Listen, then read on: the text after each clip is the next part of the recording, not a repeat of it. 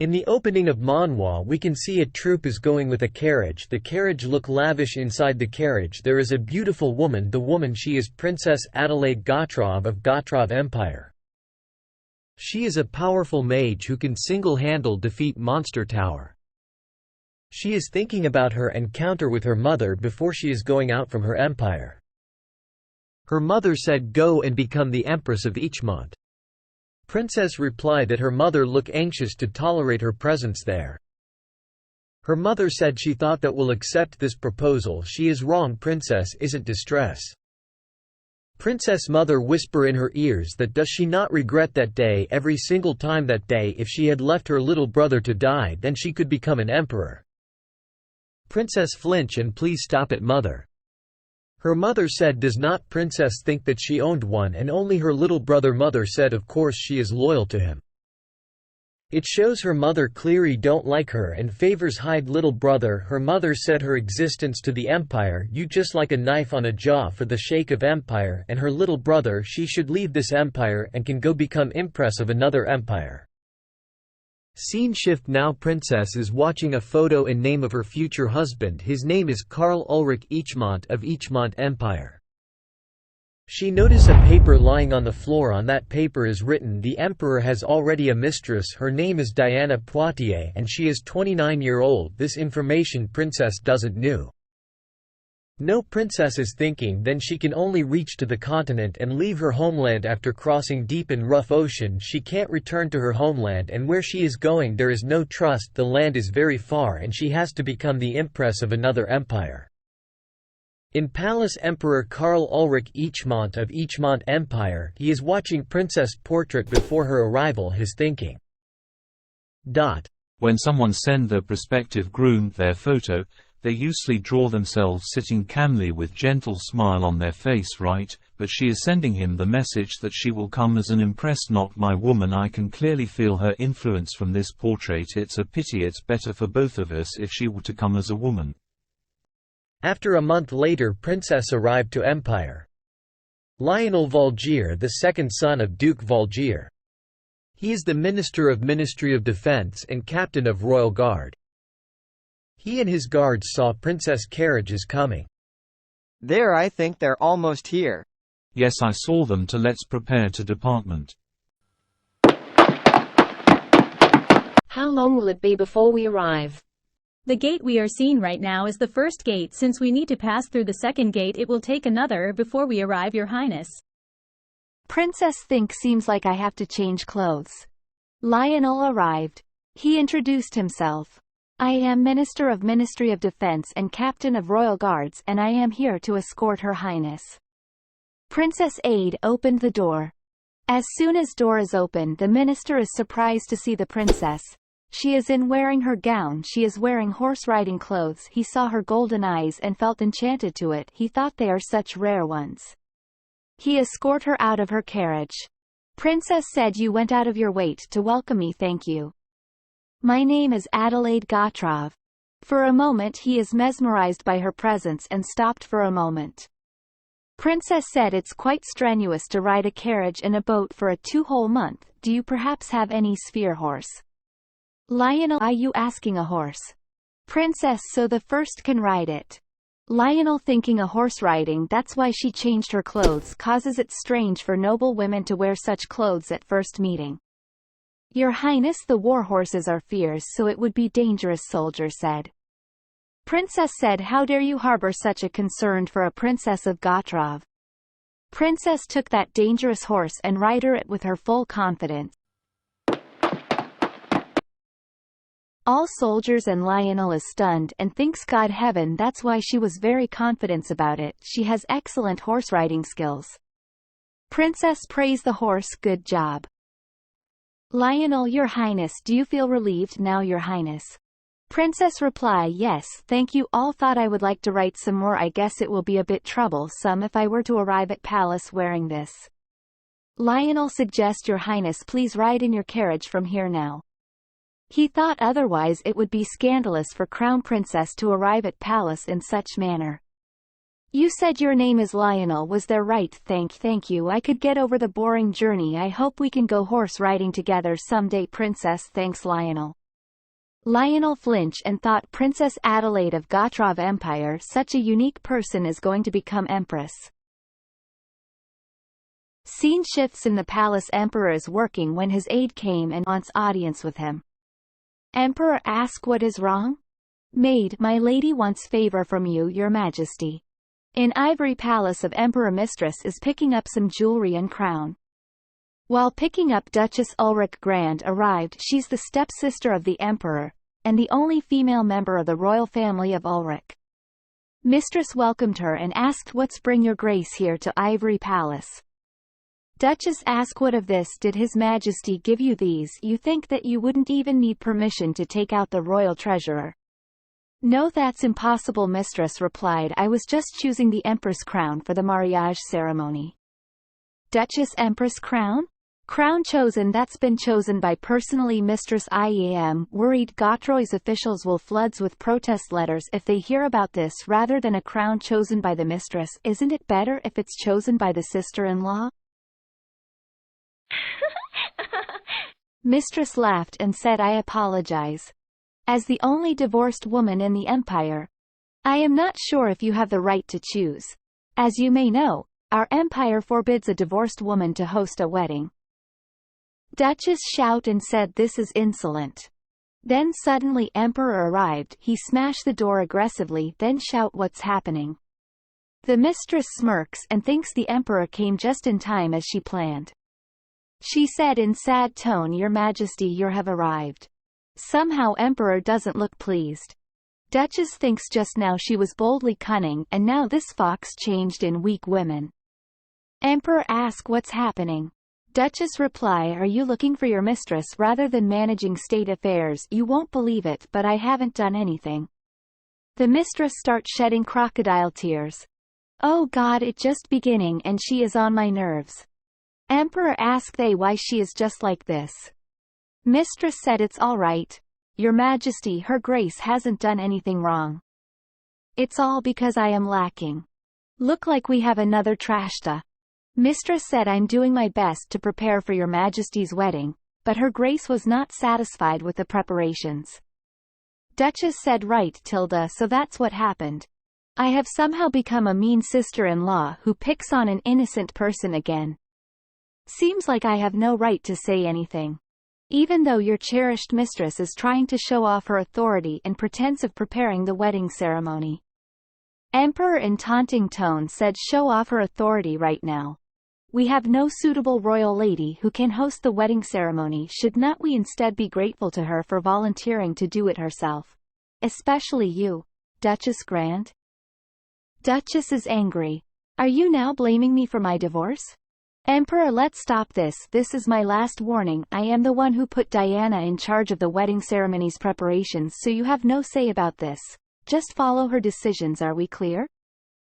Duchess is furious. She said, "Well, I too don't want to see this sight ever again. I will head back to my fief as soon as the ceremony is over."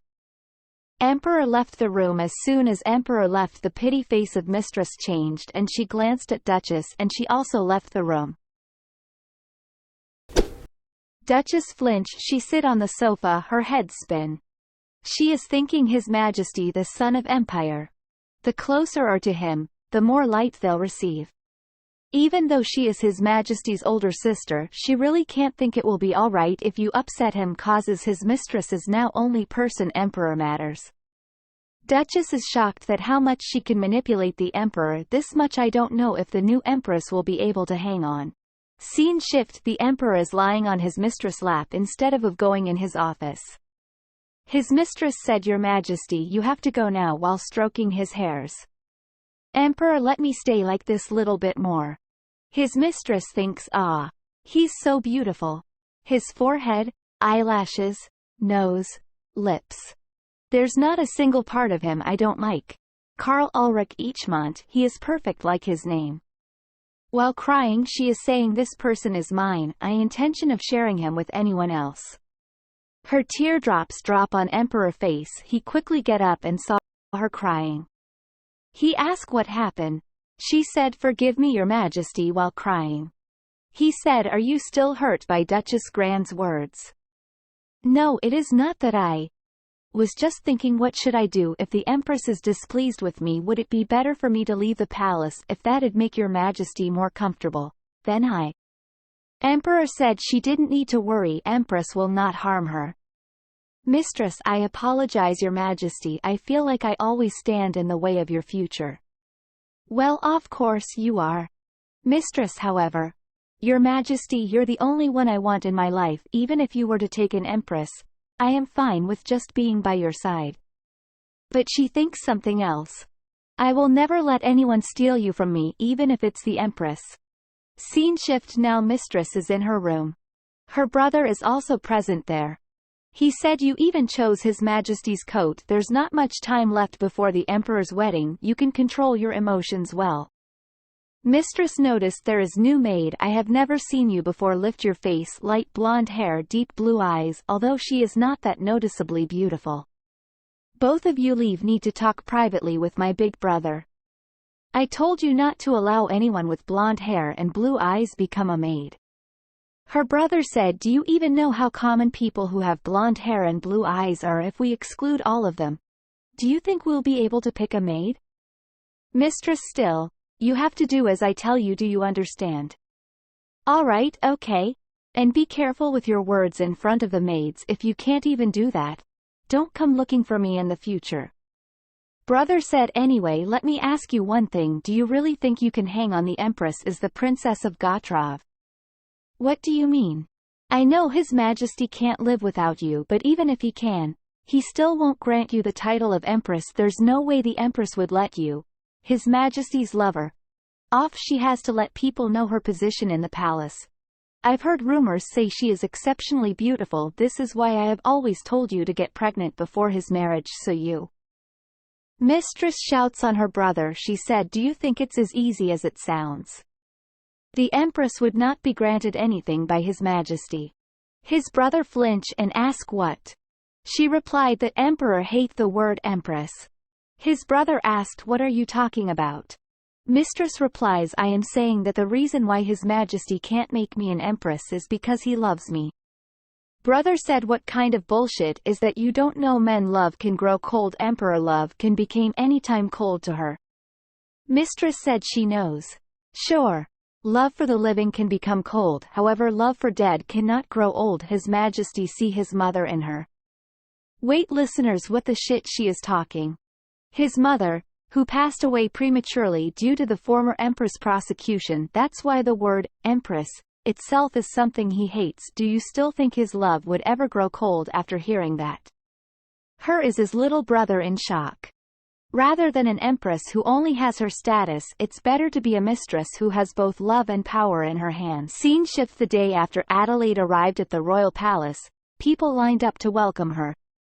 They wanted to leave a good impression on the person who would soon become their Empress. However, after the parade of greetings came to an end, when it became late in the evening, there were still no news of the Emperor. The servants are also shocked. Princess think in the end he would not came. She informed the servants, I am tired. I will take a warm bath and retire for the day. If anyone visits, send them back and tell them to come back tomorrow. After that she went to take a bath. When Princess came from bathroom, she saw someone is there in her room. Who is she? This is bedchamber. It's common courtesy for all visitors to be guided to the drawing room to wait there. So how is this woman, who is not the owner of this bedchamber, waiting here so brazenly? Greetings, Your Highness, my name is Diana Poitiers. Princess. Emperor. Mistress. Princess, ignore her. And instruct her maid, my clothes are all wet, hurry up and dry my hair. Her maid understood, Your Highness. Mistress is relieved. She thought her face isn't emperor type. Unintentionally, Mistress smirks. Princess noticed that Mistress smirks. Mistress said, let me dry your hair, Your Highness. Are you a maid? No, I am not, Your Highness.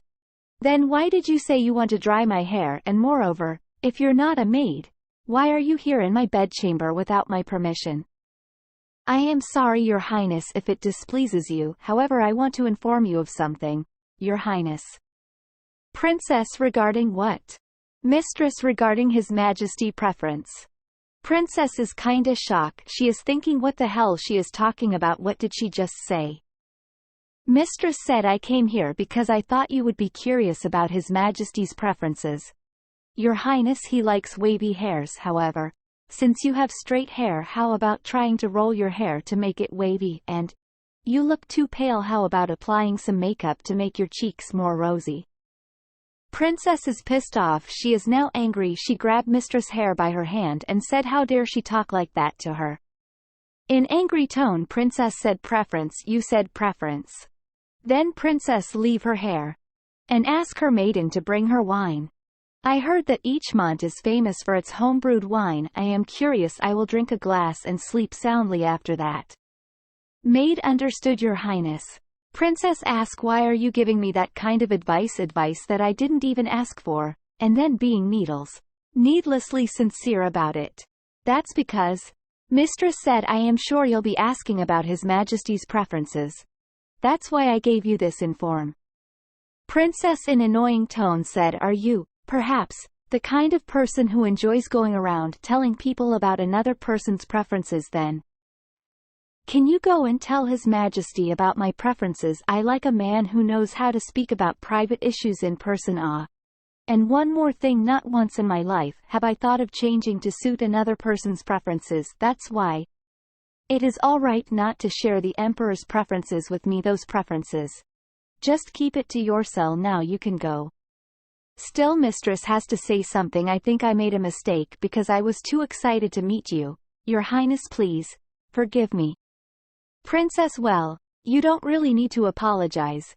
Then I hope you'll have a comfortable rest. Please feel free to me if there's anything uncomfortable for you. I have instructed them to make no mistakes whilst obliging you. I will excuse myself now. Instructed Princess thinks Mistress words them to make no mistakes in obliging me. Isn't that what the house owner says to their visitors, to be greeted by the Emperor's mistress as soon as I arrive? It's ridiculous. Karl Ulrich Eachmont in angry tone.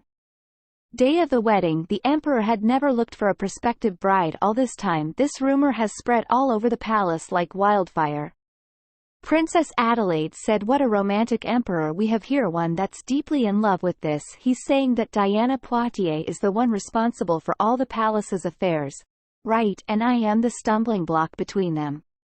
While Princess was talking to herself, the maiden came and informed that this is the platinum crown you will be wearing for the ceremony. Your Highness, would you like to try it? Princess Adelaide tried the crown. She quickly realized Mistress Diana gave this crown her on purpose. Anyone can clearly see that crown doesn't suit her and her golden eyes. Princess Adelaide asked, as there is golden crown rather than a silver-colored crown. A golden crown would shit me more. I still have some time before the ceremony, so I would like to change the crown. Scene shifts. We can see that Mistress Diana is with Emperor Karl. She is shaking in front of him. Karl asks what happened. Mistress start cry and lean on Emperor Karl and said, I am sorry. I am really sorry, Your Majesty. Meanwhile, Emperor Karl is thinking someone small and fragile, just like her, comes to mind. The one who made me want to protect her from being called Empress, and at the same time makes me want to look away whenever the word Empress appears. It makes me feel sick. Diana said, Her Majesty Princess is really noble and beautiful for her. It's no wonder that she thought that I was just one of the maids. Diana thinks the Emperor's biological mother was also the Empress maid. Diana plans works and Emperor Karl is interested what happened to her. Karl said, a maid. Didn't you say that nothing happened on the day you went to greet her? Diana said, nothing happens. It just, Your Majesty, I was just a bit sad that I couldn't answer her when she asked me who I was charge. I'm fine with just being by your side, but it seems that I'm getting too greedy. Then Diana pretend to faint and Emperor shout her name, Diana. Breath. Diana slowly breath. Is there anyone outside? Hurry up and call for the physician. Hurry. Diana while crying, you can't throw me away. Please don't throw me away, Your Majesty. Then scene shift to marriage place. Guests are whispering within them. I mean, why hasn't His Majesty shown without any notice no matter what's going on? Isn't this his own marriage ceremony? Is it possible that Lady Poitiers is stopping him from coming anyway? I feel pity for the bride standing there all by herself. Princess Adelaide thinks, damn it, did he plan to make her look ridiculous on purpose? Princess Adelaide thought, I have anyone to ask nor anyone who would tell me what's happening. I feel as if I'm being thrown into the enemy's territory fully unarmed. Princess Adelaide thought about her nanny words while she was leaving the country. Your Highness, please remember, in that place you have no one to trust except yourself. Please keep in your mind that you are the only one who can protect your honor and dignity. Nanny, you have to get it together even more right now. Adelaide. Princess Adelaide called servant. Ha, you there, go and get me a chair, I'll have a seat until His Majesty comes. She thought, all the nobles present are waiting while seated, so why should I stand? It just looks pathetic. All guests are curious and whispering, what do you think the future Empress is going to do? I have no idea. Why is a chair? It cannot be. A bride waiting for His Majesty remains seated. All guests are witnessing Princess Power move and whispering. Lionel elder brother said her aura is amazing. She flipped the situation to her favor so easily. Princess Adelaide and Lionel eyes meet. Princess, that person Lionel Valgier? They took a little glance at each other. Guests are mesmerized by her aura and beauty. Oh my god, she's so gorgeous you can't take your eyes off her. She made that chair regal in an instant. Duchess thought she made the nobles under control in just one move. She thought, this is right time. Duchess, should we use this chance to go and greet Her Majesty? Greeting Your Majesty, my name is Elizabeth Ulrich Grand. I've always wanted to see you. August Ulrich, it is a personal honor to meet you. My name is August Ulrich Davenel. Princess replied, despite your polite introductions, I am not really sure how I should introduce myself. It would be great if the ceremony starts soon, so I would be able to confidently introduce myself to both of you. I'm Adelaide, someone who wants to hurry up and become an Ulrich. Duchess, you already look like this empire's empress now. August Ulrich, it will be completely fine to confidently say that you are an Ulrich each month. All guests agree with Duchess and August Ulrich's statement. That's right. Your Majesty. Princess, please be seated. Seems like we shall have to wait a little longer for His Majesty. Duchess thought of Princess' humble yet powerful aura. She's really exceptional. She just simply offered HS a seat, but with that, she showed who has the higher rank in this place. I am curious to see Karl's face if he were to see this sight. Then servant announced, all rise for His Majesty the Emperor. Emperor came in. He saw Princess Adelaide and shocked that she's seating. She's seated? Princess, order the servant, you may remove the chair. Servant understood. Your Majesty the Empress. Emperor took a glance at Princess and thought, she's, without a doubt to my surprise, the very embodiment of an empress. I wonder if that's why he feel more disgusted. Princess, greetings. She thought, this man is Emperor Karl Ulrich Eichmont, a graceful face. The portrait didn't do his beauty justice, but how come he looks so cold-hearted? He's the one who came late. I feel tired already. Servant, Your Majesty, this bouquet is to be held in your hands. Another servant, please walk down the aisle holding Her Majesty's hand. Your Majesty. Emperor glanced at Princess Adelaide, but the Emperor refused to hold the Empress' hand when walking down the aisle. Witnessing this Emperor rude behavior, uproar among the all-Nobel guests happen. Guests, oh my, what on earth? Princess shocked and tremble, but she collect herself and unclam herself. Servant, Your Majesty, the bouquet. Princess, it's not needed. Emperor walked 2 steps forward from her bride. When they both came to aisle, Emperor said to Princess, don't get greedy, don't stop and keep walking. Princess confused and asked, what do you mean by that? Emperor, I heard you asked Diana Poitiers if she's a maid. Princess replied, of course I would question her since she was in someone's bedchamber without permission. Emperor, Diana Poitiers isn't a maid, so please don't make such a rude mistake ever again. In cold voice, I won't spend our first night with you, so don't wait for me. Priest voice, with that this couple shall follow God's will to each other and become a good example for many people. Princess glanced at Emperor and thought God's will is the Emperor's attitude of placing boundaries by saying I'm not his wife. As soon as we got married, written somewhere on God's will? Priest, I inform you in front of God, that from now on Adelaide Gotrov has become Adelaide Ulrich Eichmont. Princess is devastated and thought, damn it, I've now passed the point of no return. In the previous chapter, the Emperor embarrassed our main heroine during the wedding ceremony. Now, in the Ivory Palace, Diane was looking out the window at the Empress Palace. Is the ceremony over? She asked. Yes, a maid replied. Diane was relieved. Can you eat something now? You've skipped meals for several days already. A maid asked, trying to get Diane to eat something. Diane's face contorted at the question. She frowned and looked back at the maid, and at her sharp gaze, the maid shrank back. Another maid said, What are you talking about? Do you think she has been intentionally skipping her meals? Purple maid hesitantly replied, No, I don't mean that. Maid said, she was unable to eat, do you understand? Purple hair maid, seeing the scowl on Diane's face, she quickly apologized, not realizing the mistake she had made. Please forgive me, she said. As the two women faced each other in silence, Diane's gaze was enough to make the maid quiver in fear. Diane had already erupted in anger, berating the maid for her ignorance and lack of respect.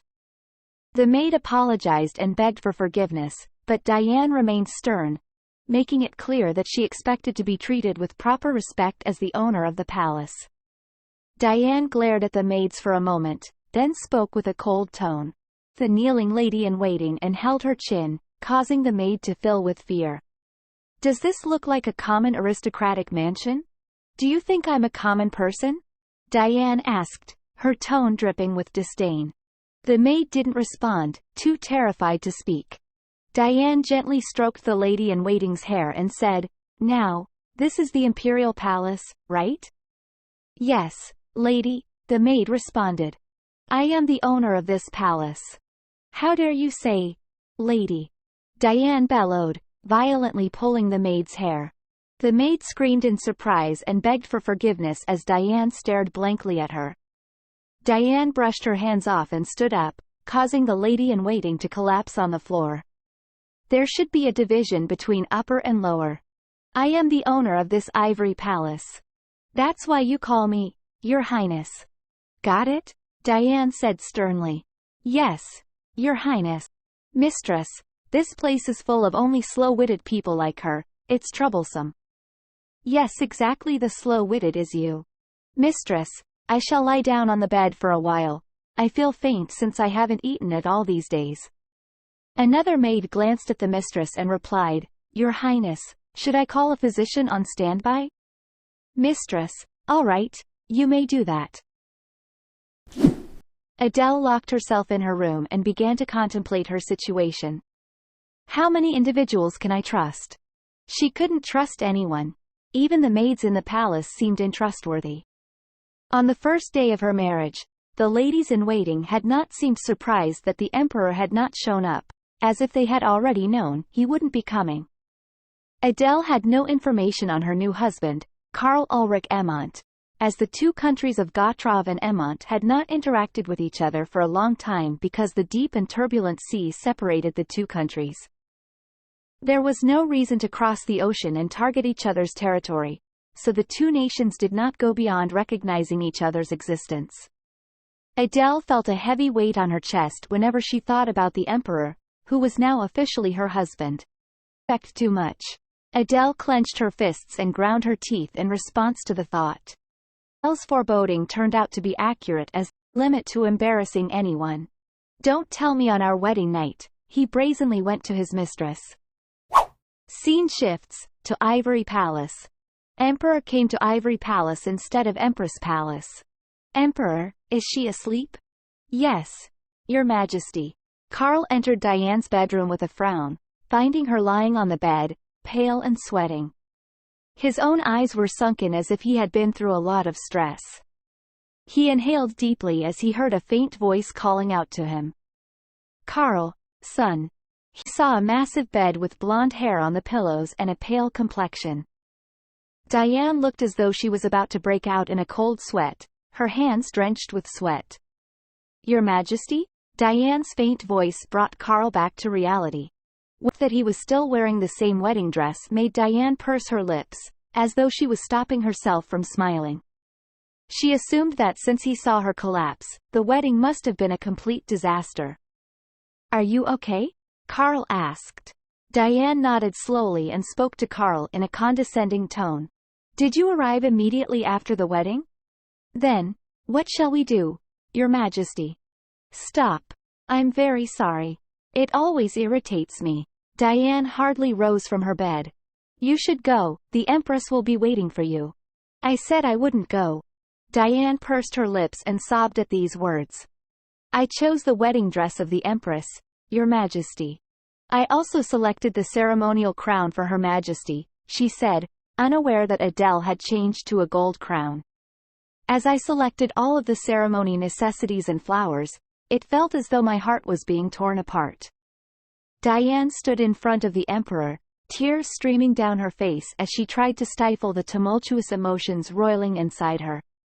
As she cried, the Emperor watched her, his expression one of concern but not agitation. After a long period of sobbing, Diane's tears finally began to subside. She stood there, staring at the Emperor's face, feeling a sense of calm wash over her. The few remaining tears evaporated without a trace. Nothing will differ from the past. May I remain by the side, Your Majesty? Diane asked, begging sincerely while holding his sleeve with a pitiful. Yes. But whom should I present to Her Majesty? Because she is the Empress, nobles will refer to me as her concubine. It seems that Diane is concerned about her status in the palace and how she will be perceived by others, particularly the Empress and the nobles. A ripple appeared on the Emperor's previously calm face as he tilted his head and inquired, Do you have a title in mind? Lover, Diane responded, her heart racing wildly. She was short of breath and even began to perspire. Please inform the Empress that I am your lover. The Emperor stared at Diane for a long time with a confused expression, as if he did not know what she was thinking. And after some time, he responded with an odd tone, I understand. When Diane's request was granted, she appeared astounded. A wolf cannot be tamed, but it can be provoked by touching its weak spot. Emperor Carl was a wolf-like man who concealed a raging fire. And Diane was aware of his vulnerabilities. She extended her hand to the Emperor and he grasped it. She reclined on her bed and shifted slightly to one side. Please embrace me, Diane said with a longing expression. Carl hesitated for a moment before finally yielding to Diane's silent request. And climbed onto the bed, pulling Diane into his arms. A smile played across her lips as she finally achieved her goal of spending the night with the Emperor. If I cannot become the Empress, no one else can assume that role in its entirety. Every scene of both of these foolish is trying not to cringe challenge. The day after the wedding of the imperial couple, rumors spread like wildfire in a dry bush. Oh! As soon as the ceremony concluded, His Majesty departed for the Ivory Palace. So the Empress' wedding day was complicated? Yes.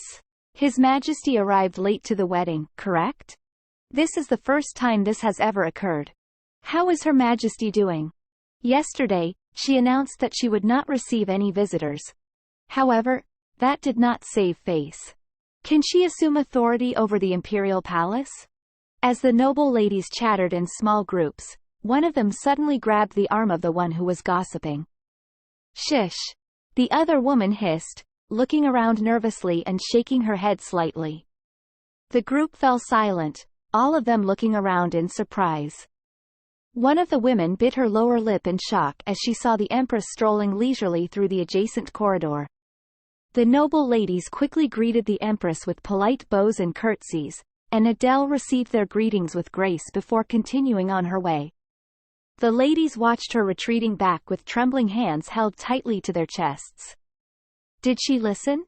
one of the noble ladies asked, looking back at the Empress' retreating figure with a worried expression.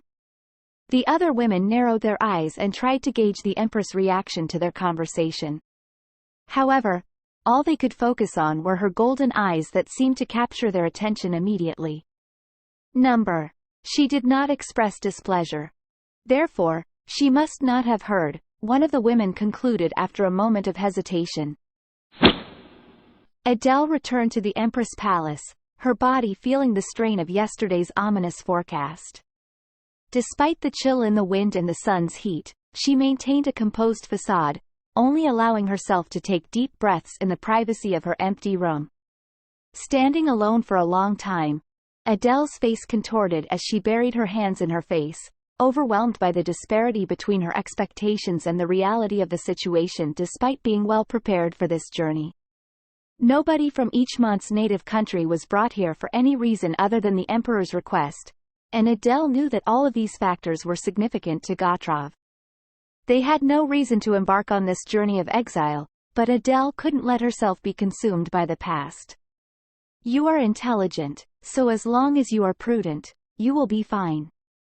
These were her mother's final words. Adele grinned self-deprecatingly as she remembered the voice.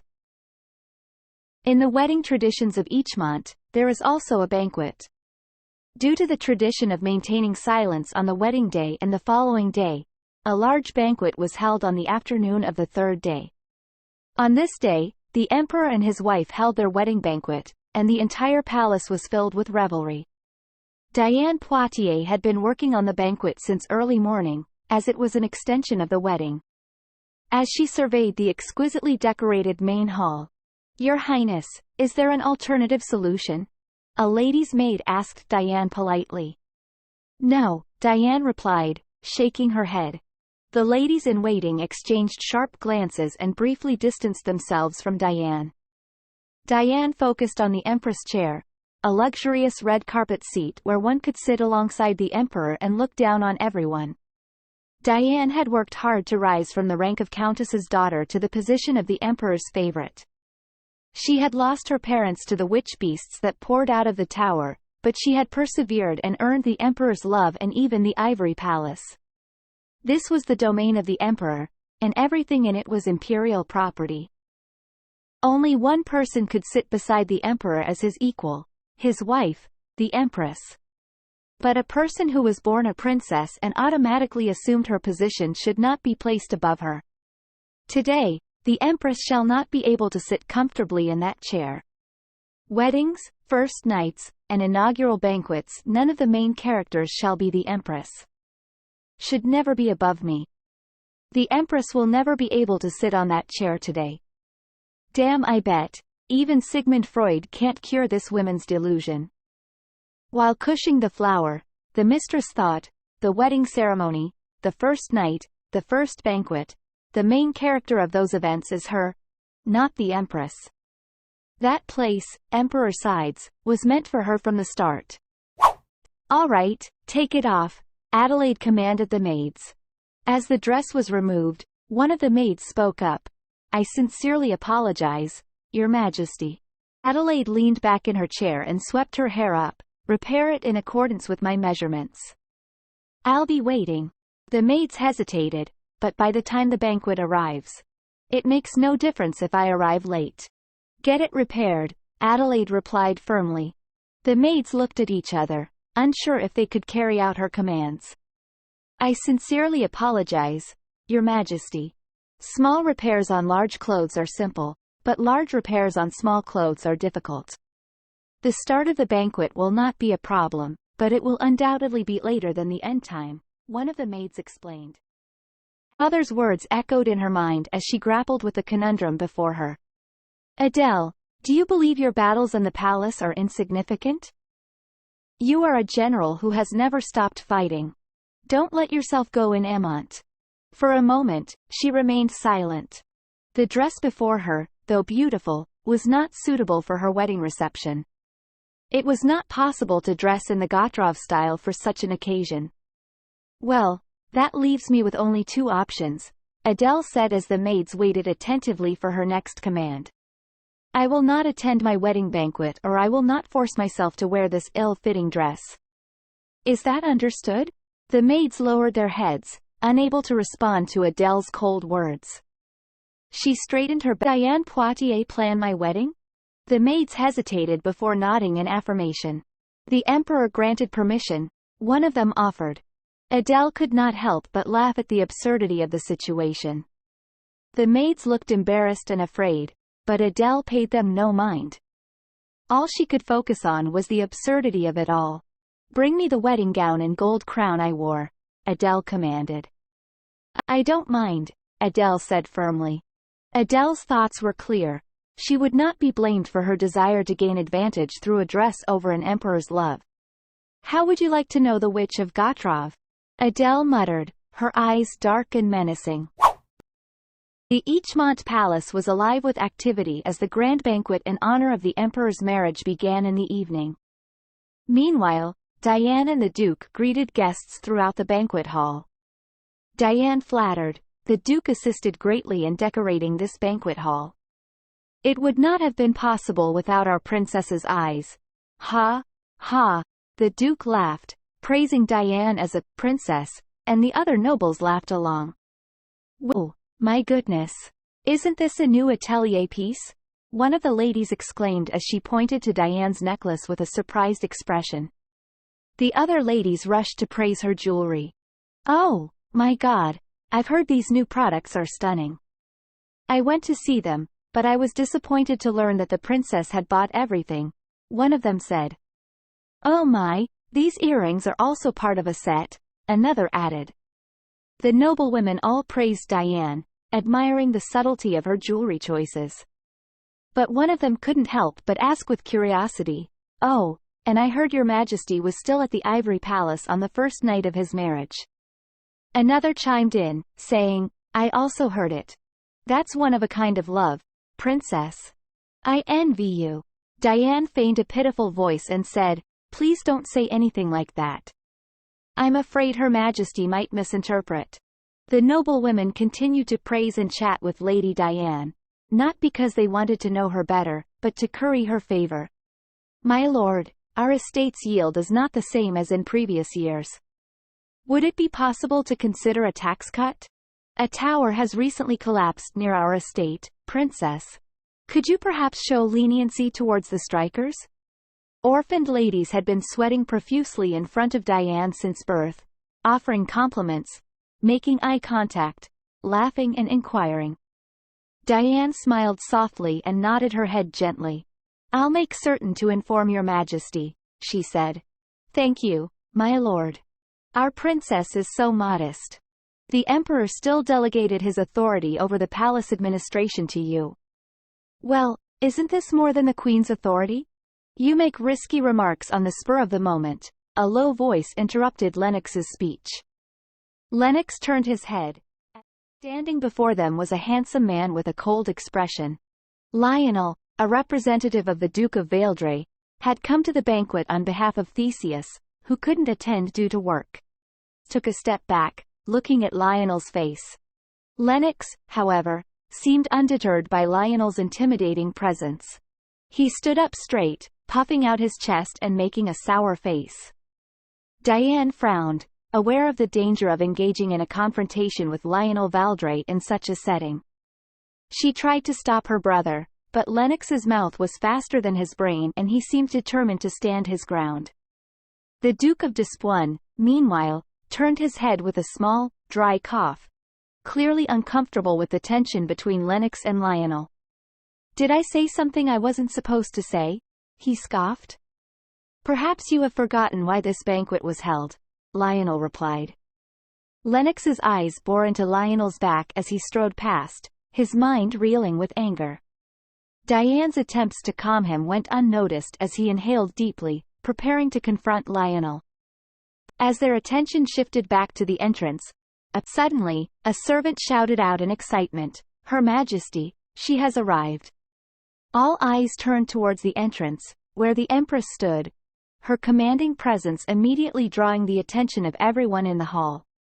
The guests stood up to bow and curtsy as she entered, and the banquet hall was filled with a new energy as everyone eagerly awaited her arrival. The Empress was petite and slender, but her presence commanded the attention of the room. The nobles who saw Adele Ulrich Aimant were struck by her intensity, her golden eyes sparkling like stars in the night sky, and her pale face glowing like moonlight, and even Lionel couldn't take his eyes off her as she passed by. Everyone held their breath as Adele, holding everyone's hearts in her hand, softly smiled and spoke. "I apologize for running a little late." Diane took a deep breath as the Empress ascended the Emperor's stairs, a forbidden path for anyone else, with a regal grace that seemed almost effortless. The nobles around her held their breath, their eyes fixed on the Empress as she made her way to the throne. As the Empress scanned the crowd with her piercing golden eyes, her every move calculated and deliberate, the banquet hall was filled with a sense of unease. The guests seemed to shrink under her gaze, their words caught in their throats as they struggled to maintain their composure. The Empress's power and authority were undeniable as she surveyed her subjects like a queen surveying her kingdom. "How are you, Lord Despoin? Are you enjoying your meal?" The Empress's voice cut through the tension as she turned her gaze to Lord Despoin, who sat next to Diane Poitiers. "Your Majesty, what brings you here?" "Nonetheless, I was expecting you," Lord Despoin replied, trying to hide his unease. As the crowd began to stir, a familiar face emerged from the throng. Lionel, a vassal noble of the Balder family, stepped forward to greet the Empress. He looked up at her, his eyes scanning her form as she exchanged greetings with the other nobles. Diane watched with a blank stare as the nobles scrambled to greet the Empress. People who had been chatting and seeking friendship quickly changed to people who wanted to greet the Empress, creating a rare scene. But Adele's gaze passed over Diane, as if she was unremarkable, just like the attendants and maids who passed by. Diane felt a sense of contempt rise within her, as if the Empress had no interest in her. Clenching her fists, Diane ignored the long line of nobles and went straight to the podium. She didn't care about protocol, she just wanted the Empress to notice her. "Fine. If you don't want to see me properly, I'll make you," she muttered under her breath. Unfold with a hint of amusement on her face as Diane approached her. The noble's eyes shone with interest as the two women faced each other across the grand staircase. "Look at how favored she is by His Majesty," one noblewoman said. "I wonder how the Empress will react to this," a man said, his voice tinged with curiosity. Mistress cuts the line of nobles who wants to greet Empress. "Good day, Her Majesty the Empress. My name is Diane Poitiers." Mistress introduced herself with a respectful bow. Adele smiled sweetly. "Mistress, I worked on the wedding and this banquet. Do you like it?" Her question was bold, but she couldn't help but want to know how the Empress felt about having the Emperor's mistress at the banquet. "You've been through a lot. I apologize for not being able to wear the banquet gown you had prepared. I wanted to wear it since it was lovely, but it was too small. I just couldn't put it on." The nobles started whispering that I look at it. She is wearing her wedding dress. I didn't notice it since it doesn't stand out. Wait, the dress prepared by Lady Poitiers was too small. Don't tell me she intentionally. Suddenly, there was a commotion at the entrance of the hall. His Majesty has arrived. The Emperor, who had not shown his face until now, stood there with a stern expression, his presence commanding the attention of all in the room. The Empress was seated on the throne, her demeanor calm and collected, giving off the impression that she naturally held power and control, and would not be swayed by the slightest disturbance. Meanwhile, Diane's entire body relaxed as she saw Karl. He was her only hope, her only source of light. Tears formed in her eyes unintentionally. The Emperor frowned as he stopped in front of her and her gentle eyes filled with tears. He then looked back and forth between the Empress and Diane, his expression unreadable, But Adele knew what he was thinking. Are you crying? The Emperor's voice was low and deep, a hint of concern in his tone as he blocked Diane's path, shielding her from the Empress's gaze. What are you doing? The Emperor asked, his tone sharp. That's what I'd like to know, Adele replied, trying to compose herself. I was just trying to greet her. What kind of greeting made you cry this way? Carl asked, frowning at Diane's tears. I'm curious as to why she's crying as well. She approached me and smiled. Ask the young lady if you're curious about why she wanted to say hi, Adele replied, her voice becoming sharper. Carl turned to face Diane after hearing Adele's comments. Her face was marred by tears and fear. I just wanted to greet Her Majesty the Empress, Diane said, trying to explain her actions, her voice trembling. Then turned his gaze to the Empress. Adele felt like she could strangle the man with her eyes. The two locked eyes in a heated exchange as the nobility watched on. Forget it, he said, his gaze fixed on Diane, who was sadly watching from a corner of the hall. That lady is my lover. Remember that. The Empress responded with a cold expression, her words sharp and biting. Since you lack warmth, I will not pay attention to your lover either. Understand? Adele smirked, finding a twisted sense of pleasure in the situation. I met her twice, but both times she was the one who approached me. As the Emperor turned away without a word, Adele couldn't help but feel a sense of victory wash over her. She smiled brightly at the nobles, relishing in their attention and the Emperor's discomfort. As she chuckled, a small stir ran through the nobility. She seems to be keeping her cool, one whispered. Lionel nodded slowly, but his mind was elsewhere. It seemed that rather than maintaining her composure, the Empress was trying hard not to lose. He couldn't help but notice that the smile on the Empress's face seemed forced, of someone in power, rather than the carefree smile on her lips when she rode a horse. Adele stormed into her palace, dismissing all of her attendants. She took deep breaths, trying to calm the anger and frustration that filled her chest. The Empress's black hair seemed to dance in the air, frustration that filled her chest, but it was no use. Her eyes shone with determination and her hands clenched tightly in response to the tingling in her peripheral nerves. The Empress's black hair seemed to dance in the air as the room was filled with a shifting of air currents, causing the candles to flicker and the windows to shake. She poured herself a glass of golden liquor and downed it in one swift gulp, feeling the burn in her throat as the alcohol hit her bloodstream. Well, I get why Diana Poitiers behaved that way. However, what's the deal with Karl Ulrich? If he loves her so much that he can't live without her, he should have just proclaimed her as the Empress. Why did he act like that after dragging innocent people into this? Do they think they are star-crossed? You'll appoint Diane Poitiers as Empress when I die. Is this some kind of tragic romance or a fantasy? Also what? He acknowledge my lover too? She recalled her father's words. You should always act like you have it all. Don't act humble even when you have nothing at all. When you really have nothing, people never fail to find out. An empress acknowledged by has nothing but her title. The moment this fact is brought to light, everyone will rush to rip me apart, right? Think of a way. Adelaide, you have to think of a way. She queried her ladies-in-waiting about the inner workings of the palace and was not surprised to learn that Diane Poitiers, the Emperor's favorite, was currently serving as the acting temporary manager. Who was the previous general manager? Adele asked. Countess Hannah Giggs, came the swift response. She instructed her ladies-in-waiting to call Countess Giggs and request a meeting with her. The servants looked at her with apprehension, knowing that Diane Poitiers was responsible for dismissing Hannah Giggs from her position. But Adele was not deterred, her determination and urgency clear in her tone. Bring the Imperial Palace law book up to date, she ordered. The current emperor decided to give all the palace's management authorities to Diana Poitiers instead of the Empress.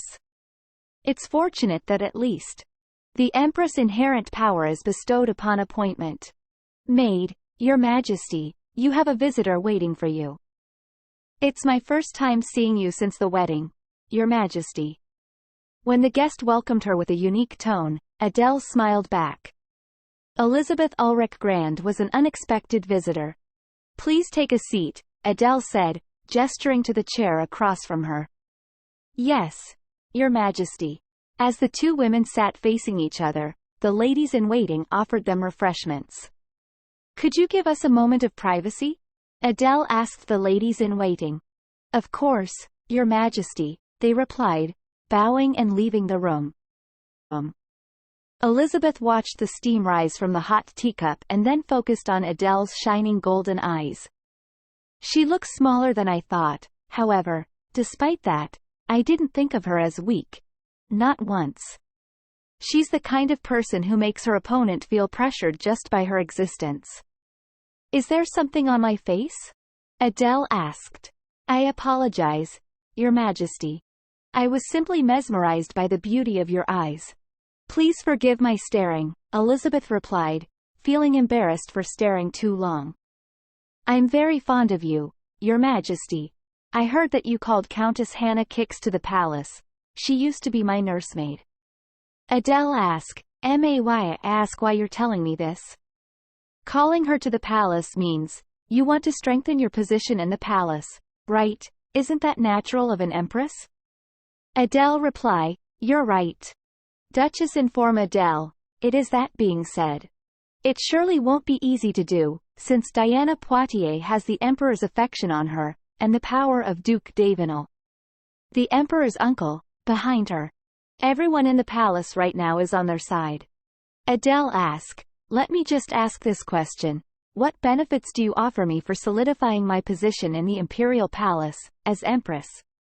She just went straight to the point. Then I won't need to talk in circles. The emperor is caught between the two of them and is not following the correct path.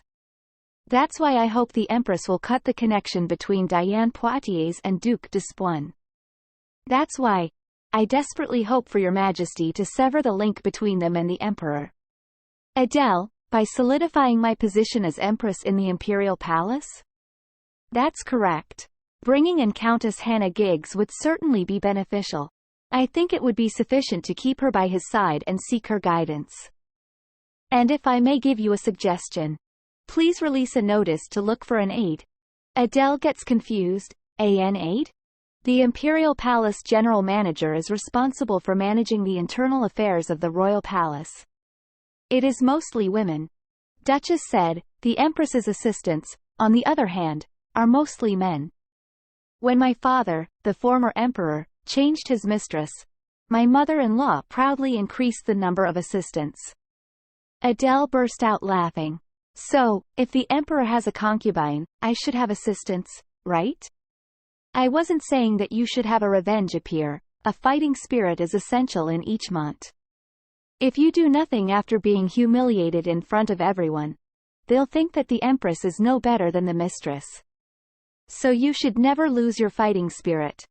And, although it is unlikely, if Balder's family sends a candidate, I recommend selecting him without hesitation.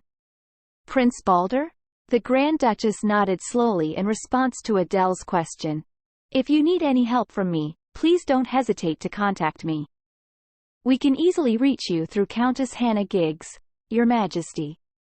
Hannah Giggs had long been a powerful figure in the imperial court, having gained her position as the Grand Duchess's nanny and godmother due to her connection with the previous empress. But her life was turned upside down when an unexpected character appeared, Diane Poitiers. Mrs. Giggs, like a lily in a vase, was stunned the moment she saw Diane. She was the opposite of the former empress, who was the cause of the illness that killed her. Diane Poitiers had an atmosphere that was eerily similar to Karl Ulrich's birth mother. The emperor quickly fell in love with her and one day withdrew all authority from Mrs. Giggs. Diane Poitiers played the role of the emperor. Diane's first command was to expel Mrs. Giggs from the palace. The Duke of Grand personally disputed this decision, but Emperor Charles did not overturn Diane's decree, revealing his intentions. Hannah Giggs was forced to leave the palace in this manner, without even a retirement ceremony. The cry of the newly crowned Empress made the old lady, who had resigned in disgrace, feel like her heart was going to burst. Please come in. Thank you for granting my request. I am delighted, Your Majesty. Mrs. Giggs was respectful to the Empress. Keep your head held high. I apologize, Your Majesty. It's been a long time since I've been here, so I'm moved. It must be the same as the former Empress used it, right? Mrs. Giggs asked, delicately sweeping the sofa. I chose this sofa as well. However, because they are quite old goods, Your Majesty, it seems that it is time to replace them. Adele replied, I want to entrust you to do those jobs, is it possible? Hannah said, as for me, I'd be grateful to do it. However, His Majesty won't take it favorably. Adele in playful manner. So, you're fine with it, right? As I said, it'd be my joy, Your Majesty. The maid who was waiting outside gently knocked on the door and entered to inform the Empress of something. Your Majesty, the dress I ordered recently has just arrived. What's the matter? That is, there. Don't be difficult, just say it clearly. The lady-in-waiting took a deep breath, as if determined, and then stated, the Imperial Palace Finance Office said they couldn't pay for Your Majesty's garment. The Empress was angry and asked, what? She was so enraged that she thought a nut might jump out of her throat. The Empress closed her eyes and remained quiet for a moment. Mrs. Giggs suggested that the Empress should handle the unpaid bill by paying it personally through the Empress Palace. She explained that if rumors of the unpaid bill were to spread, it could harm the Empress's reputation, and so it would be best to summon the person responsible to the palace to pay them and give them extra money in exchange for their silence.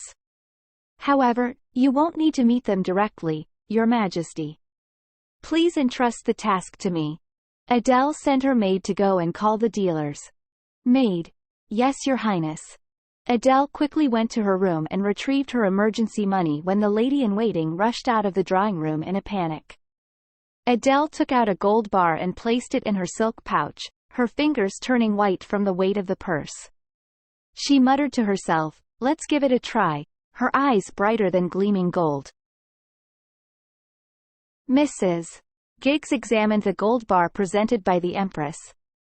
I'll see what the dress is like and pay for it, but is it okay if I use up these gold bars without leaving a balance? She inquired, wanting to give the impression that the Empress was generous. I brought it specifically for and use it, the Empress replied calmly, sipping on some cold water to soothe her stomach. How is this possible? Adele asked. I don't believe there is any budget for the Empress Palace. Is there no budget for the Empress Palace? At the end of the year, the Emont Imperial Palace prepares the budget for the following year, but since Her Majesty was not present the previous year, the budget was most likely not prepared, Mrs. Giggs explained. So you're saying this is normal? Of course not, Mrs. Giggs replied. Through the emergency supplementary budget system, it is possible to reorganize the budget as much as possible. The issue is that only His Majesty the Emperor has authority over supplementary budgets. Just as the conversation was about to continue, a maid announced the arrival of the owner of the dress shop. Adele and Mrs. Giggs both stood up to greet the new arrival. The Empress gave Mrs. Giggs a friendly pat on the shoulder and smiled, take good care of it. Don't worry. But where are you going, Your Majesty? The Empress laughed sarcastically and said, there is no way to lose if you know your enemy and yourself. It was a smile that made even the elderly lady, who had survived everything from prenatal battles to air battles, feel cold. Don't be concerned. I'll see you later, the Empress said before adding, allow them to stay in my palace today. She then strode away with a smile on her lips. Adele arrived at the Imperial Palace, which housed the Emperor's bedroom and the general meeting room for managing state affairs. The palace was a neat and practical space compared to the magnificent Empress Palace. As Adele walked through the palace, she saw people gathered in groups of 3 and 5, dressed in various uniforms, as if a meeting of the ministers was taking place. When the Empress unexpectedly appeared, they quickly corrected their posture and respectfully bowed their heads as Adele passed through the crowd. "Does it appear that there is a meeting?" Adele asked the gatekeeper as they walked through the front door. "Yes," the gatekeeper politely replied. As soon as the attendants learned of the Empress's visit, they rushed out to greet her. Adele explained the reason for her visit. "I'd like to meet with His Majesty the Emperor," she said. "Her Majesty the Empress, yes," the attendant replied. "If you wait in the drawing room for a while, I will inquire of your Majesty and respond." "Drawing area?" the Empress asked. "Yes," the attendant replied. The Empress nodded, then narrowed her eyes and tilted her head as if she were thinking about something. "Doesn't the Central News Conference have a waiting room?" "Of course, there is a waiting room, but it isn't as comfortable as the drawing room, to which we will direct you." "It doesn't matter," the Empress said. "I'd also like to see the meeting place of high officials in Emont, so please point me in the right direction." The Empress ordered in a firm tone as if she didn't want any objections, so the attendants had no choice but to obey her. The Emperor sat in the seat of honor with a bored expression. Suddenly, a man's scream interrupted his thoughts. "Oh, Your Majesty!" the man cried out. Please send strikers and keepers our way. Everyone is perishing. They are currently dying." Duke Despoin was annoyed by the man's cries and whines, like a child.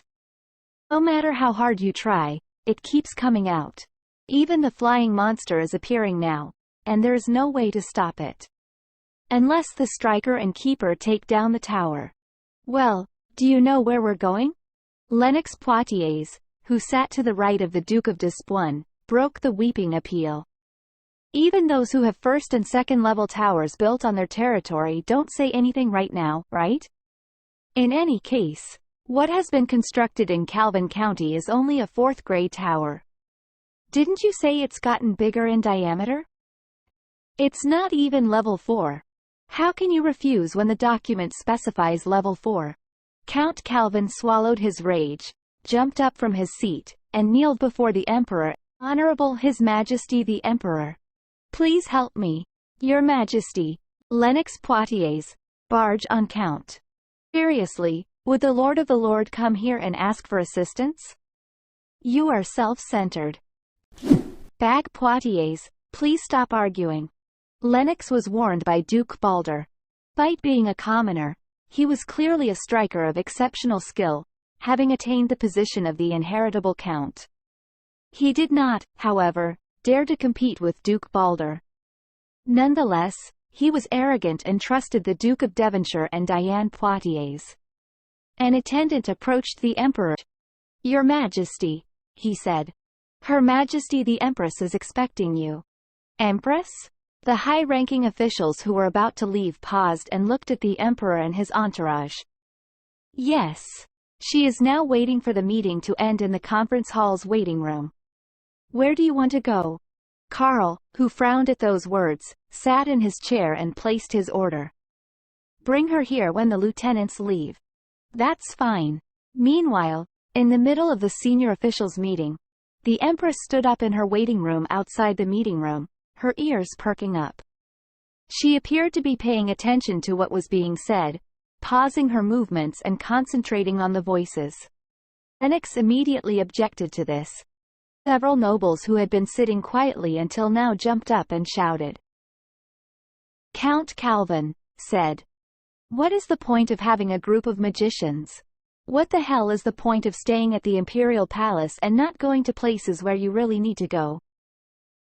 Lennox Poitiers, barge on Count.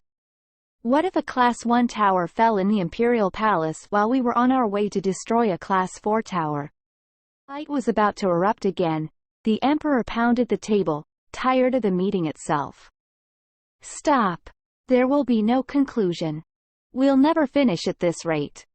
Count Calvin, I feel bad for your fief. However, sending magicians your way is deemed unnecessary.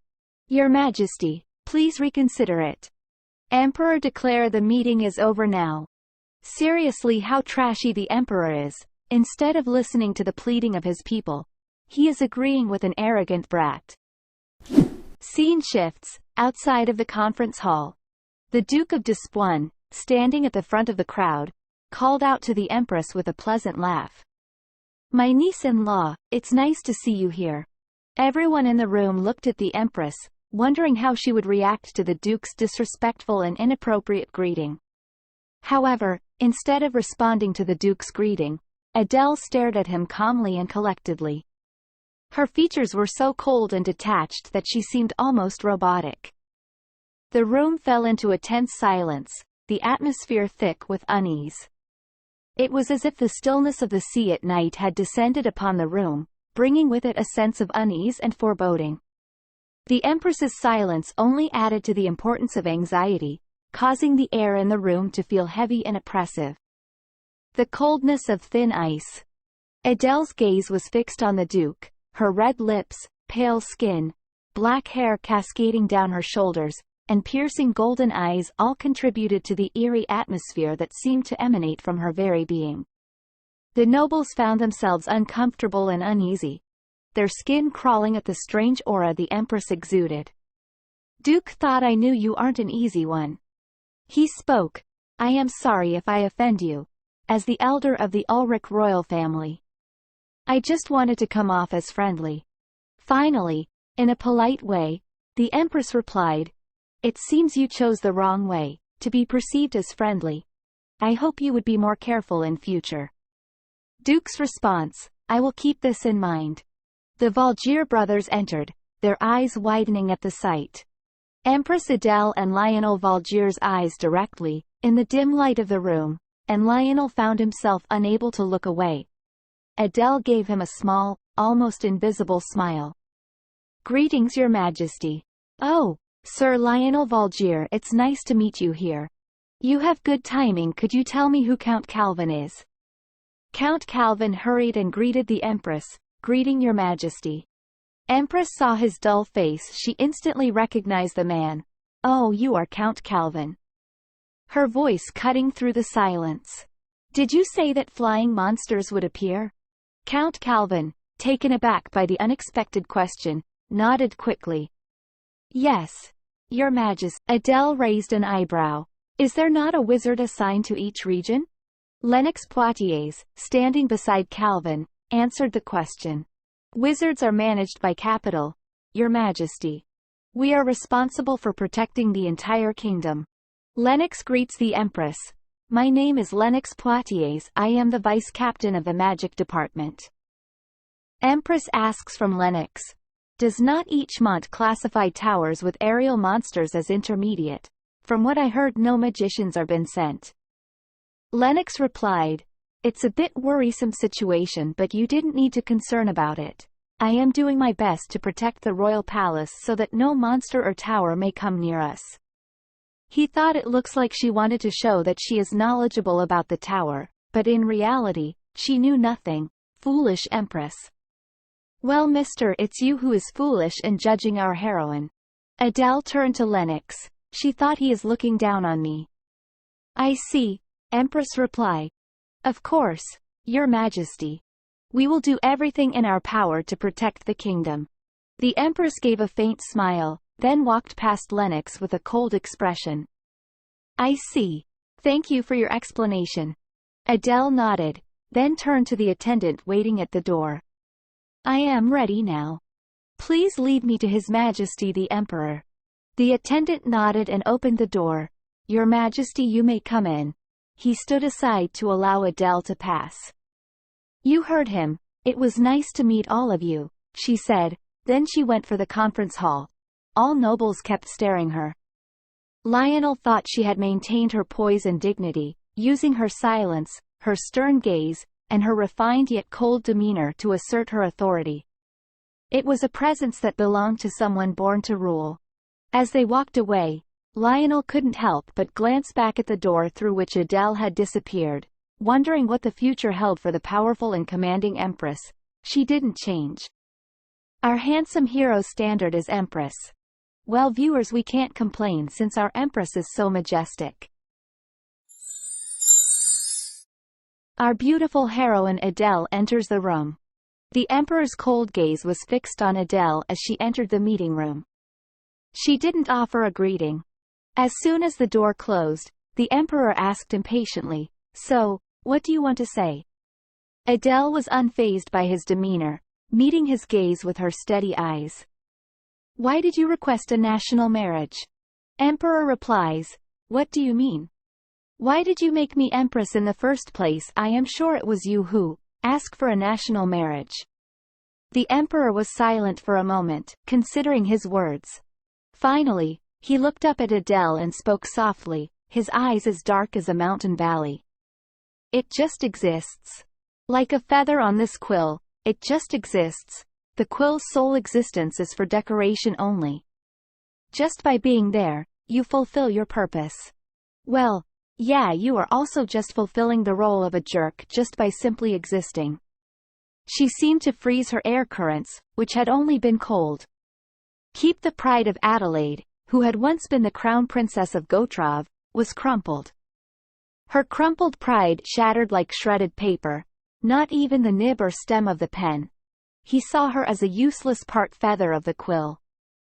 She replies to the Emperor, "I should only fulfill my role as Empress. Is that what you want? Then why did you have to hurt my prestige?" "I never did that," Emperor replied. Adele laughed at the firm answer. It seemed pointless even to enumerate her humiliations at her wedding and banquet. So Adele drove him away with her sharper words. "Did you do it because you were afraid that I might harm Diane Poitiers?" Even the Emperor, who had objected so far, was silent about the question. "After all, that was the reason. I want that too. I will fulfill my responsibilities as Empress Aimante, and carry out my duty as Empress. Your Majesty, please cooperate so that I can fulfill my responsibilities." Emperor asked, "What kind of cooperation are you talking about?" "First of all, I need to learn about Empire. I need someone to consult to understand this place.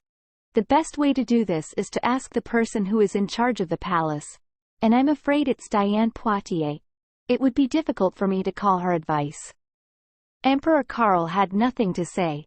"So I would like to consult with Countess Hannah Giggs, who was the previous general manager."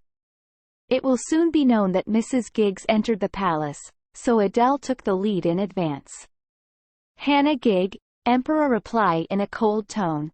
"I'm asking for your understanding because Your Majesty sent her out of the palace. However, we will not have her as the general manager." Karl, who had been agonizing for a while, nodded and agreed because there was no justification to refuse. "Thank you, and one more thing, the Empress Palace doesn't have a budget. I ask for an urgent supplementary budget." Adele asked the Emperor in a businesslike tone. This time the Emperor was speechless. "A budget for the Empress Palace," the Emperor nodded, understanding the Empress' request. Adele turns and walked out of the room. The Emperor watched her leave, a small smile on his face. He knew the Empress was strong, capable, and confident she would handle the challenges ahead. As the door closed behind the Empress, Emperor Karl exhaled a long breath and rubbed his forehead with his hand. He could still see the image of the Empress, dressed in the red gown that symbolized her status, fluttering in front of him like an illusion. "Whoa!" he muttered to himself, trying to calm his racing heart. Even after becoming the Emperor, the afterimages of his past continued to haunt him. He remembered the fluttering hem of a red dress and the tiny hands of a child trying to grab onto it but never quite reaching the hem. "My poor son," his birth mother had said to him. "The Empress will never acknowledge you." And she had been right. Karl had wanted to be recognized by the perfect-looking woman who loved to wear red, but she had never acknowledged him. When calmed down, he thought the Empress Palace budget hasn't been revised. With a deep sigh, Karl gave an order to the attendants who had entered the meeting room. "Call Diane," he said, his voice heavy with emotion. "Yes, Your Majesty." A while later, Diane entered the meeting room and called the Emperor with a warm and fresh voice, like a spring breeze. Your Majesty, why did you call me? The Emperor, Karl, who had been deep in thought with narrowed eyebrows, raised his head at the sound of the voice. Did you bring the imperial budget? The Emperor asked for it right away. She replied, yes, Your Majesty. Karl picked up the budget bill that Diane had brought and quickly glanced over it. As Adele had said, the Empress Palace had yet to be budgeted. Why wasn't there an emergency supplementary budget for the Empress Palace budget? This should have also been included in the preparations for the Empress. Diane's eyes widened in surprise at the Emperor's low questioning. Oh my God, didn't I? What should I do, Your Majesty? Oh God, I'm sorry. I thought I had done it, but I forgot. In an instant, both eyes were stained red, and she was confused, not knowing what to do. I'm sorry, Your Majesty. I was immature. The Empress must be displeased. How can I fix this, Your Majesty? Stop it, you only need to revise it, the Emperor said. Tears suddenly fell from her eyes. Karl sighed and took out his handkerchief, and handed it to her. Stop crying. You have too many tears, stop crying. You're such a crybaby. Mistress, the Empress must have been displeased. What do I do, Your Majesty? Again. She reminds me of her. What should I do? Karl stared blankly at the woman who lowered her shoulders, trembled, and wiped away her tears for a long time. It seemed like he was thinking about something again. It was his mother. Tell me you have mommy issues without telling me you have mommy issues. Your Majesty, is there anything you want to say? The mistress had bad feelings about her summon. Suddenly, the Emperor spoke. The Empress' original authority has already been transferred to the Empress Palace. In addition, I will take back the authority of the Palace Ministry that I entrusted to you. I will delegate it to the Empress later. Mistress shocked. Scene shifts. Both brothers are on their way in a carriage. Lionel's elder brother spoke. The Duke of Despoin was the one who dared to recommend the Princess of Gotthove across the sea as the Empress, just to make a scarecrow Empress. But it seems like he failed. Lionel. Yes, she is the person who can dominate people merely with her face. She was someone who knew how to control the atmosphere with just one hand. Seeing that, Theseus understood why the late Empress Dowager Gotthove would use her spirit and try to send his daughter across the sea. Since the newly crowned emperor was only 14 years old, Geisen's sister wouldn't have been able to help much in strengthening imperial authority. Lionel, are you listening to me? Looking out the window, recalling the Empress. No, from the first time they met the Empress at Emont, she had been stuck in his head. He vividly remembered the image of the Empress, smiling as she rode her horse, wild but carefree. My man is literally simping for her. In the Empress Palace. As Adele sat in the Empress Palace, sipping her lemon tea, Mrs. Giggs sat across from her, observing her closely. Have you paid for the dress, Mrs. Giggs? Empress asked. Mrs. Giggs noticed the luxurious red silk dress adorned with ornate gold threads that Adele was wearing. No, it's not that. It's just that. Did you see the design of the dress that I ordered? Adele asked hesitantly. Yes, I did. But it seems that you are wearing a different dress. Did you choose this one instead? Mrs. Giggs inquired. Well, I didn't exactly choose it. The ladies-in-waiting choose, Adele admitted, frowning. Emont-style clothing is unfamiliar, and I didn't pay much attention to the design of the clothing even when I was in my home country. I will return the finished dress and order again. Please wear ready-made clothes for the time being. Is this design out of formality? Adele asked. At Adele's question, Mrs. Giggs shook her head. No, it is not a matter of formality. It is a design that looks very much like the late Her Majesty. Adele was surprised. She asked, but why? It's because the dress closely resembles Her Majesty's style. It's as if you've inherited the clothes of Her Majesty, the previous Empress. It was natural that Adele did not readily understand that. What do you mean? Yes, perhaps that was the issue. While the crowns of previous empresses were also inherited, Adele hadn't considered the design of the clothes to be of much importance. His Majesty the Emperor will be thrilled by a dress that reminds him of the late Empress. Don't wear it as much as possible, Her Majesty. There is no benefit in doing so. No benefit, Empress response. Yes. That's right. Her Majesty the former Empress and the present Emperor did not get along very well. Lady Kix was the late Empress' right hand and a person who was kicked out of the royal palace by the Emperor. It would be better to trust her words regarding this matter. All right, you may do that. I need more trustworthy people. Ah, I also need to meet with Count Calvin. Summon him to the Empress's palace. The scene shifts to Ivory Palace. Diane shut herself in her room. Tears poured down her face as she cried uncontrollably. Eventually, she clutched her stomach with both hands and cried out. She thought, how easy it is for Empress to rob her power like that. Empress must have done something to get back her authority. That woman was born a princess and she always had everything without any effort. It's not fair.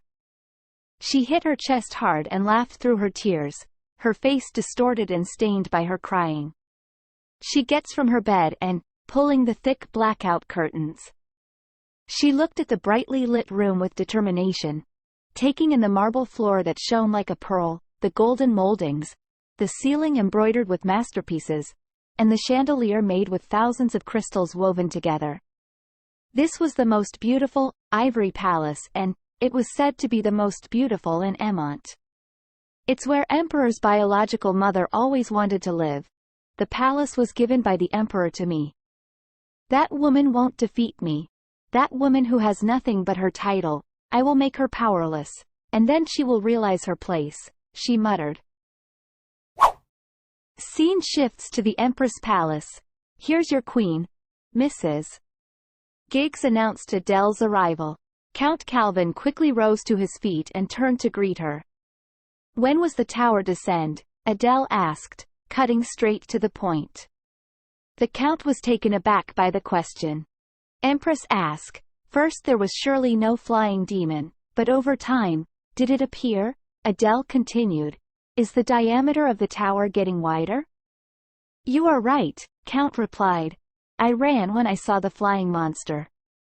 No one had weapons to defend against the beasts, regardless of age or gender. From the elderly who've lost all their teeth to children just entering puberty, everyone is fighting for survival.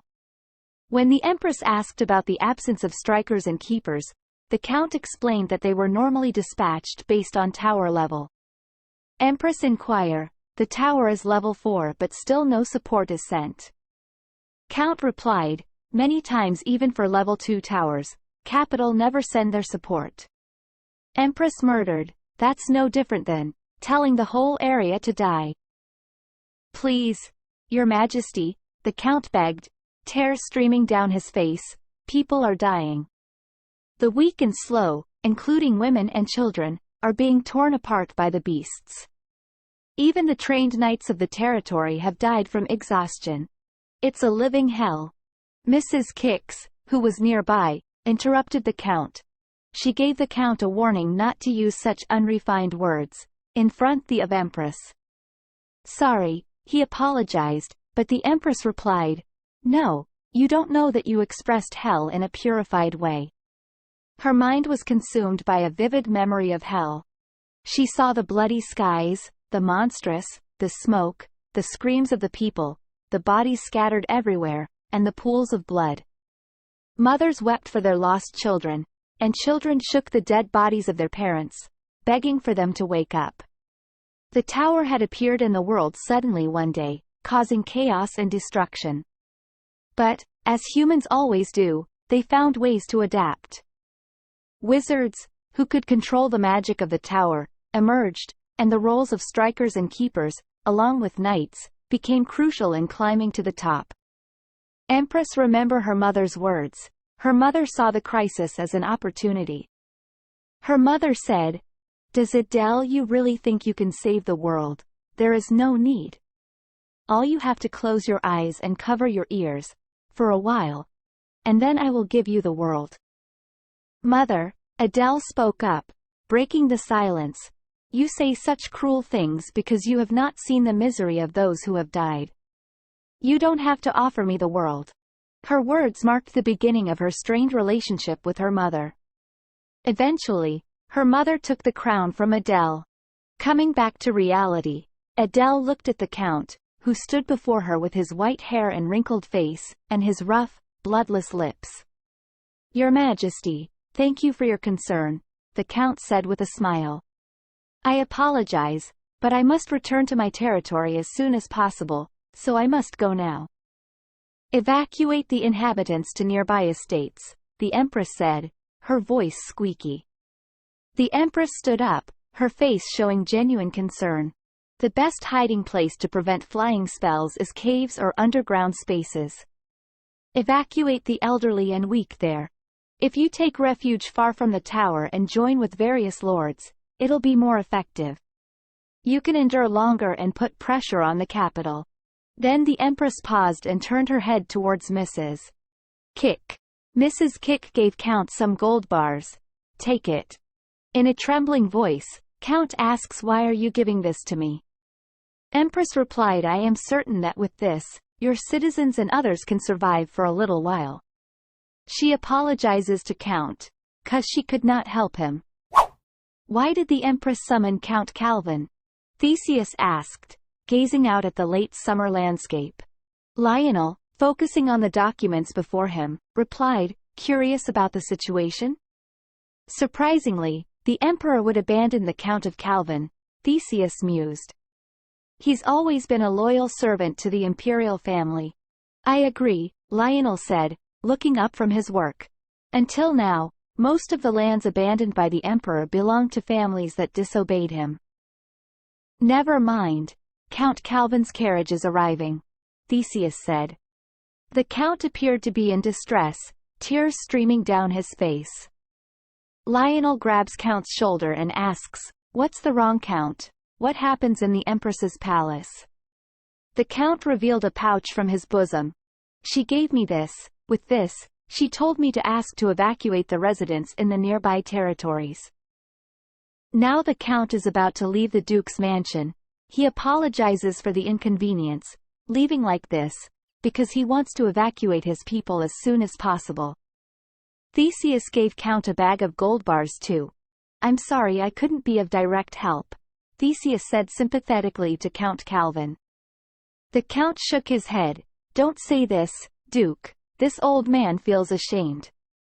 The sun began to set as the Count's carriage disappeared from view. It was unforeseen from Her Majesty, Theseus said. Lionel thought about how the Empress helped Count by giving gold bars, then blushed a bit. Ah, so cute of him. Now in the Empress Palace, our heroine is sad. There was nothing I could do except give him gold bars. You did the best within your authority. Count Calvin went back fully grateful. Your Majesty. At that, Adele smiled and shook her head, within my authority of what I can do. She remembered her mother's words. Adele, you are smart. However, this world is a place established by smart people, but ruled by wise people. And that's why you need to be a wise person. She murmured. The reason she endured all humiliation and could not help but count, was because she has no power. In this unfamiliar land, she will take only wise action that will help her to gain power. Your Majesty, why don't you request a meeting with His Majesty? Mrs. Kick suggested. She said it would be good for her to maintain a cordial relationship with His Majesty. A relationship that is friendly and sincere but not overly close. Adele agreed with Mrs. Kick. Mrs. Kicks helps Empress to get ready for dinner. She applied light makeup to Adele's face. You are beautiful, Mrs. Giggs sincerely praised Adele.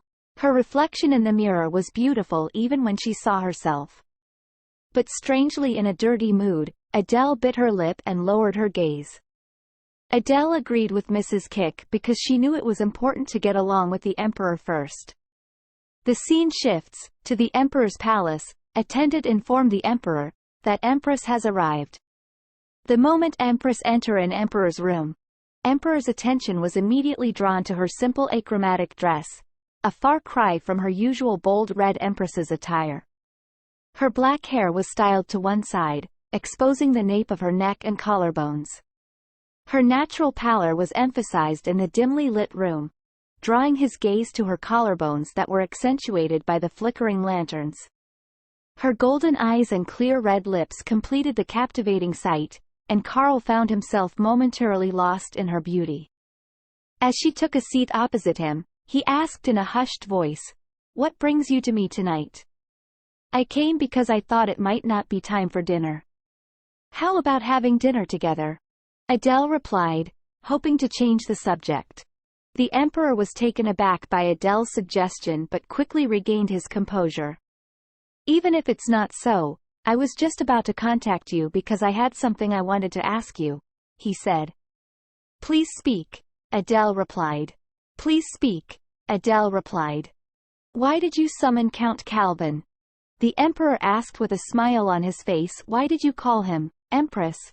he demanded. Adele felt like she was facing a harsh north wind as she stared into the emperor's cold, unrelenting eyes. She quickly regained her composure and replied, "I called him because I was worried about his situation," said Adele. "Why are you?" the emperor replied. "What do you mean?" Adele asked. "His land is being destroyed by towers, but I did not save him. He just sent back the one who ran to save him." But the empress called him again. From what he heard, the empress seems to have given him gold bars. "What are you doing now?" the emperor demanded. Adele wondered if the news of the gold bars had already reached the emperor's ears. She was speechless with embarrassment as the emperor continued to berate her. "You want to play a good role alone? Unlike the emperor, the empress has a generous heart. Do you want to hear this?" he accused Empress. Empress didn't understand what he is thinking. She then opened her mouth and said, "I summoned Count Calvin only to ask about his situation and gave him some advice on evacuating the fief citizens with some compensation money. Why are you interrogating me like I committed a sin? From now on, close your eyes and ears, see only good things, and think only good things." "Empress," the emperor spoke. "It's the least a human being could do to another human being." "Are you saying I'm not human?" the emperor asked with a hint of amusement. He said, "It's funny. Just because you're the empress, do you seriously believe that my people, whom you've never seen before, are your people, in such a short time, too?" Adele opened her mouth but quickly shut her eyes. She felt nauseous. He knew she couldn't stay like this any longer.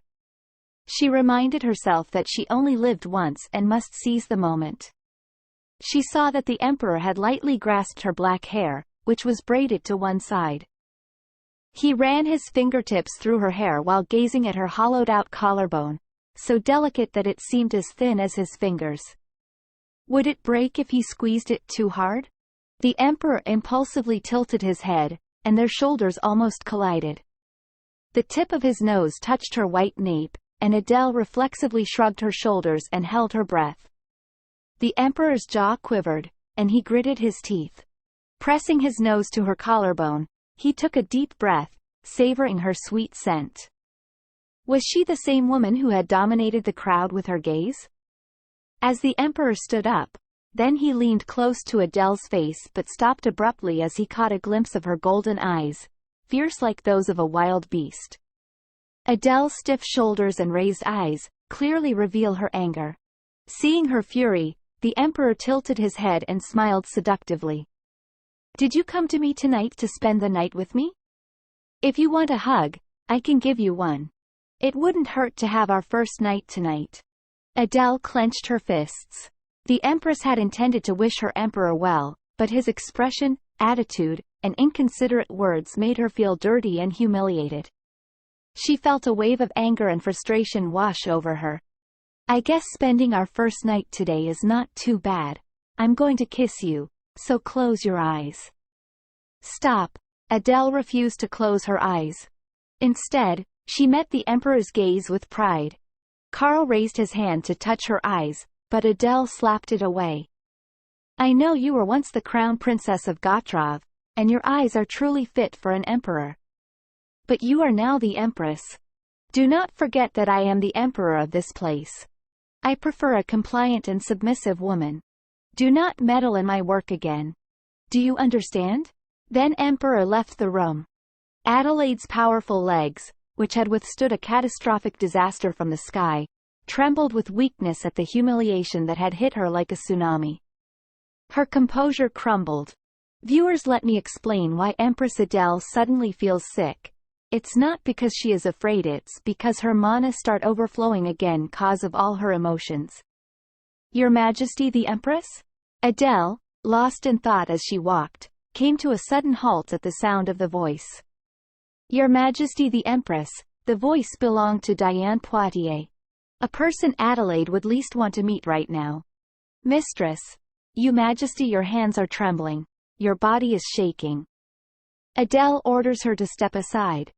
But Mistress stand there and said, Your Majesty, you look beautiful. Looks like you followed my advice.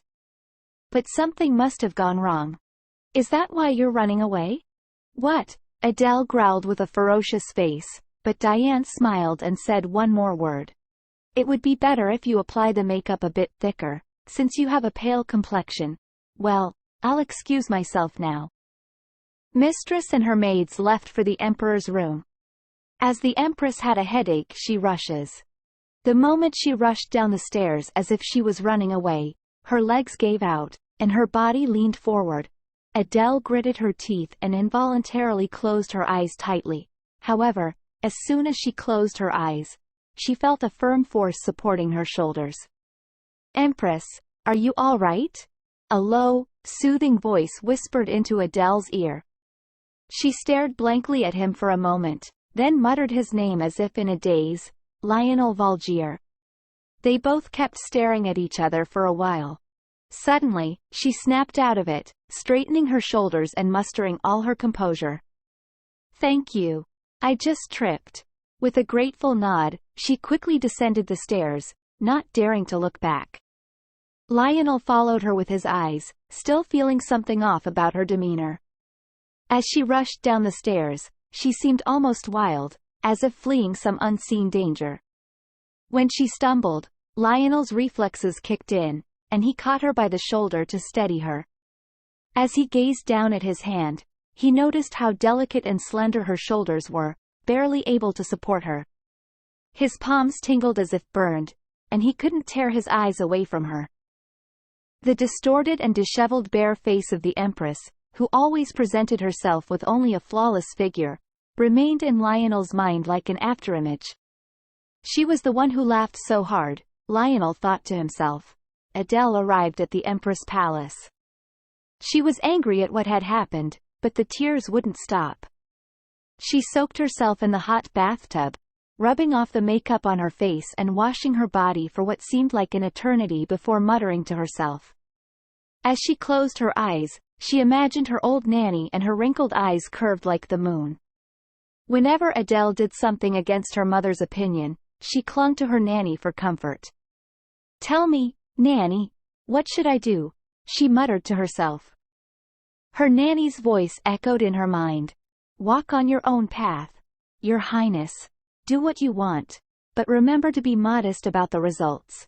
Since that's the fate people like you have to endure, Your Highness, and the world is a place capable of changing people. You.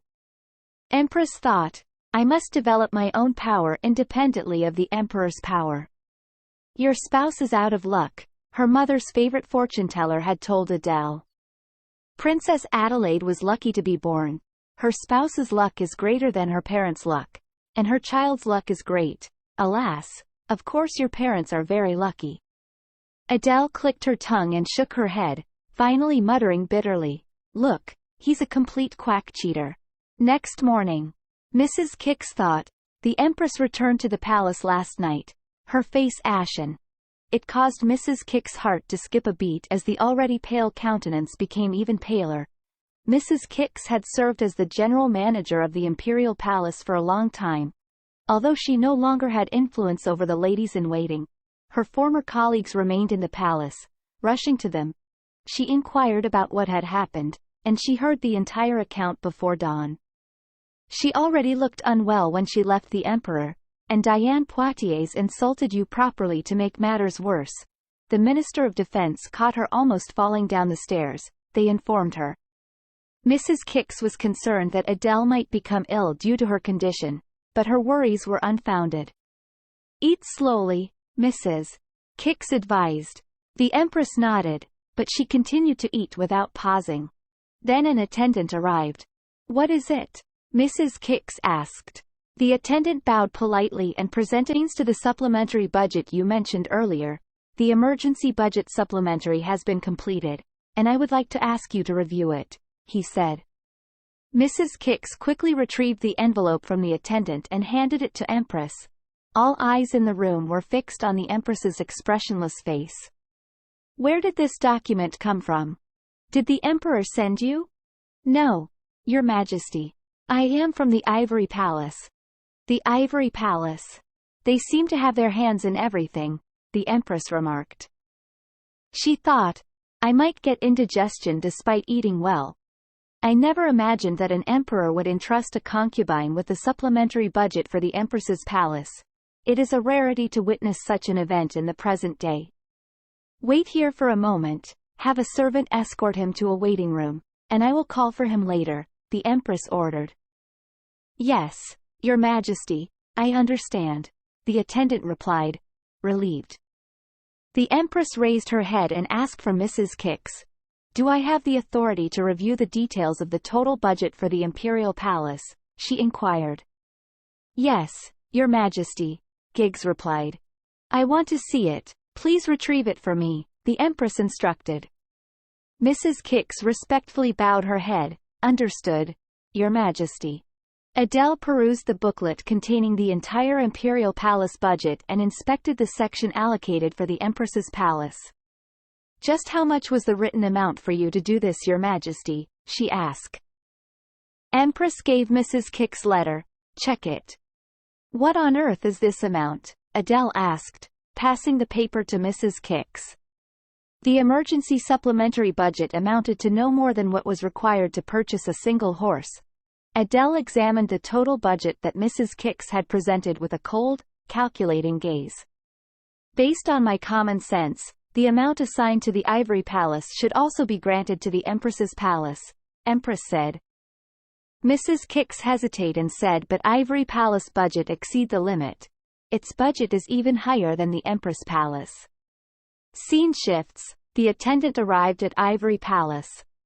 Diane Poitiers calmly nodded her head, as if she had anticipated the situation. So you are telling me to allot the Empress Palace's budget again? Attendant nervously replied, Yes, Your Highness. Mistress. All right, let's begin. I'm not sure if this will satisfy you, she said. But, didn't you just say? The attendant began to protest.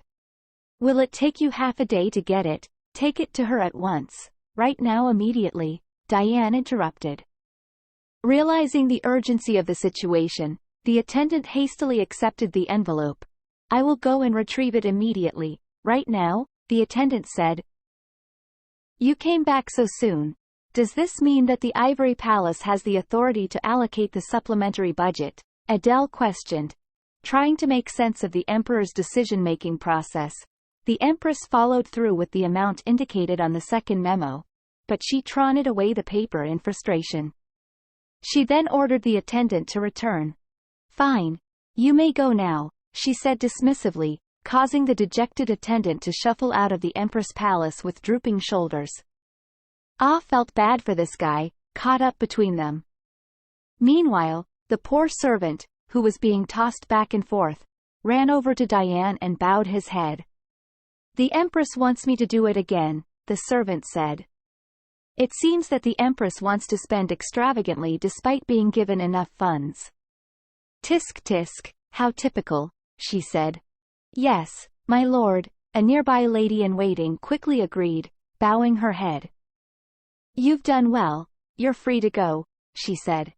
Diane dismissed all but Lorraine, then put on a modest dress, wiped off her makeup, and secretly ordered Lorraine to do the same. Now go to His Majesty and tell her that the Empress has summoned me for a supplementary budget, and be sure to tell her that I'm trembling with fear, Diane instructed. Her lady-in-waiting replied, Yes, Your Highness. Shall we go catch the black beast? Mistress said. Meanwhile, at the Empress Palace, Adele, who had been scouring through the archives, fortunately stumbled upon a clue shortly after.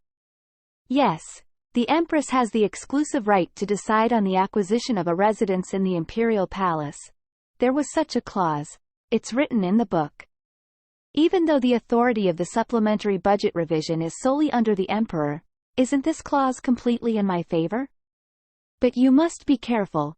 The Imperial Palace law is a double-edged sword. If you want to wield it, you must be willing to be bound by its rules. Mrs. Giggs warned.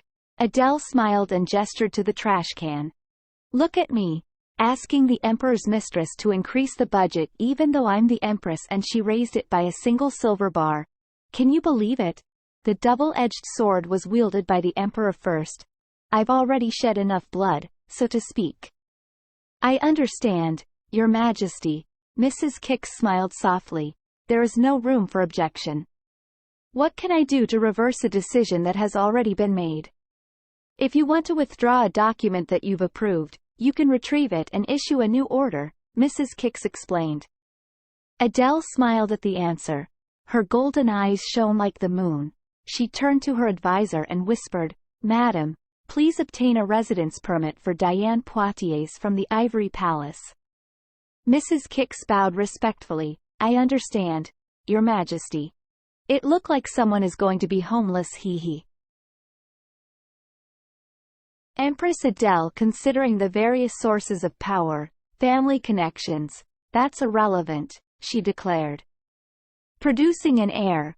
Memories of someone's unwanted advances flashed in her mind, and she shook her head vehemently.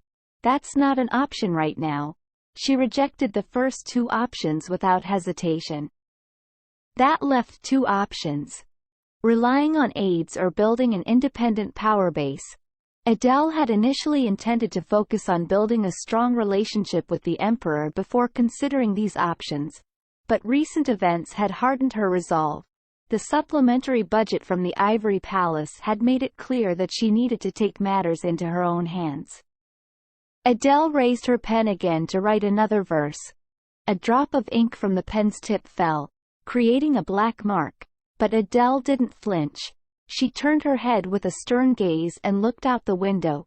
A faint tremor, like a tingling sensation, passed through her from head to toe in the blink of an eye. The dormant magic that had been within her veins and deep inside her body reacted to something. It couldn't be. Adele muttered, gazing at the sky with a perplexed expression.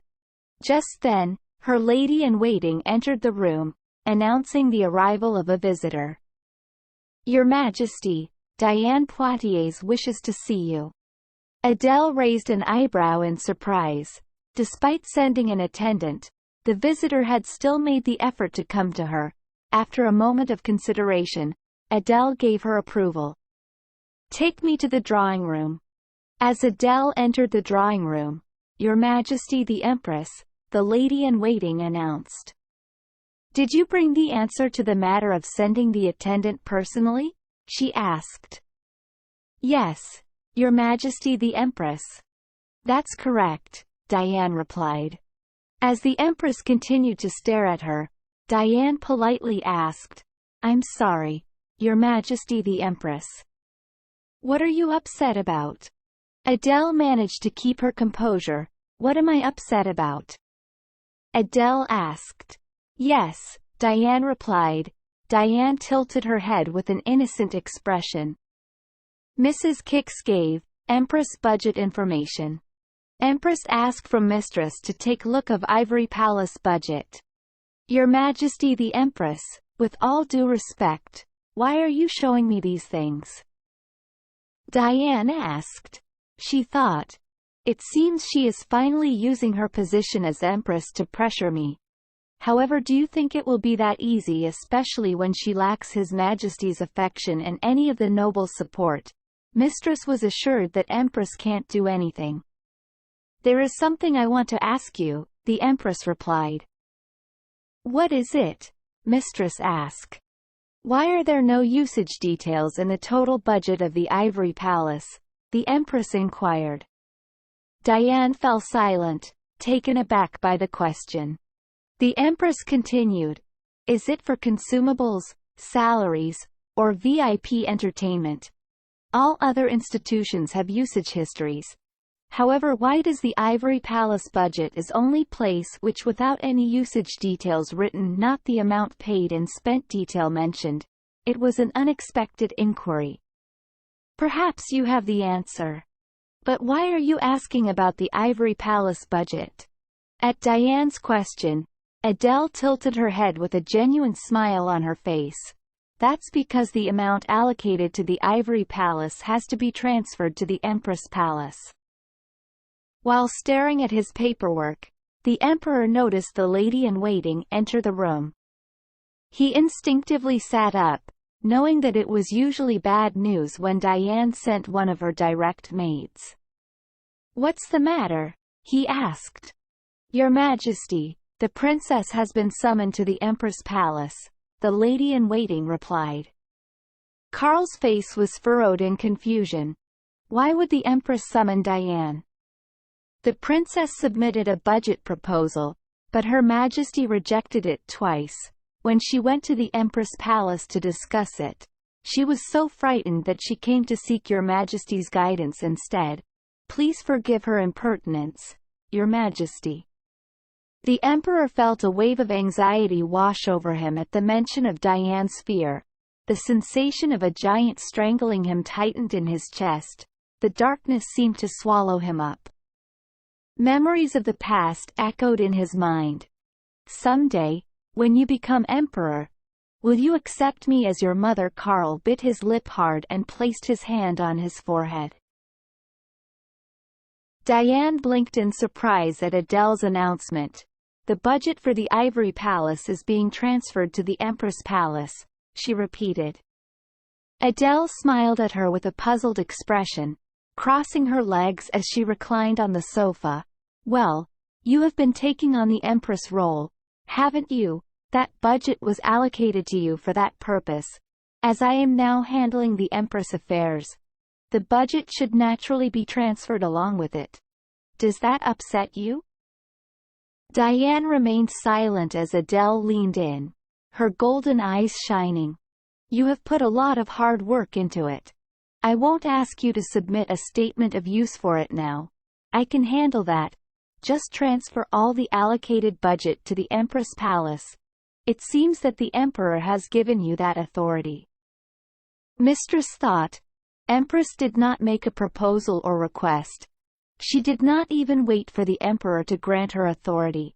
As the Empress, even without family or allies to support her, she had the power to command. With a single order, Diane had to surrender her rights that she had taken for granted for 3 years. She had no title in the imperial palace, and this fact made her angry. She had prepared for this moment for so long. But reality was still different from her imagination. Her whole body boiled with anger. Her eyes were red, and her face turned red with fever. Adele's expression was also frosty at the sight of Diane trembling with anger instead of accepting her forgiveness. She asked, "Are you upset?" But Diane, still lost in her thoughts, and tears kept falling from her eyes. This palace, this drawing room, the place beside His Majesty, the position beside him as a sovereign that could look down on all people, those were all mine. Those were all supposed to be mine. They're mine. Adele remembered her past self in those tears. Step down from the heir position, Adelaide. Her mother's words. I lost my position so easily. Just from simple words. Do you think your place is gone because of me? She asked from Diane, but Diane did not answer.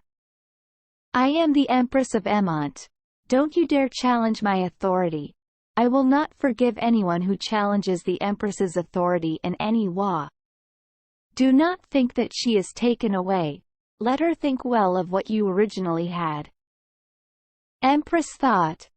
Diane should not challenge the authority of the Empress.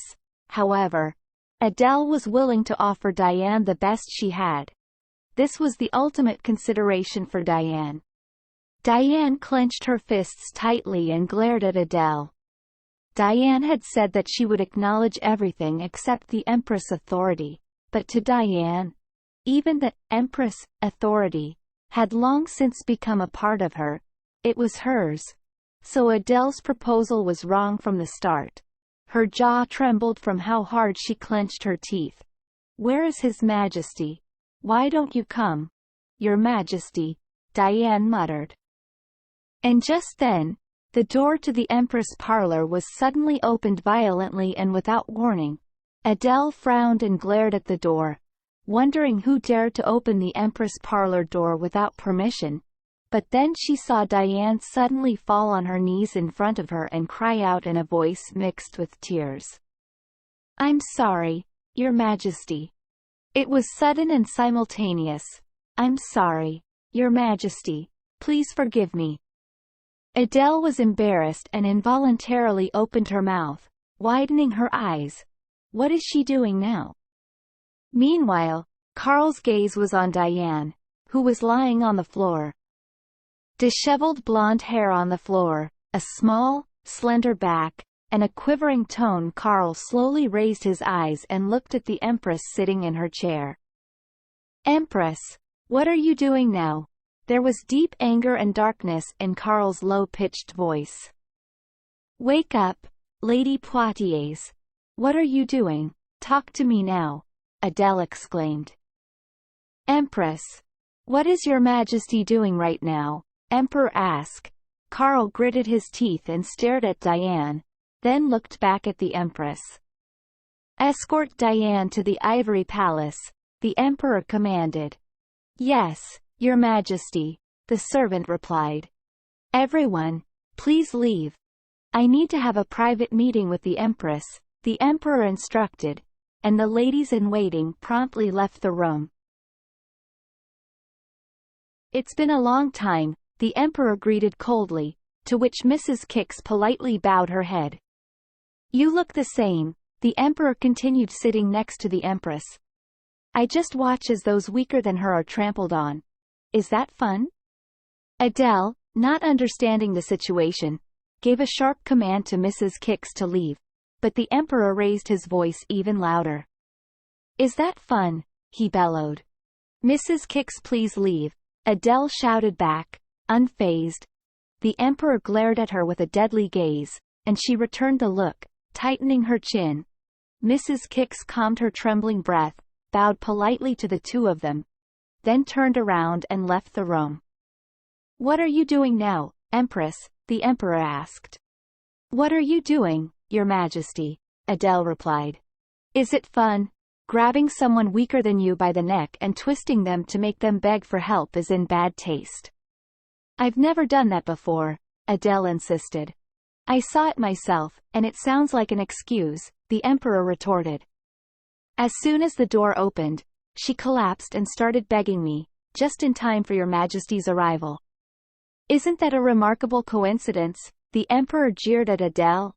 Adele let out a sigh and ran her fingers through her hair. Meanwhile, the Emperor lifted the Ivory Palace budget off the table. "Do you desire this? Do you want what Diane has?" "It's not Diane who lacks self-control. It's you, Your Majesty. Have you even looked at the budget plan for the Empress Palace? What happened to the budget supplement? Don't you know, it was also entrusted to the Ivory Palace, an empress who receives money from the Emperor's mistress. Is that what you wanted?" Adele laughed bitterly and continued speaking rapidly. Roughly, she pulled out the discarded supplementary budget statement and laid it on the table. "This is the supplementary budget for the Empress Palace. Let's take a look. I wonder if it's even worth a horse. Is the supplementary budget for the Empress Palace so destitute that it's comparable to splitting expenses with a group of courtesans?" The Emperor squinted as he gazed at the budget proposal from the Empress. As Adele had said, the supplementary budget was only enough to cover the cost of a stallion. "Is that why you summoned Diane?" "I instructed her to revive the budget, and she came of her own accord." That's what you call it, Emperor said. Is that so? As Adele replied in an exasperated tone. Karl's eyes glinted menacingly. Slowly, he approached her. Like the previous night, the two of them locked gazes with a precarious distance between them. Your mother lied to mother. They said she was an obedient and devoted daughter. Has she not realized anything since she was banished from her motherland? The Emperor asked. Don't say anything about the reasons why I had to leave Gotrov without knowing them properly, Adele replied. Listen carefully, Empress, Karl said as he grabbed Adele's shoulders tightly. Like a feather on a quill, like flowers in a vase, it was a mechanical answer to someone's question about who the Empress of Emont was. Suddenly, there was a loud noise that shook the palace. Flashes of light and echoes filled the air, and in an instant, Adele quickly ran to the terrace, and as she opened the door, the wind hit her whole body. She held onto the railing and raised her head to the sky, screaming. Suddenly, chaos erupted in the palace. A black catastrophe, like death itself, was running fast toward the Emont Imperial Palace. Adele stared at it with an unwavering gaze, like a feather on a quill, like flowers in a vase. Will you live like that? She repeated what the Emperor had said.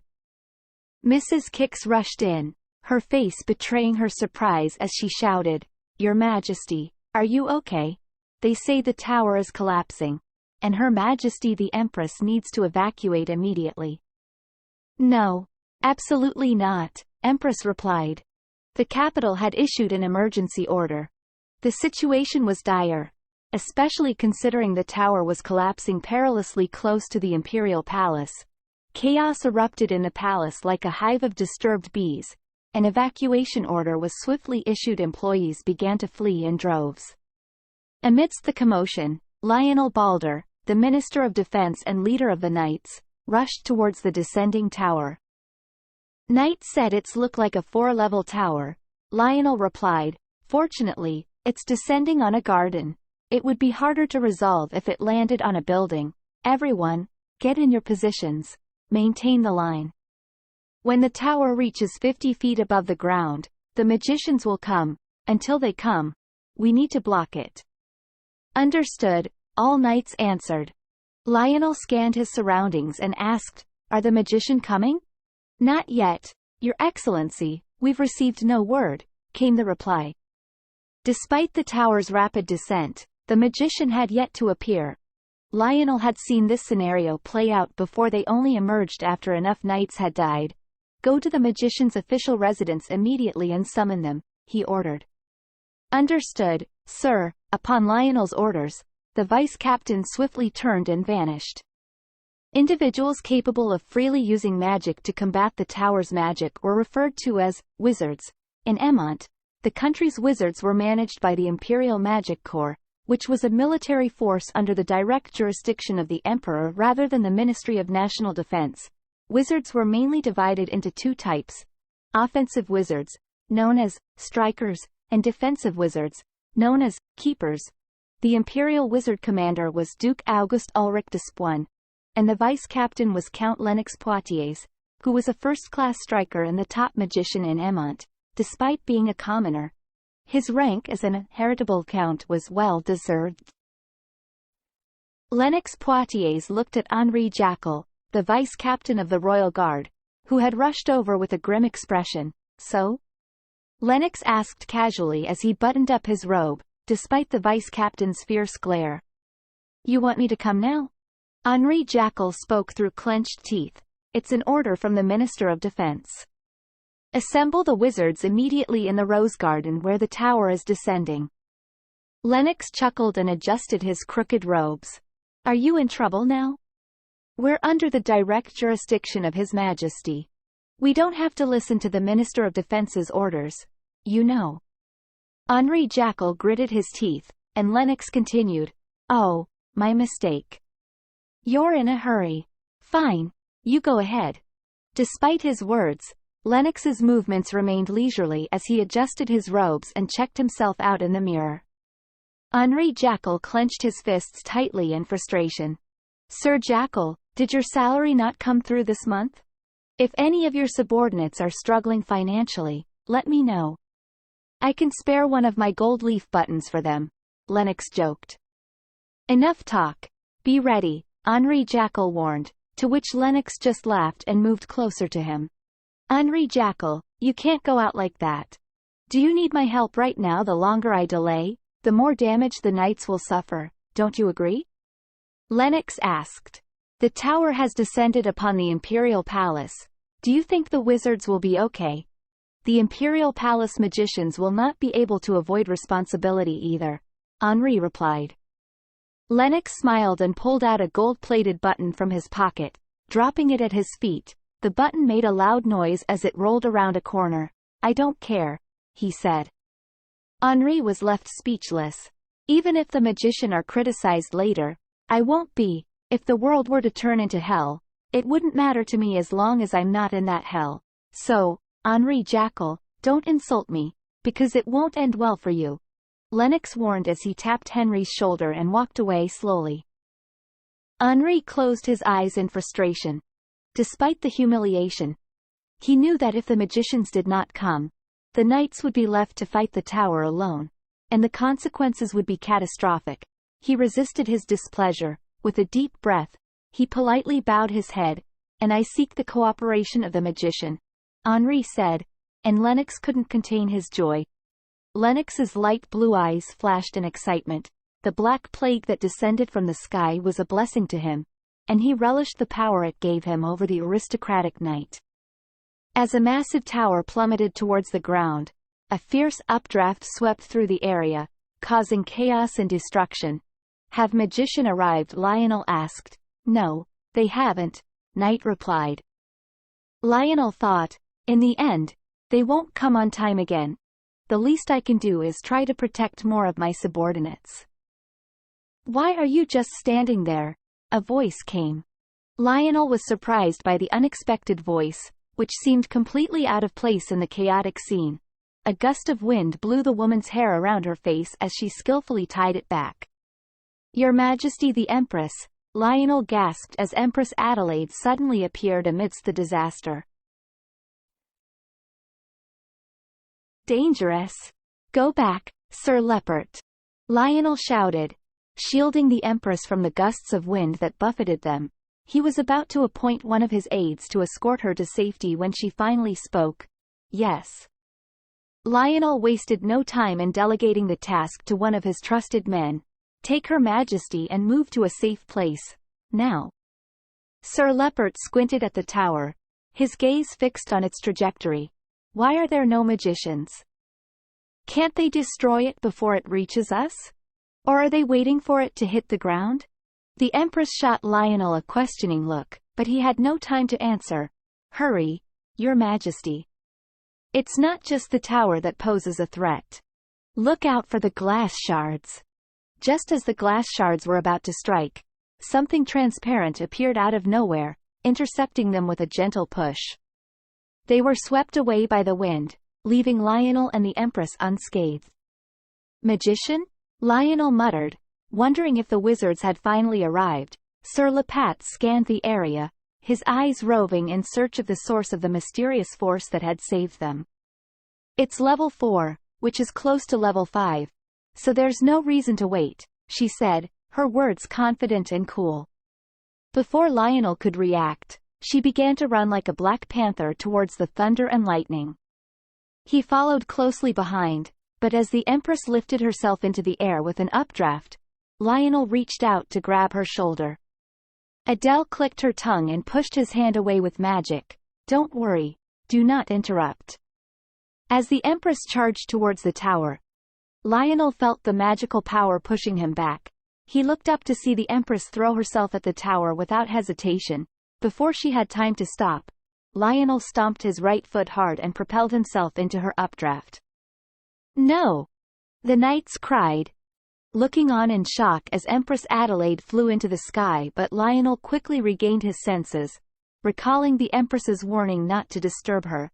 She had been crystal clear. Prepare for the Empress to fall, Lionel said with a firm voice as he gazed at the towering inferno before them. We need to put out those flames before they consume the whole tower, Lionel commanded. Lennox nodded and immediately sent one of his wizards to do as he was told. Lionel then turned to the knights and said, "Get ready to create a human chain. We need to get up there and save Her Majesty if she's still alive." The knights nodded and prepared themselves for the dangerous task ahead. As they were about to start their ascent, the tower shook violently, and a loud explosion echoed through the air. Lionel and the others looked up in horror as debris rained down on them. The tower was collapsing, and there was nothing they could do to stop it, he thought. A well-fitted training uniform sword attached to her back and the strong magic that pushed me. He remembered her chat with Count. A tower with spawning aerial monsters is classified as level 4. I'm sure she was saying that. Then, is it possible that Her Majesty? When I'm falling after removing a tower, the sight of the sky distancing in flashes, is a scene known only to me. She remembered her subcoordinate's words. Can you please stop doing that? What if you end up dying from it? Don't throw cold water on my hobby, Ghibelline. Although it's a hobby that often lead to my apprehension. Now, shall we land gently? Adele said as she turned her body over to look at the ground, only to be taken aback by one of her men, arms outstretched in anticipation of her fall, his beautiful face radiating a resolute determination to catch her. Adele quickly conjured up her magic to slow her descent, causing Lionel to lower his arms as the Empress's fall decelerated considerably. The Empress descended slowly to the ground, as if descending from the heavens, with the halo of light and pale rose sky behind her. Lionel and Adele locked gazes. "Did you try to catch me with your arms?" she asked with a hint of amusement. "I was planning on it," Lionel replied. "Otherwise, my arms wouldn't be out like this." "You are a knight using your arms. You might lose your arms if you do that," Empress said. "All this time, I have had people who scolded me for this. No one had come rushing to her aid during her fall. Even if some had chided her for it. Anyway, thank you for your kind gesture." At her words, Lionel snapped out of his trance and watched as the Empress strode away. Wasn't she the one who had fled with a disheveled appearance just yesterday? How could she be so carefree and light-hearted after a single day? He could still feel the warmth of her slender shoulders in his hands. Lionel stared at Adele's retreating back, his palms still ablaze as they had been the previous night. He wasn't the only one unable to take his eyes off the Empress. Her entourage stood there. "Put away your sword. It seems unnecessary," Adele instructed Lennox, who blinked in surprise. She then walked away, leaving him to ponder over her words. After a moment of silence, someone broke it with a hollow question that echoed through the ruined rose garden. Did Her Majesty the Empress really take down the tower alone? Now Empress Adele went back to her Empress Palace after defeating Tower. Mrs. Kicks. She is worried for Empress and wonder how did Tower suddenly disappear in thin air. Then she hears sound of footsteps. She turned around and saw Empress Adele came back. She asked, "Your Majesty, where did you go and from where did you got this dresses?" And she was worried about her. Empress Adele informed her that she went to destroy Tower. Mrs. Kicks gets startled. She asked what Your Majesty, but then suddenly Empress collapse on floor. Mrs. Kicks panicked.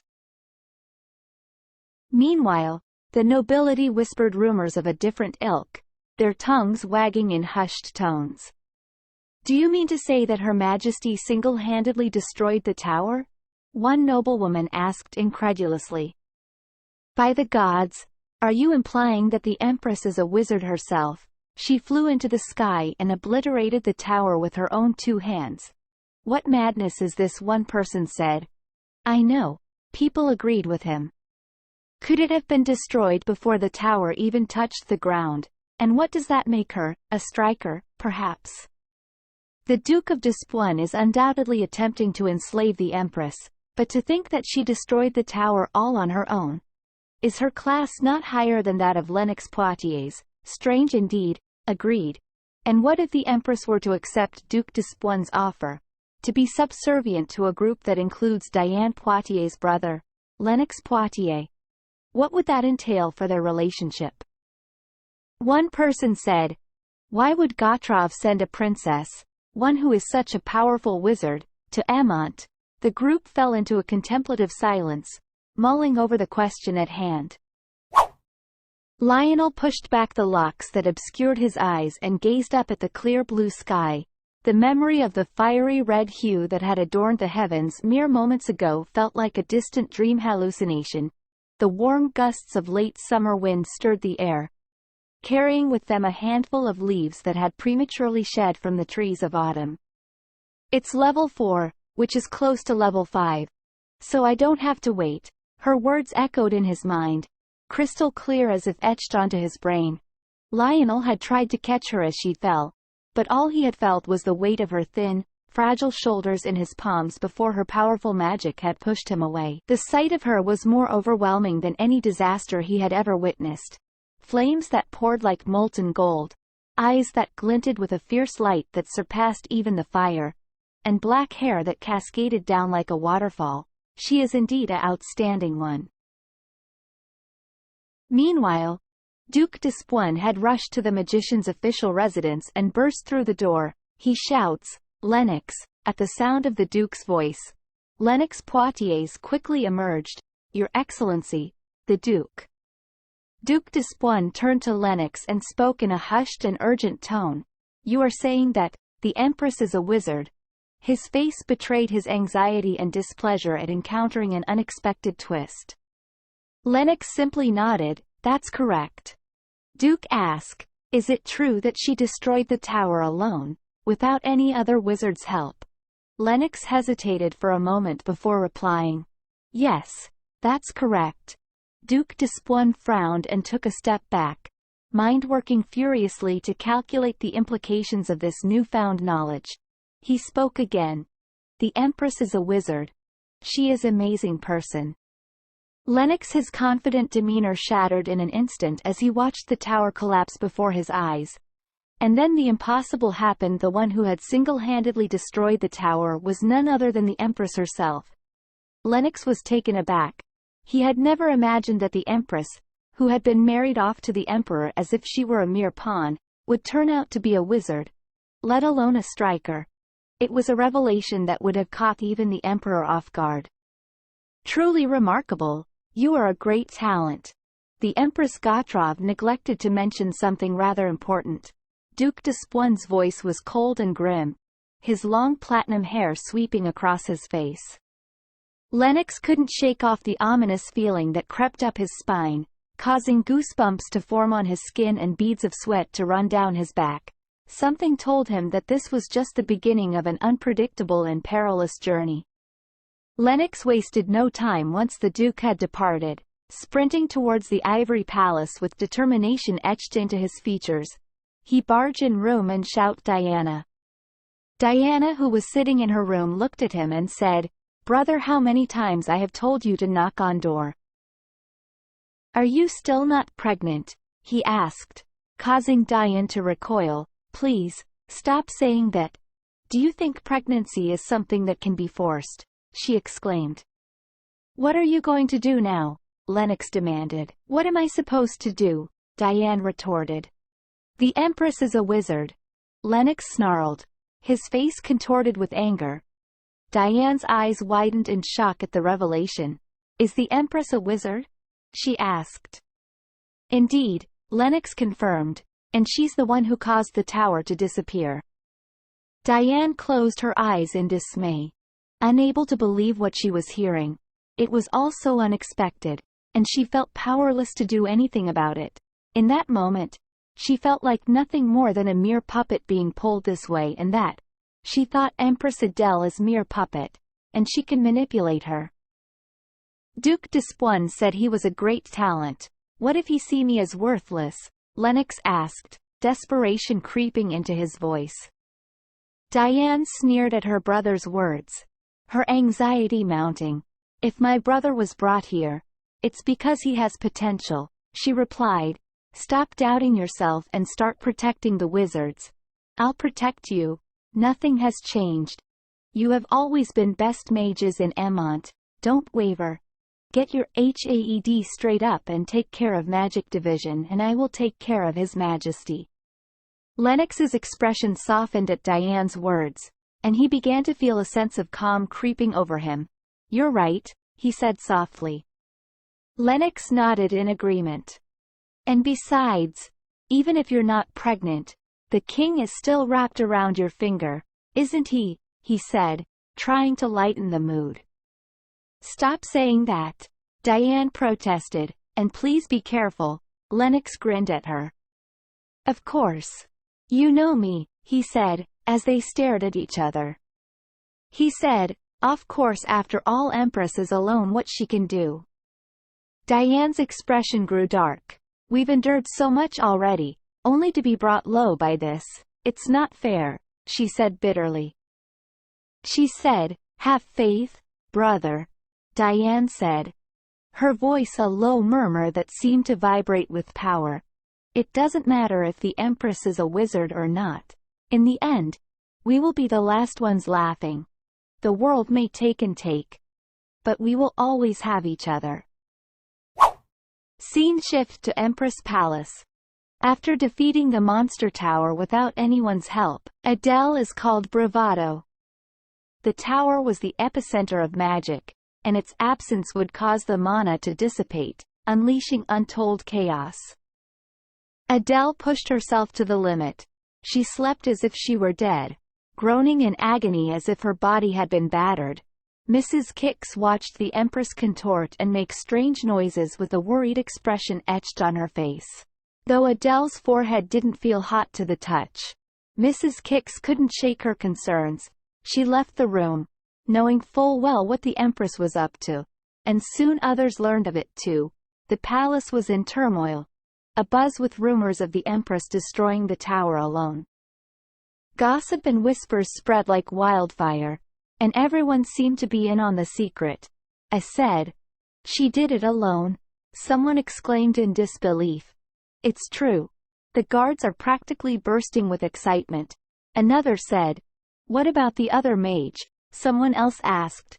"Late to the party. I heard the Empress arrived after the tower was already destroyed." Yet another voice chimed in. "If not for Her Majesty, the royal guard would have suffered great losses," someone else added. Mrs. Kix quickly drafted a letter and handed it to one of her trusted aides. "Take this to His Highness the Grand Duke immediately," she commanded, her tone brooking no arguments. "Go quickly while chaos still reigns in the palace."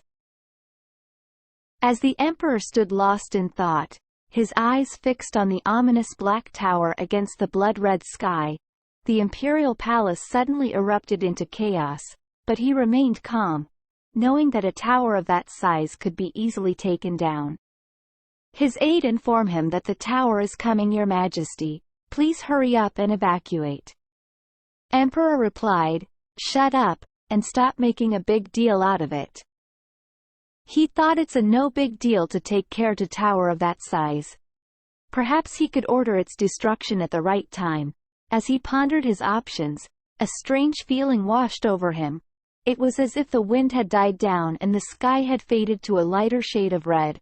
And there, it was a brilliant white tower crumbling before his eyes. He thought, the wizards had done it.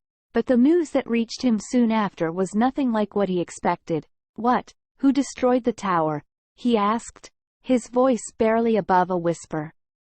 "It is said that Her Majesty the Empress destroyed it alone," came the answer.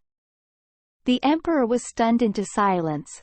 He stared down at his hand, still tingling from the shock of electricity that had coursed through it when he gripped the Empress' shoulder. All information he had been given was the gender and name of the late Empress of Gotrovis's daughter, but now he had to wonder. It is possible that the Empress Dowager of Gotrov had sent her daughter away to Ichmont because she couldn't handle the responsibility? Determined to find out the truth, he summoned the shadow responsible for his secret work. "Go to Gotrov," he commanded. "Find out about Princess Adelaide's track record." His aide bowed and replied, "I understand, Your Majesty."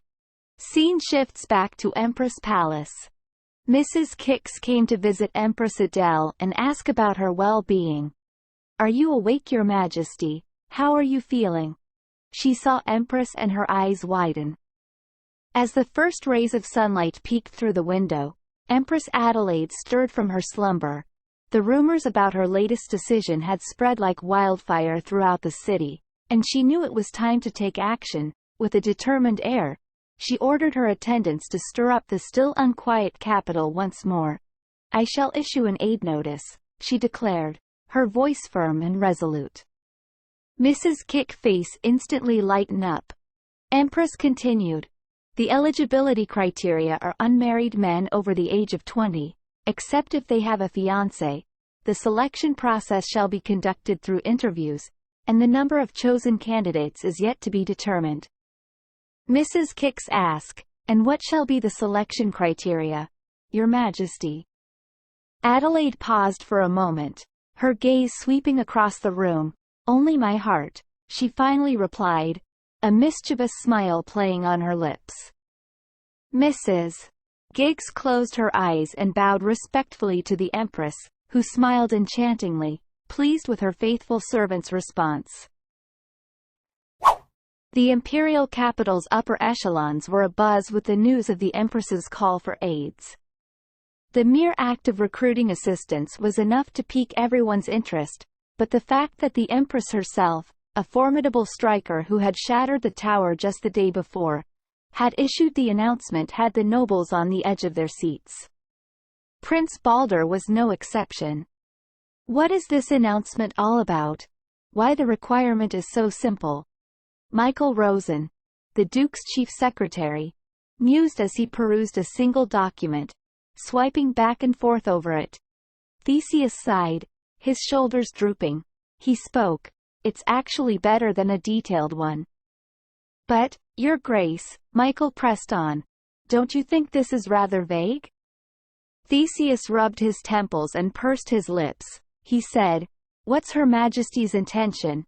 Is the Empress looking to challenge Her Majesty's rule or to establish her own power base against Diane Poitiers?" He pondered aloud. He looked up at his younger brother, Lionel, who was sitting across from him, his arms folded and eyes fixed on the announcement. "Lionel, what do you think?" Theseus called out to him, hoping to get his opinion. Lionel turned his gaze toward his brother, his deep blue eyes meeting Theseus's. "I don't know, I don't think it either. Or maybe she just wants to have some fun and pick someone she likes, because the selection requirement is someone I like," the Duke's secretary interjected.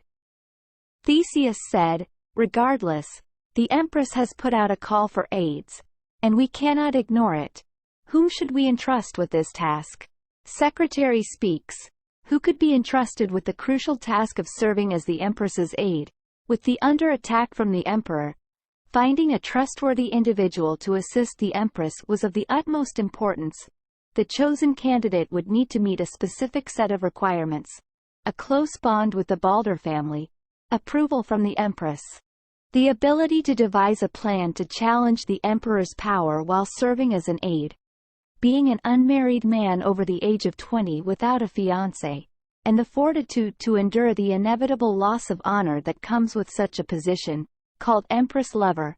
And that's why, for generations, the Empress aides have always been the second or third sons of powerful families. Breaking the silence, Lionel spoke out of turn. Her Majesty gave Count Calvin a gold bar.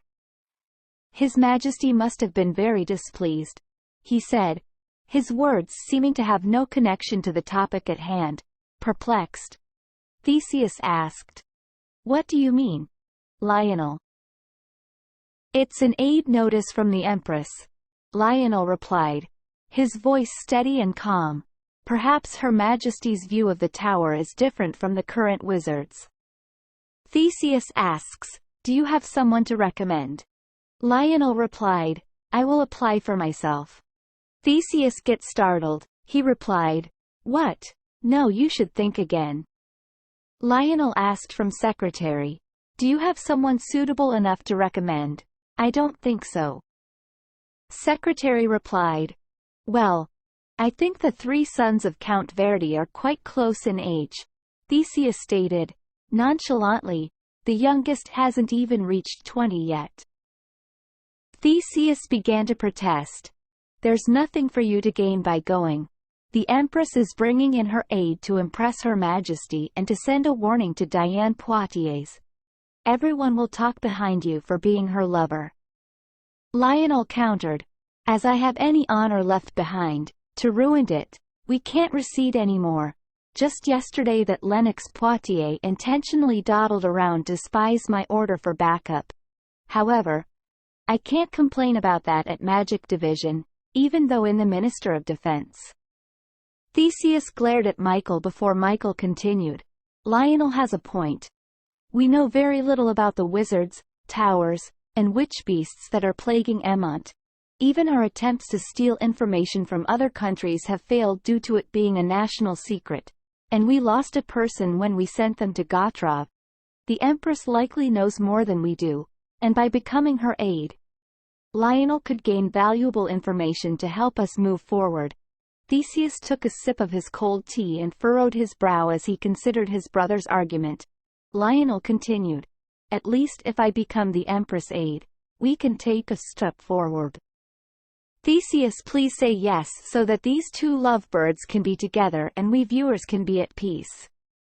Theseus said, all right, the Empress aide. Theseus couldn't help but feel uneasy about the situation and lamented, if our mother were still alive, she would have slapped me for letting you do this. Lionel smiles and said, I will take it as you allowed me. Michael posed an important question. He said, sorry to interrupt you, but what if the Empress doesn't choose Lionel? I wonder why both of you are so confident about it. Both Baldir brothers gave Michael death stare. He nervously replied, of course, there is no reason still to reject you, it's Lionel Baldir after all. Please dress nicely when you go to Her Majesty. Scene shifts to Emperor Palace. As Diane gazed upon Carl, her heart sank at his preoccupation with her paperwork. It had been an entire day since their last encounter, which had taken place at the Empress Palace. Anxiety shimmered in Diane's cerulean eyes as she struggled to keep her composure. Cold sweat dripped down her spine, and she took a deep breath as chills coursed through her chest. Carl saw Diana's face and he suggested, if you're tired, you should go rest at the palace. You don't have to be here. She replied, I apologize for worrying you, Your Majesty. I heard that the Empress has issued an announcement to hire an aide. Diane said cautiously, choosing her words carefully. It hasn't been even a month since she got married, but now she is trying to hire one in less than a month. I can't help but worried it could be a problem for Your Majesty. Carl cut her off abruptly, his tone icy. It's nothing for you to worry about, just focus on your duties. Diane blinked in surprise, taken aback by the Emperor's dismissive tone, and he only met her with a cold gaze, leaving her feeling perplexed. She then turned around and said, Then now I will excuse myself, Your Majesty. Emperor said, Take a proper care of the Empress Palace budget revision, so that no more commotion is caused from it. Hearing Emperor words, her steps unsteady, and tears streaming down her face. She felt a deep sadness, knowing that Carl was both her heaven and her hell. In this moment, she felt cast into hell by the Emperor's cold eyes, tone, attitude, and every word. It was all too easy for him to turn her world into a paradise, only to then plunge it into despair so painfully. I hope now she understand the difference between wife and mistress. As Carl sat in his chambers, his emotions roiled like crashing waves, threatening to consume him. He called his aide, order him, report to me the current situation about Her Majesty's aide recruitment. Aide replied, yes, Your Majesty. Then after few times aide report him, currently, there are 16 applicants. Baron Armand's firstborn, Viscount Belvitz. Emperor thought. It was only made this morning, yet the response has been swift and overwhelming.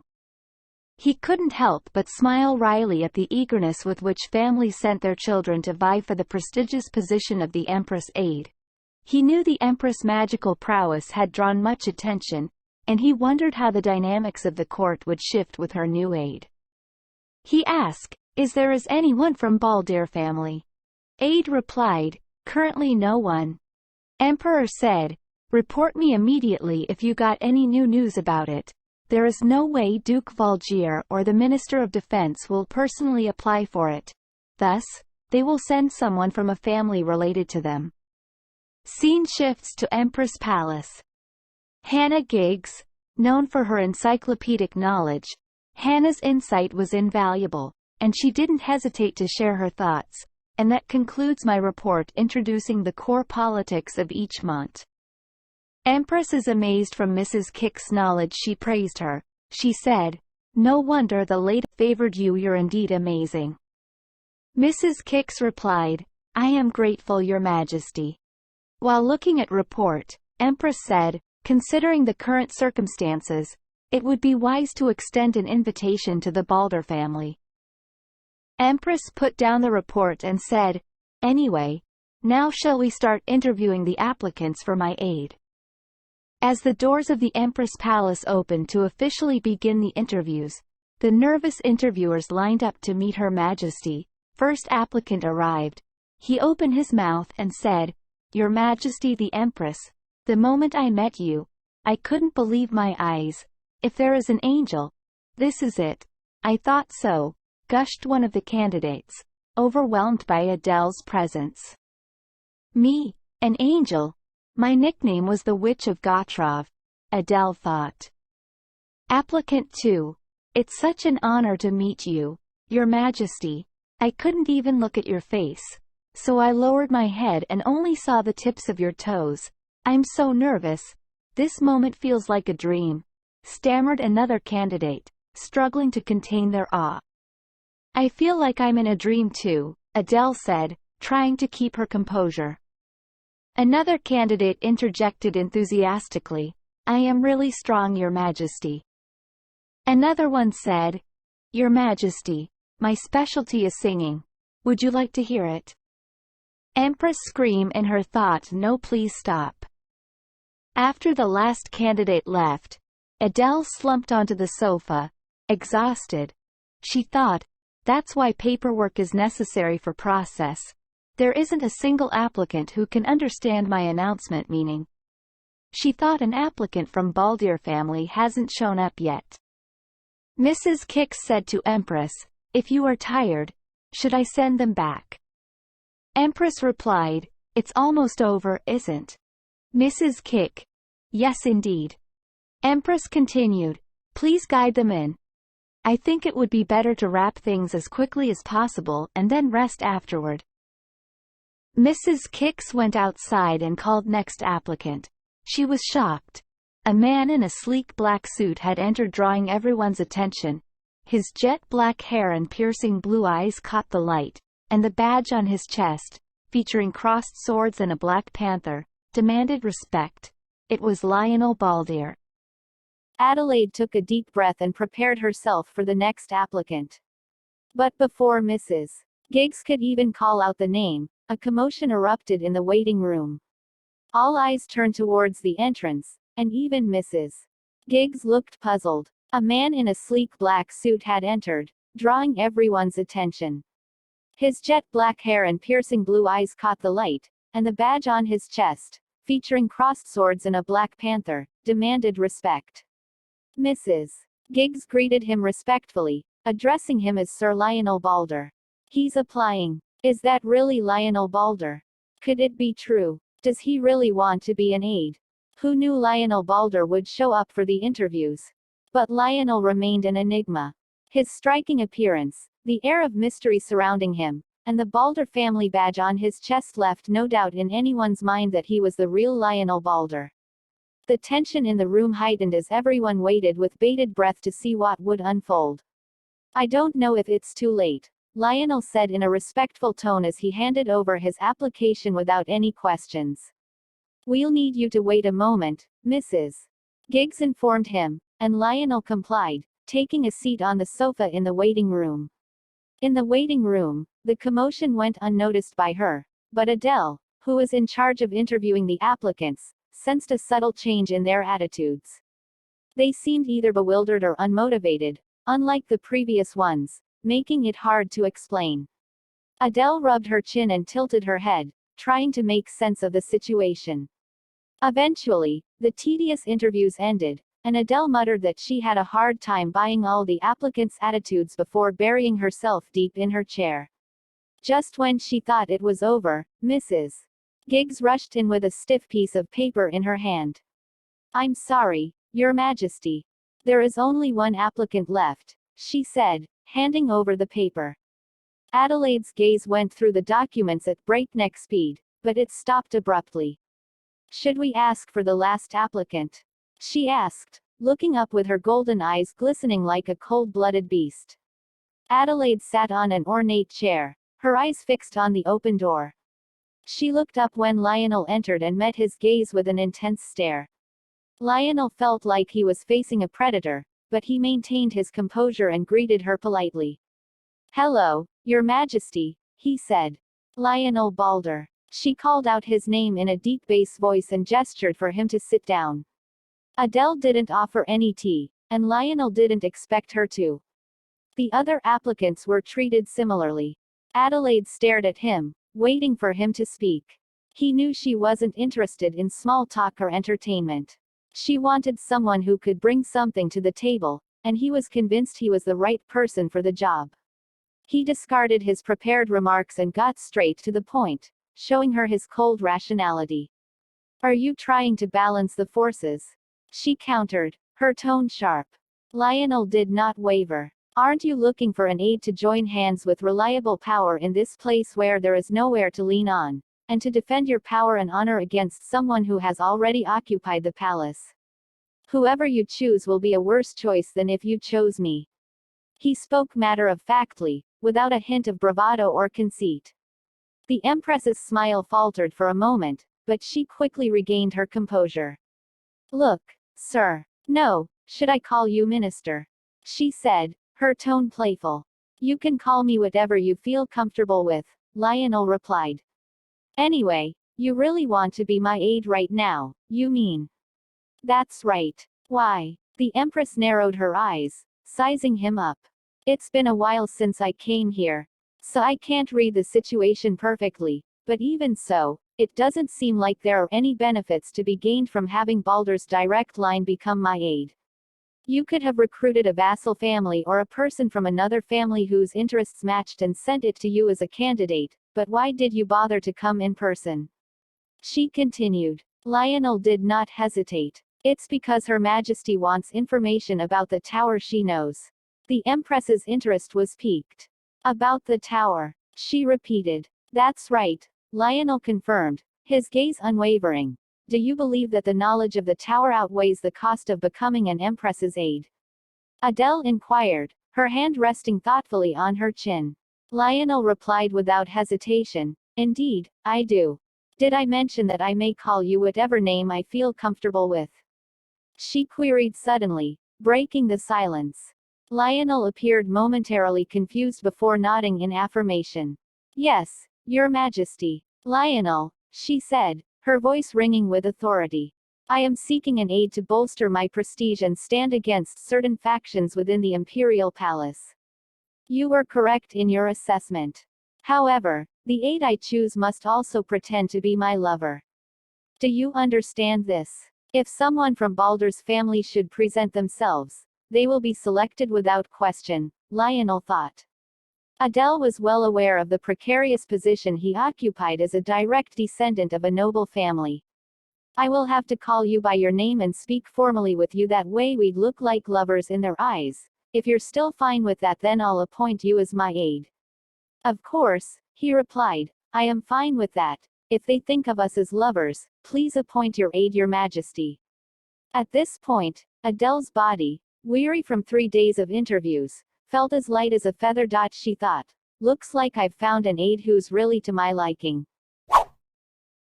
"Who applied?" the Emperor demanded, his voice low and commanding. After a long pause, the servant finally spoke again. "Sir Lionel Balder has responded," the servant replied, his voice shaking. The Emperor's eyes narrowed as he processed the information. "To the position of the Empress mistress?" he asked sharply. The servant hesitated for a moment before nodding hesitantly. Yes, Your Highness, he replied. But, I don't know if he's been chosen. The Empress hasn't made an official announcement. The Emperor's expression darkened, and a sense of unease washed over him. Dismissing the servant with a wave of his hand, he made his way out to the terrace, his mind consumed with worry. As he stood there, staring out at the moonlit night, he couldn't shake the feeling of dread that had settled in his chest. He had always preferred the darkness to the light, the cold to the heat, he thought. The mysterious sweet scent of Adele still lingers on my nose. The day the Empress came to me, if I had accepted her invitation, drunk on her scent, I'm sure I would have sent Diana away and spent the night with her. How will the noble-blooded woman, who is set to be a ruler, become unsettled, and how will her prideful eyes, which look down on me, become agitated? If it happens, I wouldn't have missed even a second, as if it's engraved in my mind, simply being there, simply existing. Is it that challenging? What's so bad about being the quill of a quill pen or a vase holding the flowers? Isn't that a life? How should I tame a beast that shows its teeth and claws? He muttered to himself, his voice low and fierce. I will have to pull out all the teeth and claws. But as he spoke the words, he couldn't help but wonder if he was doing the right thing. After Lionel departed, Adele savored a light dinner before slipping into the soothing embrace of hot water. As the warmth seeped into her limbs, turning them ghostly pale and lulling her into delicious dizziness, she surrendered to the languid pleasure of the moment, basking in the haze of her own thoughts. There was no better balm for her weary soul than this, and so she lay there, content to remain in the water until her consciousness inevitably faded away. She was only roused from her peaceful reverie when her skin broke out in a fine sheen of sweat, signaling that she had been in the bath far longer than she intended. Suddenly, the bathroom door creaked open, and Mrs. Giggs appeared in her usual unflappable manner. Ah, I was just about to leave anyway, Adele murmured, offering a small smile in gratitude to the loyal old lady. Yes, Your Majesty, Mrs. Giggs replied with a nod. I think you should. Mrs. Giggs continued, His Majesty the Emperor has arrived. She hastily reached for her gown and allowed Mrs. Giggs to wrap it around her shoulders, her wet hair dripping onto the floor. What should I do? Adele asked, suddenly feeling uncharacteristically unsure. To her relief, Mrs. Giggs remained unfazed. As always, Your Majesty's wishes are my top priority, she replied, stepping aside to let Adele make her own decision. Adele said, Seems like he has come to ask something regarding Lionel Valdier's visit. Shouldn't at least hear what he wants to ask me. Carl was waiting for her in the drawing room attached to her bedroom, his stern features softened slightly by the sight of her in her light home dress. Adele took a seat across from him on the sofa, unable to shake the feeling that this was all some kind of game. It was a sudden visit, so it took some time to prepare. It's because you caught me in the bath, she said by way of greeting, hoping to lighten the mood. What is it, Your Majesty the Emperor? Adele asked, her voice devoid of any emotion. Carl wasted no time beating around the bush. Who will you appoint as your aide? Adele suppressed a laugh at the Emperor's brusqueness, his gaze lingering on it for a moment too long. Well, Adele began. By the way, Your Majesty, she let her words trail off, watching as Carl's eyes snapped back to hers. Should I report it to you? Carl merely grunted again, his impatience palpable. Who will you choose? Adele leaned back against the sofa, allowing a small smile to cross her lips. If this was a game, she was determined.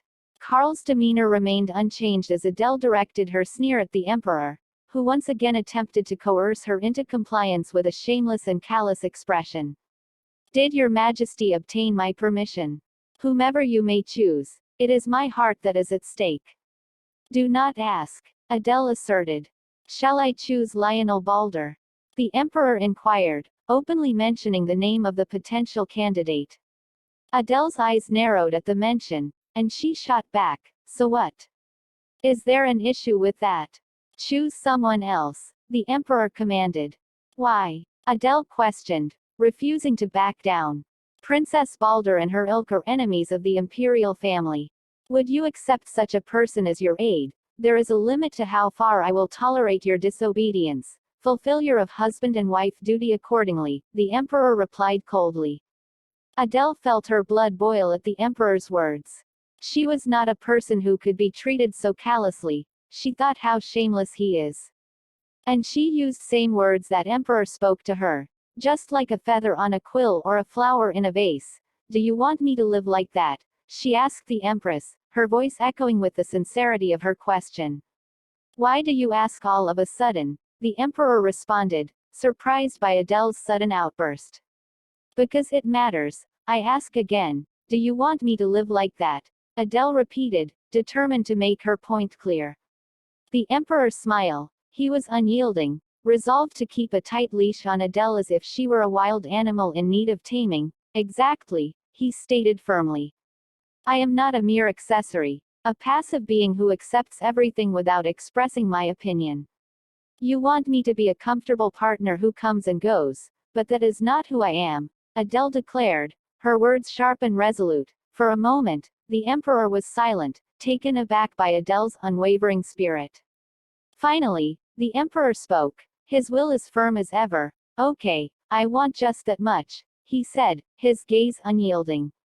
Adele took a sip of her tea, the bitterness on her tongue and the dryness of her lips mirroring the bitterness and frustration she felt within. Whom shall you choose? Adele's companion prodded, their words hanging heavy in the air. A moment passed before Adele answered, her voice smooth as silk. Lionel Balder. I would choose him, she whispered with a seductive smile. The response elicited a gasp from her companion, who addressed her as Empress. In shock. Undeterred, Adele continued, pay no attention to my women, and I will not pay attention to your lover either, she repeated. Emperor, same words. She reclined leisurely on the sofa, unperturbed by the tension in the room. This is what His Majesty said. Did you forget? She asked, her voice laced with a hint of amusement. How many times have you seen a lover? Aren't you just protesting against me? Carl challenged her, his voice sharp with irritation. Adele's lips curled into a sly smile, revealing her pearly white teeth. What do you need to look at for a long time? You can come in at a glance, she replied, her gaze fixed on him. As the tension between them grew thicker, Carl's expression turned dangerous. Won't you regret it? He asked, his voice low and menacing. Adele did not flinch. Your Majesty, won't you regret it? She countered, her eyes sparkling with fierce determination. He continued, I warned you to be aware of your position. She replied, I don't plan on becoming an added accessory. You told me to fulfill my duty, didn't you? But, shouldn't you first acknowledge me as a spouse on equal footing? Their gazes locked, and the air between them crackled with tension. With a heavy heart, Carl rose from her seat and made her way out of the room with rough steps. As she reached the door, Carl turned back and gave one last warning to Adele. Think wisely, Empress. Don't regret later, she said, her voice heavy with meaning. The words lingered in the room long after Carl had gone. Adele shook her head, her smile turning grim. Think wisely, Adele. Don't regret it belatedly, she murmured to herself. As she contemplated her situation, Adele couldn't help but think of her mother. She wondered if it was just a coincidence that she always seemed to encounter people like Carl, or if it was because those were the only kinds of people who made it to the top. She knew she needed wisdom, but she had no idea where to find it.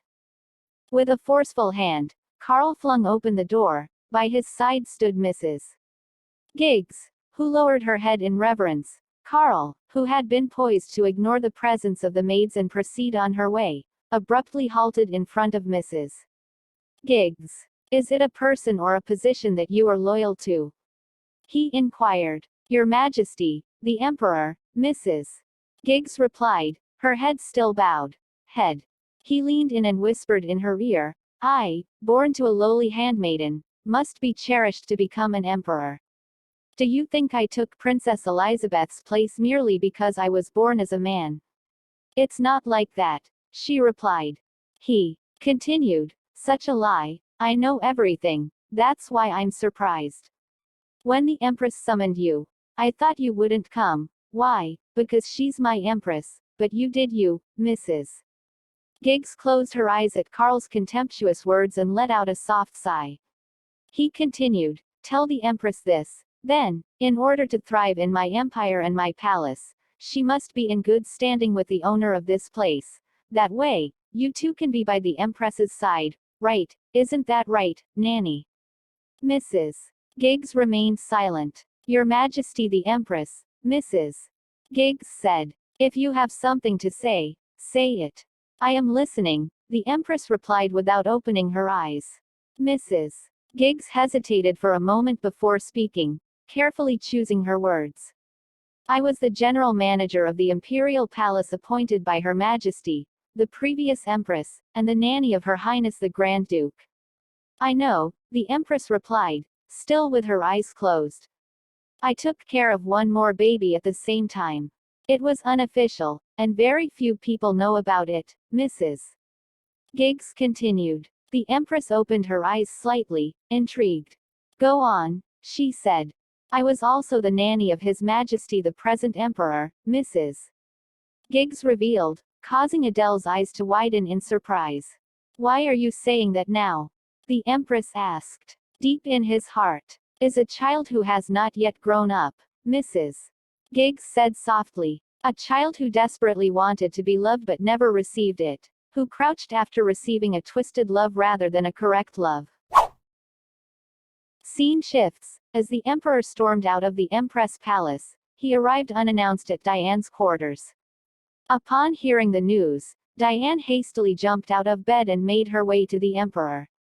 To her, he looked like a beautiful but dangerously poisonous flower amidst the darkness of the night. Carl stared blankly at the scene unfolding before him. As Diane approached, she carefully studied Carl's expression, sensing that the Emperor must have been very upset about something. Your Majesty, was he displeased by the Empress? Diane asked in a soft voice, to which the Emperor remained silent and simply looked at her with an enigmatic expression. Sensing his discontentment, Diane wondered if it was because of the Empress's aid problem. How could she hire an aide over His Majesty? I really don't get it, she whispered, hoping to placate him. But the Emperor remained silent, fixated on the nape of her neck.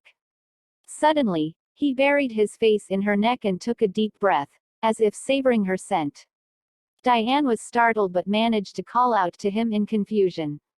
After a moment, the Emperor raised his head, his brow furrowing slightly as he studied her face. Why are you like that? She asked in a sudden burst of emotion. Suddenly, Carl spoke in a soft and measured voice, like a feather on a quill, like a flower in a vase. Live like that. The words were cryptic and disjointed, leaving Diane to blink a few times in confusion. After a moment's pause, she flashed a warm smile and replied, it must be a comfortable life, that is. Diane's eyes sparkled with love and contentment as she squeezed Carl's hands and asked, when I become a feather in a quill, will you use it, Your Majesty? Will you put the vase next to you when it becomes a flower in a vase? She tilted her head coyly, reveling in the sensation of being adored like a treasured gift. Carl's heart fluttered in response to Diane's affectionate words. He felt a sudden urge to seize the nape of her neck and draw her close, like a magnificent and wild creature taming its prey. As Diane looked up at him with playful eyes, he reached out and encircled her slender neck with his hand. Holding her like a leash, he pressed his thumb against her lips, feeling the softness of her mouth give way to his touch. As he squeezed her lips, he imagined them as fragile flower petals, crushed and molded to his will. Diane parted her lips and lightly nibbled on his thumb, savoring the heady sensation of being under Carl's spell. The eyes will be blurred, turning red and cloudy, the Emperor warned. But the subsequent actions of the monarch were a far cry from what Diane had anticipated. Without warning, the Emperor abruptly withdrew his hand, leaving Diane's eyes to widen in surprise. His fingertips were slick with moisture, much like her own luscious, glistening lips. Your Majesty, she inquired, her voice soft and tinged with regret and doubt. The Emperor, however, ignored her thin voice and turned away from her, his demeanor cold and aloof.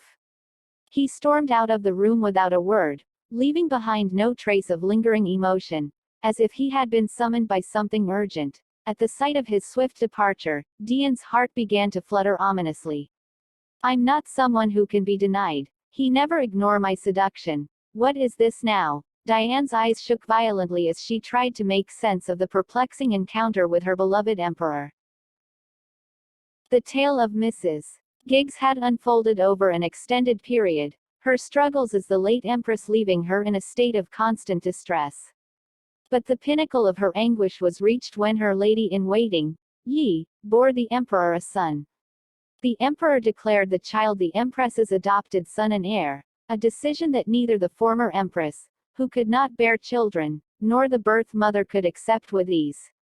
The child, separated from its biological mother, was raised in the palace, much to the chagrin of the former Empress. At 6 years old, the child learned that the mother she thought was hers was actually a stepmother who despised her deeply, while her true mother was half-mad and insane by the time she visited at age 7. Such a twisted upbringing was bound to leave its mark. Mrs.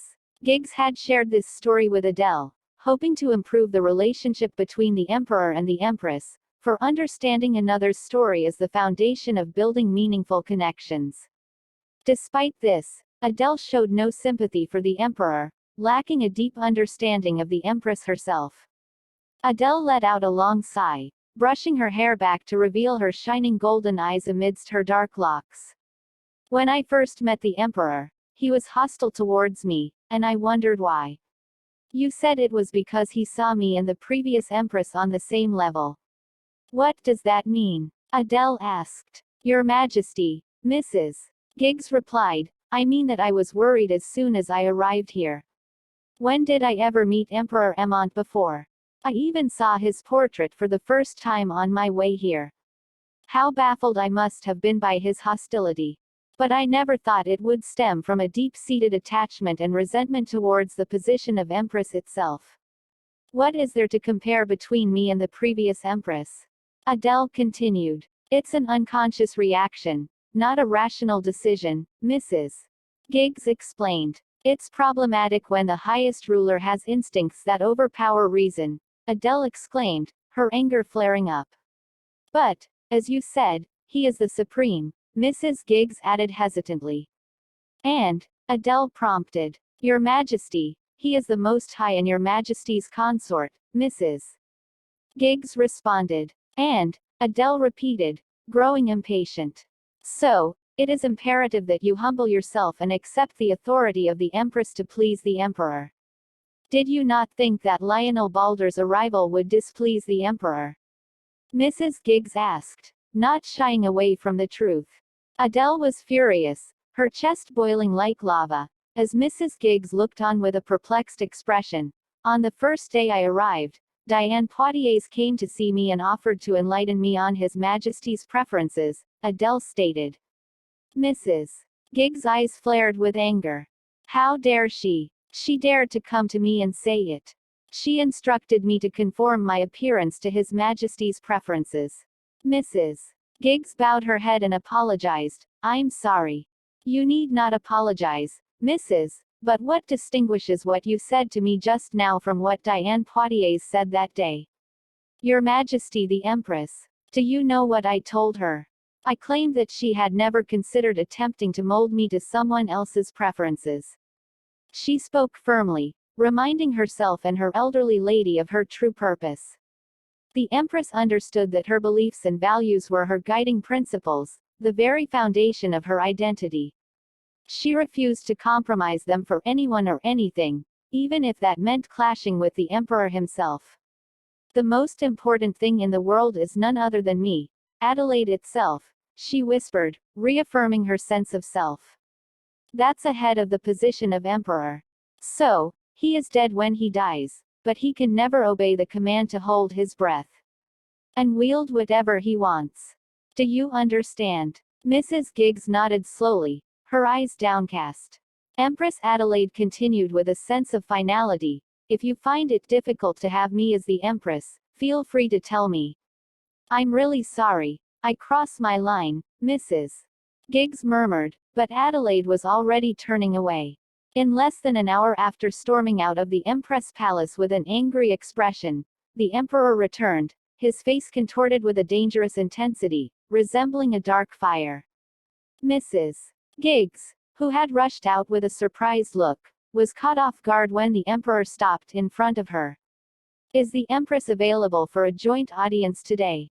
The Emperor asked, his question directly and to the point. Mrs. Giggs was taken aback and unable to respond. The Emperor scrutinized her face for a moment before muttering, "Seeing as you cannot answer, it appears that it is indeed possible."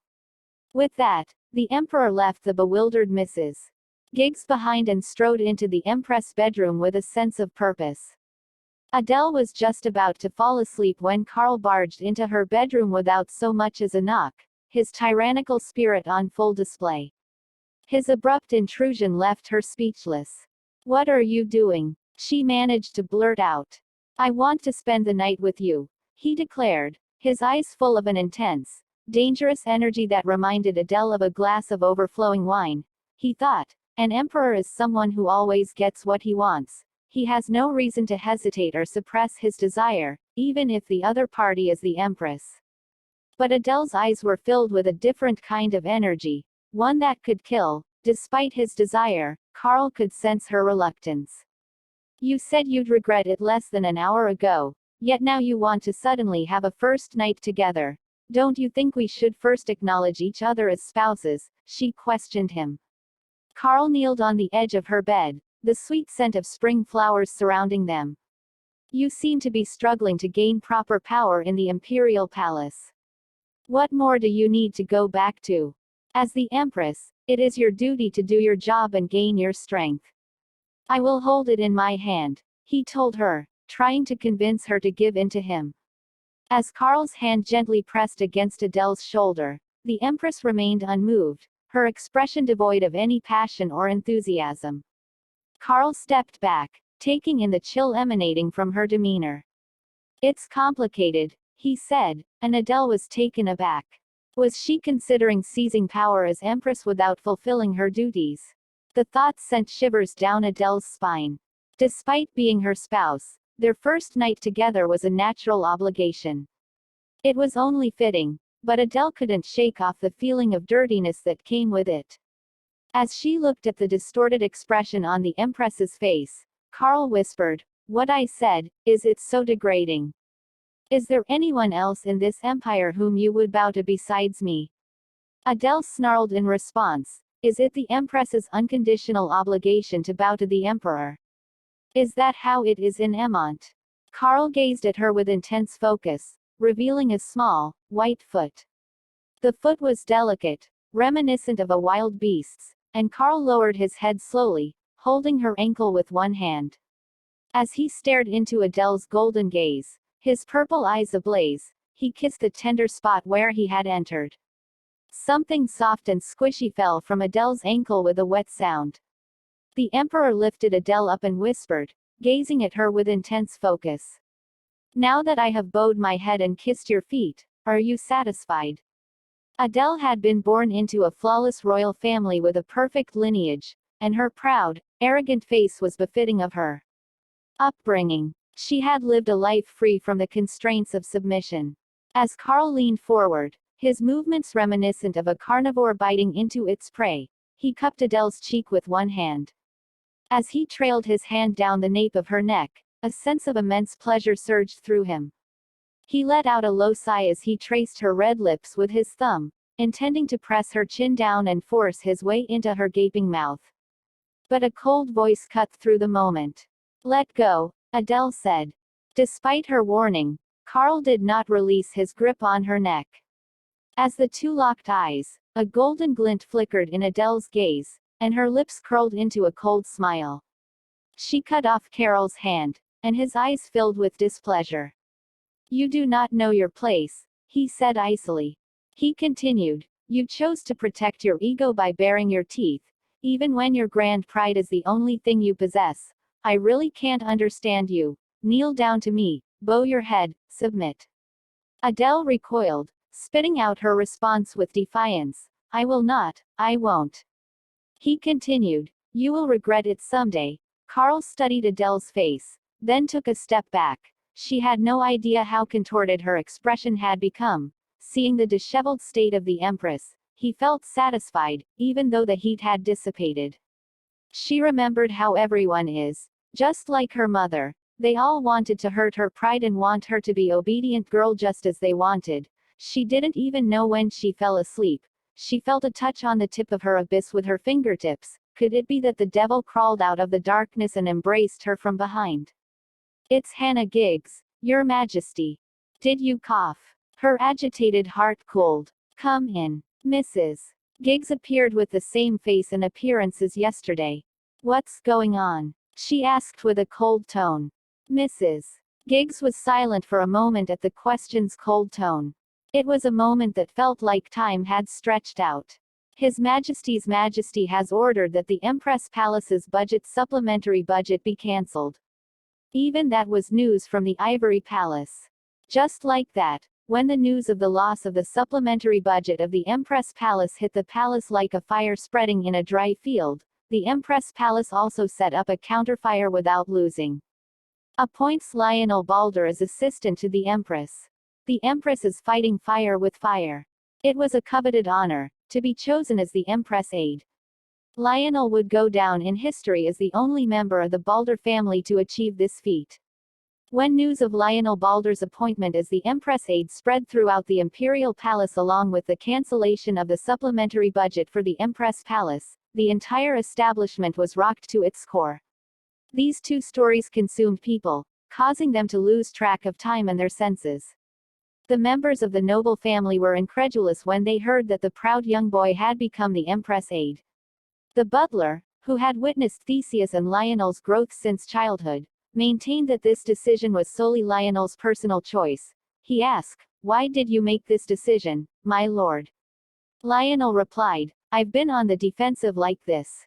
Shouldn't I try everything I can? Lionel asked, determined. Also, it wasn't the Duke's will, it was the boy's will, the butler muttered. Is my older brother the one to give me such an order? Lionel questioned. The butler smiled vacantly and stepped back, but the tip of his nose grew cold for no apparent reason. Why did our young master do that? Why in the world would he take such a risk? But the butler couldn't say anything to Lionel. Then Lionel bid farewell and went for Empress Palace. In the grand halls of the Empress Palace, Empress Adelaide reclined leisurely on a couch, relishing the cool autumn breeze that wafted in through the open windows. The sight of her indolently propped-up body, with only her feet bobbing, was a novelty for Mrs. Giggs, who had served the late Empress. Empress Adelaide was a strange figure, one that Mrs. Giggs found difficult to describe, for she was tyrannical in her mannerisms and debauched in her ways. Although Mrs. Giggs dared not speak of it, Empress Adelaide seemed perfectly suited to this lifestyle. Most of the maids who served her hailed from Diane, and yet, they offered no discernible information to Mrs. Giggs. Their fear of the Empress seemed to be instinctual, more a result of her predatory nature than any explicit act of tyranny. Even as the Empress lounged lazily like a tiger, hiding her claws and teeth, one could never tell when she might suddenly strike and bite down with ferocity. While the Empress rarely spoke to her ladies-in-waiting, she would often stop and stare at them as they went about their business, her piercing yellow gaze almost too intense to bear. Observing the Empress's face, Mrs. Giggs could not help but wonder if a wild beast had truly transformed into a human. Suddenly, the Empress spoke up, breaking the silence that had settled over the room. She's watching us, she remarked, causing Adele to startle. I think you'll find out what to say to the princess, Mrs. Giggs responded, her voice betraying her fear. Adele looked sideways at the ladies-in-waiting who kept a watchful eye on her and then closed her eyes, realizing how difficult it was to maintain her composure under such scrutiny. Have there been fewer visitors to the Ivory Palace lately? Empress Adelaide queried, catching Mrs. Giggs off guard. No one has visited the Ivory Palace in the past week, Mrs. Giggs replied, sensing that the Empress was searching for something.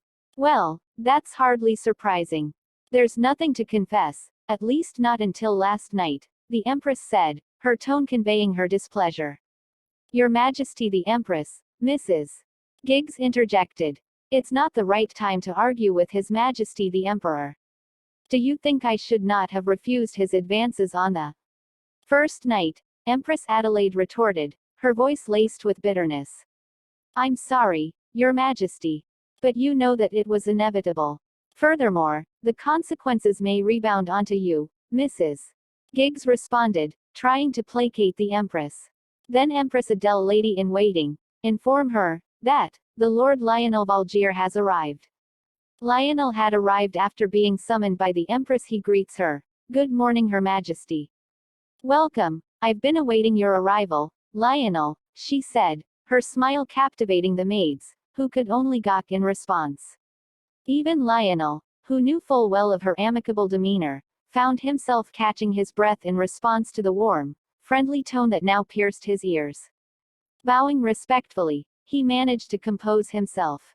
Your Majesty the Empress, he said in a calm voice, before inquiring about refreshments. The maids, with great caution, asked whether they should provide them, to which Adele, glancing toward Lionel, replied nonchalantly, I'll have tea. The ladies-in-waiting bowed politely, then exited the room, their glances surreptitiously flitting between the two. Before long, wordless rumors would likely be spreading like wildfire. Once alone, with only the two of them in the room, the Empress crossed her arms and spoke. Soon, a rumor will spread throughout the Empress Palace. Everyone will say that the Empress and her aide are so affectionate. I really okay you.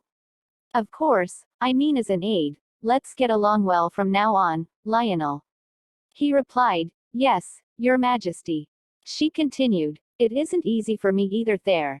Dropping all formalities and pretending to be close. Since I'm putting in this much effort, you should reciprocate with longer answers. It'd be bad if there's a rumor about the Empress trying to woo Lionel Valgier one-sidedly. Lionel paused for a moment, then spoke. I am looking forward to your kind cooperation, Your Majesty. I will my best, so you won't regret choosing me. Empress Adele giggles and spoke while giggling. Nice, I will make sure to remember your words. She muttered, it's fun to tease him. Lionel blushes and thought, why do I feel that she was just teasing me? She present him some sweet and asked to try them. She spoke. I heard these are the most delicious in Egmont. He looked at her and spoke. You don't have to go out of your way to do this. She replied. What's so hard about offering some refreshments? She replied. I've always been like this. It's just that I haven't found time to do it here. Lionel had half expected her to be incensed and indignant, yet she remained calm and composed. Nonetheless, she must have been seething inwardly, he thought. Tensing up once more, Lionel refused to let his guard down in the face of her seemingly insolent demeanor. Meanwhile, Adele, having lifted her own teacup, gazed intently at Lionel through the rising steam, her exquisitely beautiful face. After gracefully swallowing, she sipped her tea, lips pursed, before continuing in a gentle tone. In any case, do you want me to attract some of the concentrated power wielded by the court magicians? Ultimately, yes. Furthermore, I hope for a change in the current oppositional approach to the tower. In Emont, the Mage Guild monopolizes and withholds all information regarding the tower. Then the tower becomes power. That was what her mother had desired. The tower is an opportunity. A golden opportunity to wield divine authority instead of imperial authority. If I can use this power wisely, can I not become an emperor? No, the entire royal family can become gods. They monopolize and withhold information and even dictate the necessary structures according to their own whims. It is not surprising that the magicians possess the power of life and death. What does Your Majesty the Empress seek from me? Lionel inquired, his voice laced with anticipation. Adele bestowed a gentle smile on Lionel, her eyes shimmering with a hint of mischief. Didn't you already divulge the answer to that query on the very day you graced us with your presence for the interview? Her voice danced with a playful cadence, adding a touch of intrigue to their conversation. Adele's countenance beamed with contentment, knowing she had made the right decision. Fortunately, our immediate objectives align harmoniously, she began, her voice growing more animated. In due course, I shall employ my prowess as a mage to establish a formidable position within Emont's political realm. I implore you to cooperate until that time arrives. Are you intending to address the cancellation of the supplementary budget for the Empress Palace? He inquired, his voice tinged with a touch of intrigue. Even if it wasn't your intention, I would have broached the subject nonetheless. Rest assured, I shall lodge a formal objection directly with His Majesty the Emperor, on behalf of House Balder and Your Majesty, the Empress. Adele's expression brimmed with satisfaction, her approval evident in the subtle nod of her head. Revenge, an ever-enticing notion, lingered in the depths of her thoughts. She spoke. Great, that's the best news I've ever heard recently. However, can a momentary protest like that be called proper revenge, since he has insulted me in such a childish way? She gave Lionel something to read. He read the context of letter. Then he spoke. You want to give him a fuss of his own medicine. Precisely, she hadn't intended to go this far. As if getting slapped in the Imperial Palace and venting her anger at the Ivory Palace. But now that they were joining forces and overturning the tables, there was no longer any reason to distinguish between the two. While the Empress and her advisor were conversing, a group of merchants with travel permits appeared at the Empress's palace.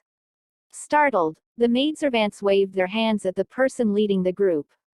Hold on a moment. I didn't summon their leader. One of the ladies in waiting exclaimed, taken aback. Currently, Her Majesty the Empress is not in the mood to entertain merchants. However, their leader spoke assertively, her eyes gleaming with a sense of opportunity that couldn't be missed. I understand. Her Majesty the Empress can choose only the items that interest her. Consider it a form of gift-giving, the leader explained confidently. Gift. The court lady couldn't help but feel a sense of foreboding, her back drenched in cold sweat. It seemed unwise to inquire further. Nonetheless, the lead merchant continued his speech with great enthusiasm. Indeed, it is a gift, he affirmed. The Empress, her curiosity piqued, inquired, and who sent you? It was Diane Poitier who sent us. Gigs. Following the cancellation of the supplementary budget for the Empress Palace, a gift had been sent to the Empress from the Ivory Palace. It even came with accompanying cards. Adele accepted the card offered by Mrs. Giggs and read it without missing a beat. What does it say, Mrs. Giggs cautiously inquired, while Lionel also observed the Empress attentively. They are giving me a loan. I am to use the funds to purchase whatever I desire, up to the value of the previously allocated budget supplement. A gesture, perhaps, in preparation for the upcoming national holiday. Since they are known for their skilled craftsmanship, I should be able to find something that satisfies me. It's enough to bring tears to my eyes, Adele muttered, her voice tinged with a mixture of gratitude and irritation. I intend to challenge this matter officially, Adele said. Are you proposing an immediate eviction order? Lionel answered. Is there any other viable alternative? When Adele, having risen from her seat, posed the question while settling back down, Lionel responded with earnestness etched upon his face. If he is expelled unconditionally, it may evoke sympathy for Diane Poitier instead. Instead, Adele leaned closer, her eyes shimmering with intrigue.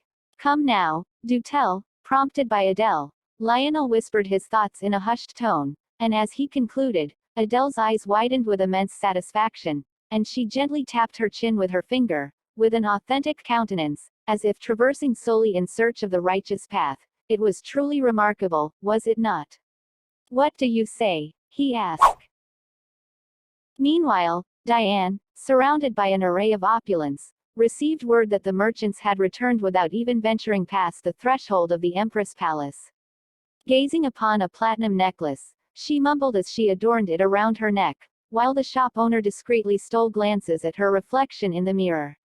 She muttered, Your Majesty, you are truly too much, canceling the Empress Palace budget. How upset Her Majesty the Empress must be.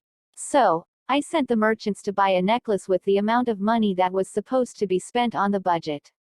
What will you do on the National Day in a few months? While Diane was examining a platinum necklace, muttering to herself, the court lady who had been holding a mirror in front of her silently looked at her face.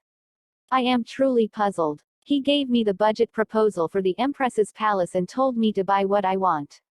Your Highness, your kind heart is as beautiful as your face. It is natural for His Majesty the Emperor to devote his heartfelt affection to your Highness, isn't it? Those people praised Diane, seeming deeply moved, and the attendants standing by also expressed their agreement without anything to do.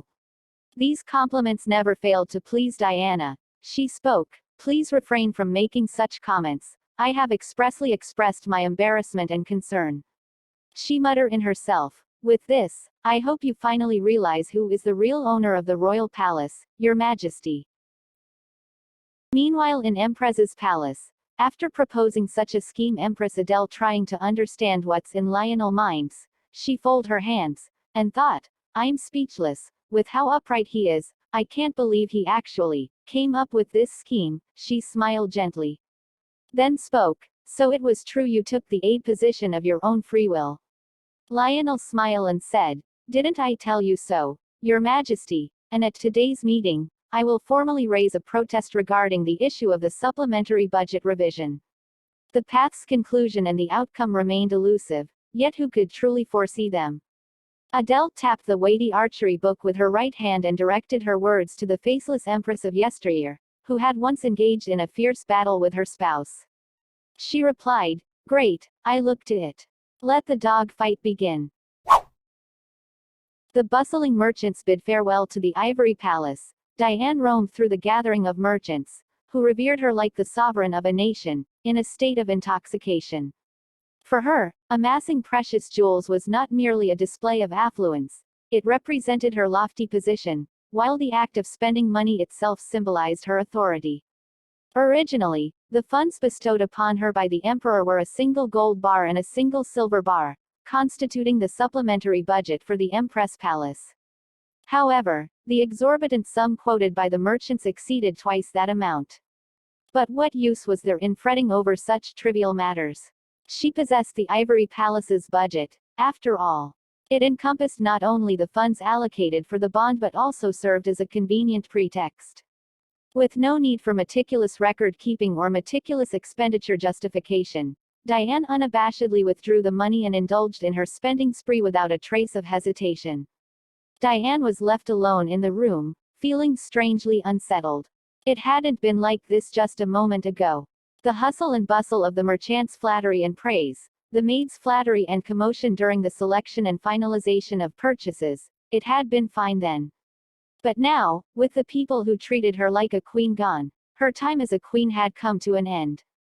Diane forced herself to take a deep breath, trying to calm the turbulent emotions within her chest. Yet, despite her efforts, she couldn't seem to find peace. She stood up and began pacing restlessly. The emperor had come last night, unexpectedly, and disappeared just as abruptly. And then he returned. It was peculiar behavior. When he returned, he did nothing for Diane but sleep, without even lifting a finger. He seemed to have no intention of explaining where he had been or why he had done such a thing. So she couldn't even ask. Why did he suddenly behave that way? Why did he suddenly ask the questions she had never asked before, sniffing at her neck? In an instant, her heart, which had only been roiling, seemed to sink with a thud. As a terrifying thought brushed her mind, she couldn't help but run outside and call for Lorraine. Lorraine, Lorraine. Yes, Your Highness, you called, Lorraine replied. Go to the maids of the Empress's palace right away and bring only one person who won't be noticed. Hurry, Diane ordered. Yes, yes, Lorraine then went off. As Diane anxiously paced the room, she rushed towards Lorraine as soon as she returned and grabbed the shoulder of one of the maids in the Empress's palace, almost like a drowning person clutching a lifeline. Your Highness, Empress maid spoke. Did His Majesty visit the Empress's palace yesterday? Diane inquired. Yes, yes, maid replied. Diane asked, did His Majesty go to the Empress's palace yesterday? Trembling in fear from Diane's intimidating demeanor, the maid replied as best she knew. How many times? Twice, Your Highness. Feeling a chill run down her spine, Diane let out a groan. Fear rushed over her like a tidal wave. Amidst the intense clash between her desire to know and her desire to remain ignorant, Diane managed to gather herself, but barely. When did he come? Tell me about each time. It was a growling sound, reminiscent of a fierce beast. It was evening. Before Her Majesty went to sleep, she took a bath, and right after that, he came. And then, as if he were angry, he left, only to return less than an hour later. He didn't even stay for 20 minutes. Diane asked, what was the time of her second visit? Around 10 o'clock, maid replied. The maid nodded as if she were sure and answered. Diane, who had been gripping her shoulder tightly, slowly released her hand as if her strength had left her, and the maid stepped back, bowing slightly. Diane, who stood there absent-mindedly, feeling drained, Diane's pupils trembled uncontrollably. He went to the Empress's palace and then came here, and he returned to the Empress with that face, purple eyes filled with excitement and ragged breath. I know that face of yours. Only I know. It should be known only to me. Why did you run to the Empress's palace with that face? She suddenly rushed to the mirror, and she looked at her own face. Wrinkles have appeared. There's no radiance. Your Majesty likes my skin. She should have called a skincare specialist instead of a merchant. The touch that had been checking her waist to see if her figure was still fine had suddenly reached her lower abdomen. There was not a trace of flab on her flat belly. She wasn't pleased to see it as slim as her belly. Why won't it happen? Why on earth? According to the palace physician, both she and the emperor were not infertile. They were both healthy. Several people confirmed that fact. But why? Diane murmured desperately, with a tone of despair, pleading earnestly. Crying without even realizing it, pouring out her whole heart. Please let a child be conceived. Save me. Meanwhile, at the Empress's palace, Mrs. Giggs informed Empress, one of the Ivory Palace maids took a handmaiden with her. Empress replied, she must be curious about something. What should we do? Mrs. Giggs asked. Adele, who had been moving her pen without pause, stopped her hand and looked up at the question. Mrs. Giggs, who had been assisting her in writing orders, calmly faced her with a cold expression. Mrs. Giggs said, should we recruit new maids? Empress asked, do you know anyone suitable? Mrs. Giggs replied, I will search for trustworthy individuals. If she asked, Lady Giggs would swiftly arrange everything. However, Adele couldn't easily give her permission. Her mouth felt rough, as if she had swallowed gravel. Could she completely trust anyone she called? It would be better to rely on those who knew whose puppets they were. Empress said, no, it's fine. If we expose this, there will be quite a commotion for a while. So, let's put that issue aside for now. After all, you are the one who takes care of my affairs, so whatever the maids report to Diane won't be of great importance. Mrs. Giggs replied, yes, I understand. Empress Adele spoke. Let's continue with what we were doing. To think that my first decree as Empress would be like this. The afternoon in the Central Council chamber. Currently, the residents of Count Calvin have taken refuge in the nearby Baroltol County, where Count Barolteth and Viscount Orlean are holding off the monsters in the intermediate zone. The tower in Count Calvin has estimated a Class 3 flying-type monster, Gargoyle, appearing.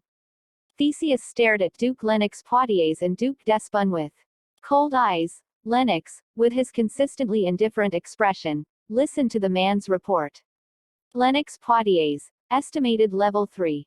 Who exactly made that estimate? Didn't we see Gagnier, not Gargoyle? Gargoyle is not captured so easily. A bunch of knights without any wizards. Hearing this, the commander of the guard, Henri Jackal, stood up abruptly, expressing his anger. Mere knights, how dare you? Then can you explain to me why the mighty magicians are roaming around here instead of going out and fighting off the monsters themselves? Flames surged from Lennox's eyes in response to Henri Jackal's rage. What did you just said? Duke Despon grabbed Lennox, who was about to rise from his seat, holding him back, and spoke. Stop it, Lennox, His Majesty is watching. Against Duke Despon's objection, Lennox snorted harshly and sat back down. I apologize, Your Majesty, Lennox replied. It was unclear whether the Emperor acknowledged or ignored his apology. Since the start of the meeting, He had been continuously staring at Lionel with a stern and threatening gaze. It was a gaze that seemed ready to pounce. He had always been someone who displeased him, but today it felt even more irritating. He spoke. "What are your thoughts, Minister of Defense? Answer, please." The chilling question made Lionel turn his head to face the Emperor. Carl leaned forward, resting his elbows on the table and leaning his body forward. Countless eyes in the central council chamber were fixed on Lionel all at once. However, he showed no signs of wavering. Lionel replied, "I don't have an answer for you. However, could I possibly raise some questions to the two people who are responsible for the Department of Magicians?" Carl gestured toward Duke Despon and Duke Lennox, giving his permission, and Lionel opened his mouth as if signaling them to wait. Emperor said, "As you wish." Lionel continued, "Then I'll start with my questions. The day a tower descended from the sky, I led my knights there and waited for the magician's arrival. While the tower kept descending by the second, the one who showed up there was someone I never expected. It was Her Majesty." Carl's eyebrows twitched, and he found himself unconsciously biting his lower lip as he glared at Lionel. A sense of inexplicable discomfort that had been trapped behind a transparent barrier suddenly burst forth. Ignoring the Emperor's intense gaze directed at him, and thought, "How dare he bring the Empress in front of me?" Lionel continued to speak. "Was Her Majesty, the Empress. She suddenly appeared and said that someone around level 4 could handle it alone. In reality, what she said was that someone around level 5 or close to it could handle it alone, but Lionel intentionally left out the first part." The people from the Balder estate and the knightly houses kept nodding their heads as they listened to him. "And as you all know, she destroyed the tower alone. She did it in a way that no one had ever seen before. She rode up on an updraft before the tower hit the ground. Thanks to her, not even a single mount was able to leave the tower, and there were no casualties." Lionel looked at Duke Despon and Lennox in turn, and with each word he spoke, he drove the point home. "You never even thought of that method in Emont, did you?" Remembering the feeling of helplessness he felt when he led the wizards to the tower, only to watch helplessly as the Empress single-handedly destroyed it and left the garden calmly, Lennox's bitterness erupted from his throat. "Indeed, Lionel Balder, it seems that you have the Empress's favor on your side. You know her very well, don't you?" Even in the face of the Emperor's hostile question, Lionel remained composed and calmly replied, "Her Majesty, the Empress, said that if flying-type mounts appear, measures equivalent to level 3 should be taken. She advised Count Calvin to seek refuge in another territory and provided financial support for that reason." The conference room buzzed with murmurs upon hearing his words. The Empress said that to Count Calvin. "As far as I know, she gave him a gold bar." Quote. Duke Despon, who had been observing the situation, leaned back with force against his chin. Lionel continued to observe the turmoil for a while before locking eyes with Duke Despon, who had been watching him. Lionel continued, "I am returning the question that His Majesty asked me to you. Why are the Emont magicians merely observing the current situation? Is it because they have no intention of rescuing, or because they lack the capability? As the Minister of Defense, I will answer His Majesty's inquiry. Rescue them. If it is not a matter of capability, then dispatch the wizards immediately and save them without fail." Theseus, who had been guarding Lionel's side, also stood up and spoke. "I find myself desiring to hear directly from Her Majesty's opinions in person. For the same reason, it is believed that the rightful Empress should be given the authority she deserves. What exactly is the basis for rejecting the budget proposal?" Hearing Empress' name again, Emperor can't hold back anymore. He spoke. "You seem to be mentioning the Empress a lot now that you have become her aide. This is why there's a saying that one should take great care when choosing their partner. Even among commoners, it's always the wife who supports the husband. You should assess the situation properly instead of just flaunting your relationship. Don't you think so, Minister of Defense?" It was a blatant criticism, an attempt to belittle the absent Empress and evade Lionel's reasonable question. Theseus stood up and spoke. "Your Majesty, your words are too harsh." It was a precarious moment, as if the fragile silence was about to shatter. Just as one could sense a sense of urgency, a courtier hurriedly entered the conference room and approached the Emperor Karl, who had been leaning against his chair, sat up straight and looked at the courtier. The courtier pulled out a thick document from his bosom. He told Emperor, Her Majesty has withdrawn the Ivory Palace's residency permit for Lady Diana Poitiers.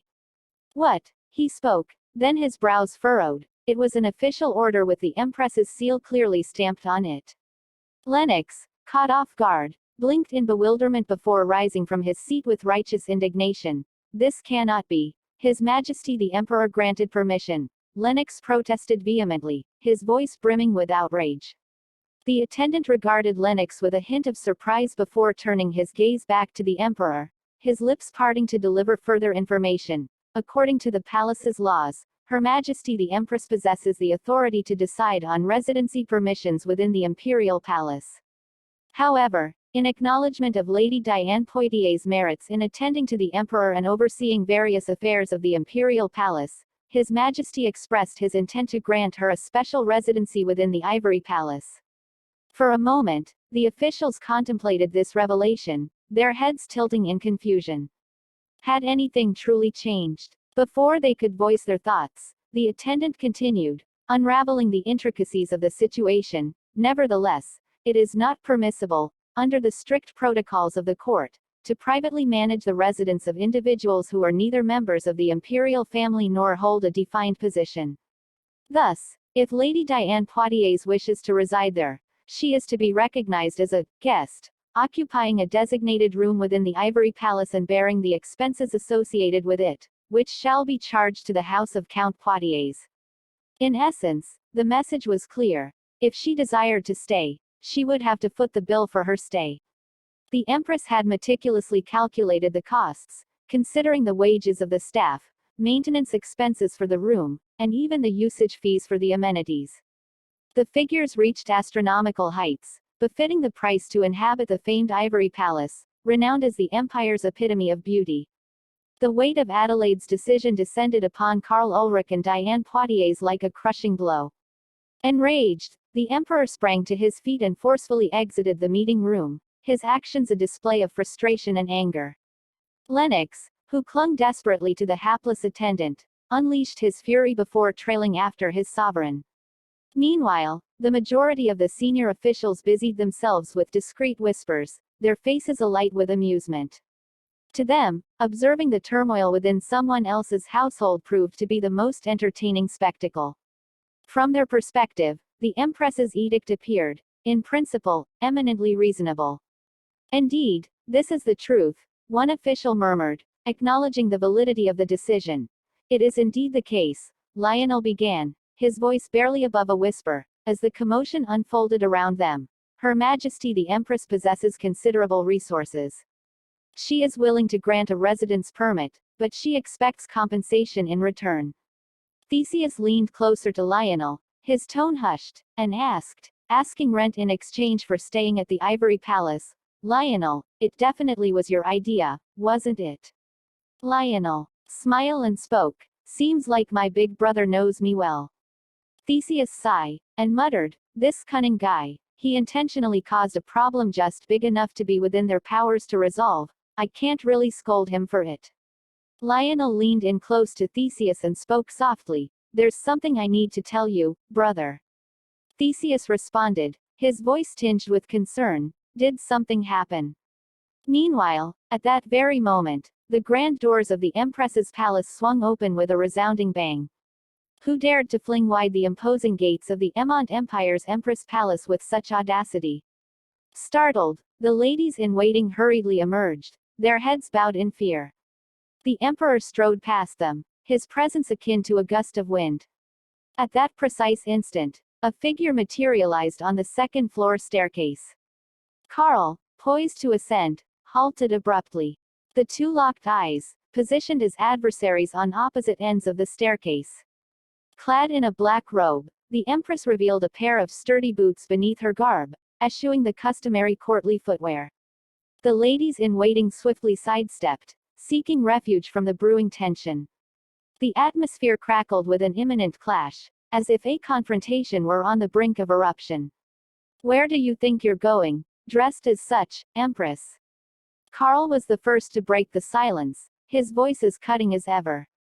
Adele descended the stairs deliberately, inching closer to him. Their gazes clashed like blades, their necks taut with anticipation. Adele paused a few steps higher than Carl, positioning them at eye level. What business have you? The impulse to crush those alluring lips, which uttered their demands with such force, surged within Carl. Step back. Carl's sudden words reverberated, prompting Adele to respond without hesitation, her gaze unwavering. You step back first, and why should I retreat? I'm not casting her out entirely. You may continue residing her if you so desire, but she should pay a fair price. Is there a more just proposition than this? Emperor said, I have nothing further to say. Step back, this instant. Empress continued, Your Majesty should rectify matters first. The cost of one thoroughbred horse. Today, merchants dispatched from the Ivory Palace arrived, spent precisely the same amount that was cut from the supplemental budget on jewelry or garments. We have sent them all back. A sneer tugged at Carl's lips. Merely a tease, I suppose. At those words, Carl's brow furrowed. Empress continued, For those who draw swords, one must engage in swordplay. Have you not heard this Emont proverb? Polite in her demeanor, Adele courteously greeted him before attempting to sidestep past him. Or so she intended. Carl seized her shoulders, spinning her around as he growled, his tone menacing. Shouts, Didn't I inquire about your destination? Meeting his intense gaze head-on, Adele responded with calm composure. I shall go incognito, Adele declared.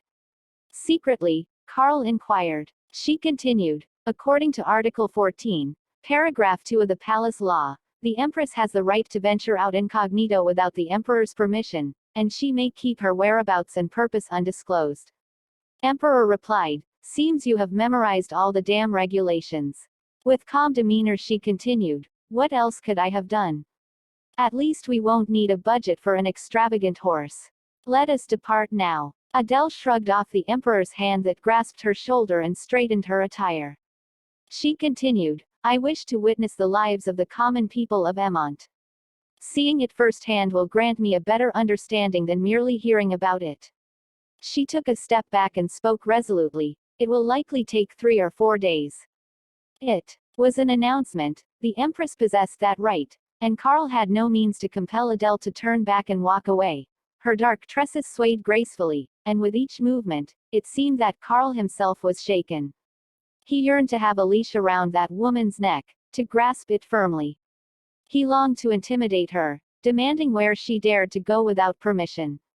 If only he could employ force and threats to make her regret her actions. What would I do if she simply continued on her way? But he remained silent, for he had not granted her any permission as her emperor. With nothing but his own name, the Empress had nothing to lose. Balder, the coachman of the Balder estate, was a man of great pride as a member of the Balder family. He knew the Empress would route a carriage, so naturally, he was very nervous. Upon the Empress's arrival, he greeted her and opened the door and she stepped inside the carriage and waited for Balder brothers. The coachman rushed toward the two with eager strides. Surprised by the coachman's unusual expression, Theseus nodded his head and took a confident step forward and spoke, Is our honored guest in the carriage? Yes, indeed, coachman replied. Theseus nodded and strode ahead, and spoke, Behave as if nothing happened. As his taller brother brushed past him, giving him a warning, the coachman quickly smoothed his face with his hands and held his breath. In no time, he returned to his usual demeanor and promptly returned to his position. As the two entered the carriage, the person inside, wrapped in a robe from head to toe, slowly turned their head. In the evening light, a secret exchange took place, wrapped in mystery. Adele, wearing a hood to hide her face, looked briefly at Lionel's brother, who sat across from her. She smiled slightly and apologized for taking an unattended carriage earlier. Sorry for taking the carriage without permission, she said. She then removed her hood and greeted him politely. Hello, Lord Balder. Although the Empress seemed calm and relaxed, Adele could sense that she was troubled. Adele hid her own worries well, not showing any signs of unrest. She knew she needed the approval of Theseus, her brother, for her kind act toward Lionel. Adele had packed her things carefully, expecting Lionel to call her and confirm Duke Balder's consent. However, during the intense encounter with the Emperor at the Empress place, she impulsively left without gathering her essentials. I was waiting for the public's approval, to be honest.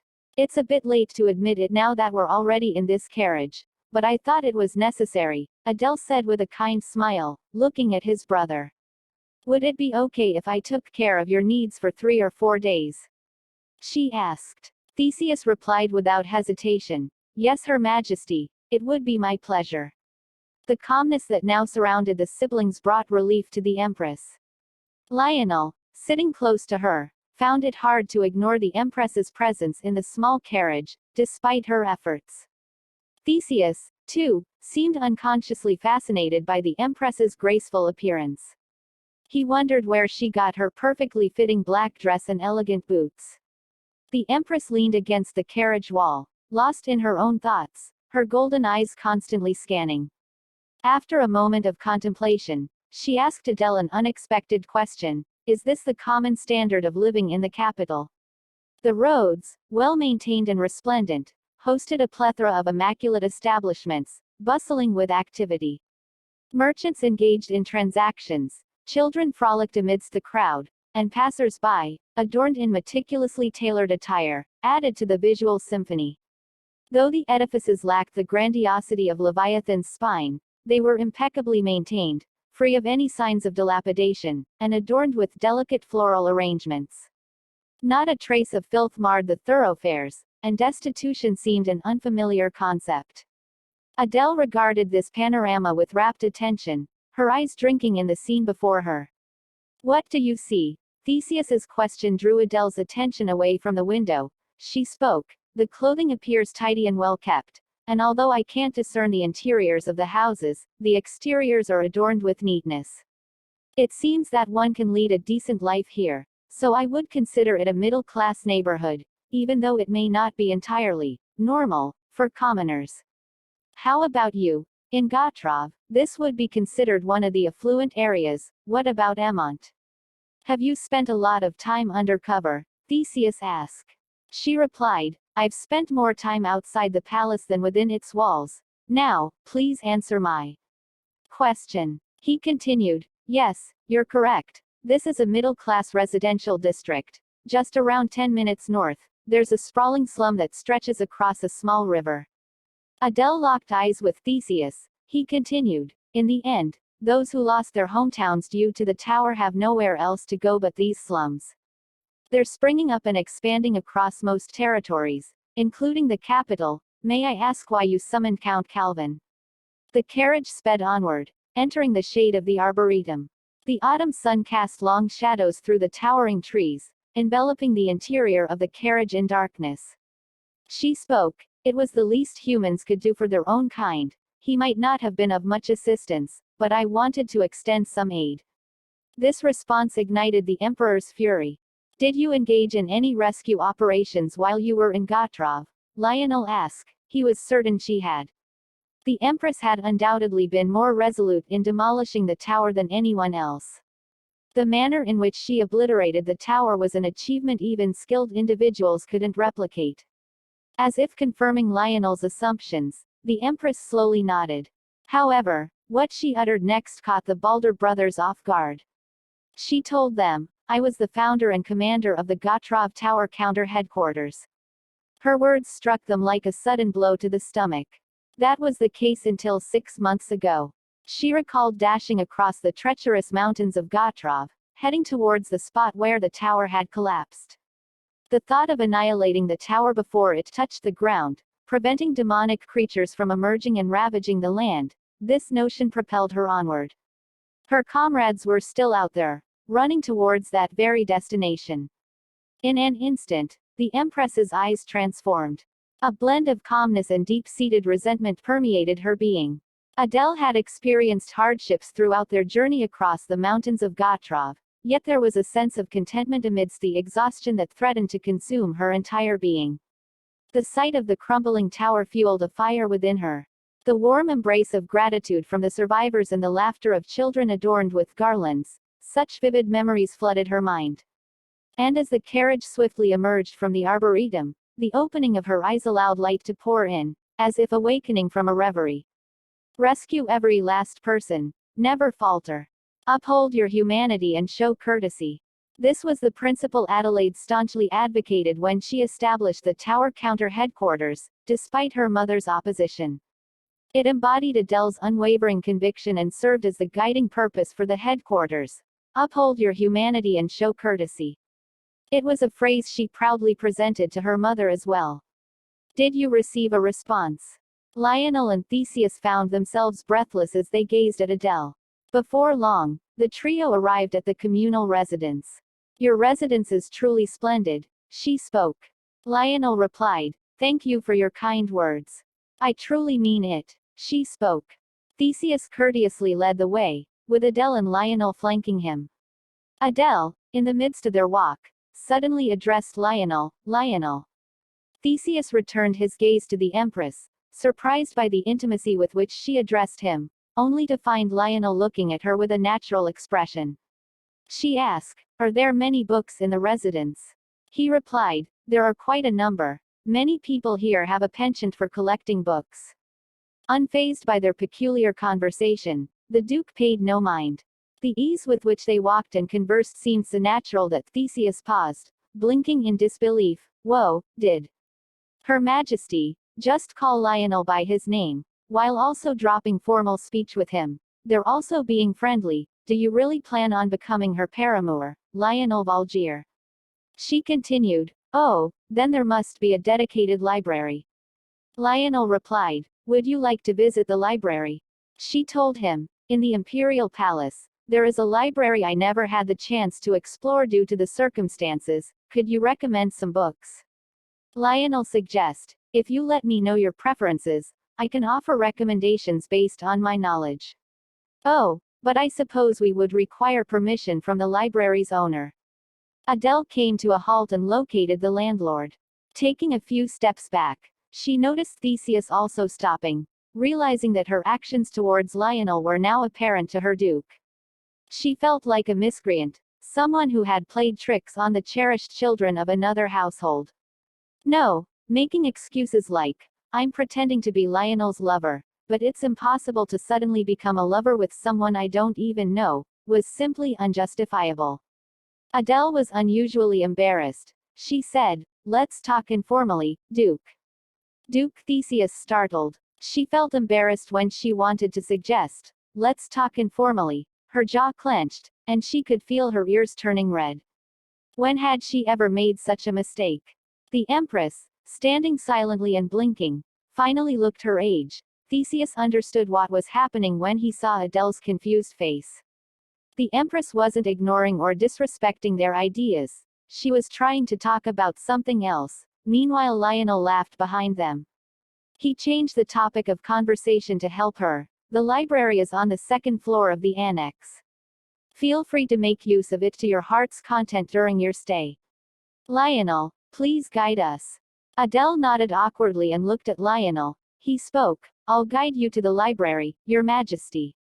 As Lionel led the way, the Empress followed closely behind. Walking at the Empress's pace, Lionel stole glances at her. Where had that imposing figure gone? The one who declared her dominance at the Empress's palace. The Empress's round ears, peeking through her black hair, were flushed crimson. Meanwhile, a few hours earlier at the Ivory Palace when the Emperor visited the Empress, Lady Giggs was not in the Empress's palace but in the Ivory Palace. She had been tasked with delivering an order from the Empress. Diane, who had personally banished Lady Giggs from the palace 3 years ago, now receives an order from Lady Giggs to depart the palace 3 years later. Therefore, I kindly request that the lady consult with the head of the household and decide whether to remain as a guest in the imperial palace or return to the family as soon as possible. A chuckle resounded through the room, but the elderly lady's face remained unruffled. Diane, who laughed for a while, opened the command sheet and verified it with her own eyes. The Empress's seal, imprinted vividly at the bottom, was as red as blood. Diane spoke. Are you suggesting that I leave the Ivory Palace now? Diane continued. Are you telling me to move out of the Ivory Palace now? Mrs. Giggs' reply. Her Majesty did not say you had to move out immediately. Quote. Diane spoke. It was His Majesty the Emperor who granted me permission to reside in the Ivory Palace. How dare you reverse His Majesty's orders without his consent? Mrs. Giggs' previously indifferent gaze suddenly grew sharp as she stared at Diane. And Spike, how dare you? It is Her Majesty's command. You should show respect at all times, anywhere. Diane muttered. That wretched Empress, Empress. She said, I will not leave the Ivory Palace unless His Majesty orders me to do so. In response, Mrs. Giggs lifted her gaze once and responded in a businesslike manner. Are you suggesting that you want to rent the entire Ivory Palace? Calculate the daily rental cost of the entire Ivory Palace and send the bill to the Countess of Poitiers. Rent must be paid to the Imperial Palace Finance Office by the end of each month. What? Diane asked. Mrs. Giggs replied, as I mentioned earlier, it is stipulated in the palace law that Her Majesty the Empress holds the authority to make decisions regarding residence in the Imperial Palace. This means that Her Majesty the Empress has the power to retract and reissue orders without seeking consent. So, if you wish to remain in the Ivory Palace as you are now, you must seek approval from Her Majesty the Empress, not His Majesty the Emperor. Diane's face displayed her bewilderment, but Mrs. Giggs pressed further with her composed tone. Her Majesty graciously allowed me time to organize my belongings. We intend to calculate the usage fee starting from the first of the following month, so please ensure the schedule is accurate. Furthermore, the maids of the Ivory Palace will soon be reassigned to other locations. What are you talking about? Diane inquired. Mrs. Giggs continued. Her Majesty also holds the authority to appoint personnel to the Imperial Palace. Diane shouts. What? Mrs. Thought, don't you realize that petty favors hold no value in the face of legitimate authority? Mrs. Giggs turned her body around with unwavering composure. Diane trembled at the chilliness in the air, as if all the blood had drained from her feet. She walked unsteadily from behind her desk, gripping Mrs.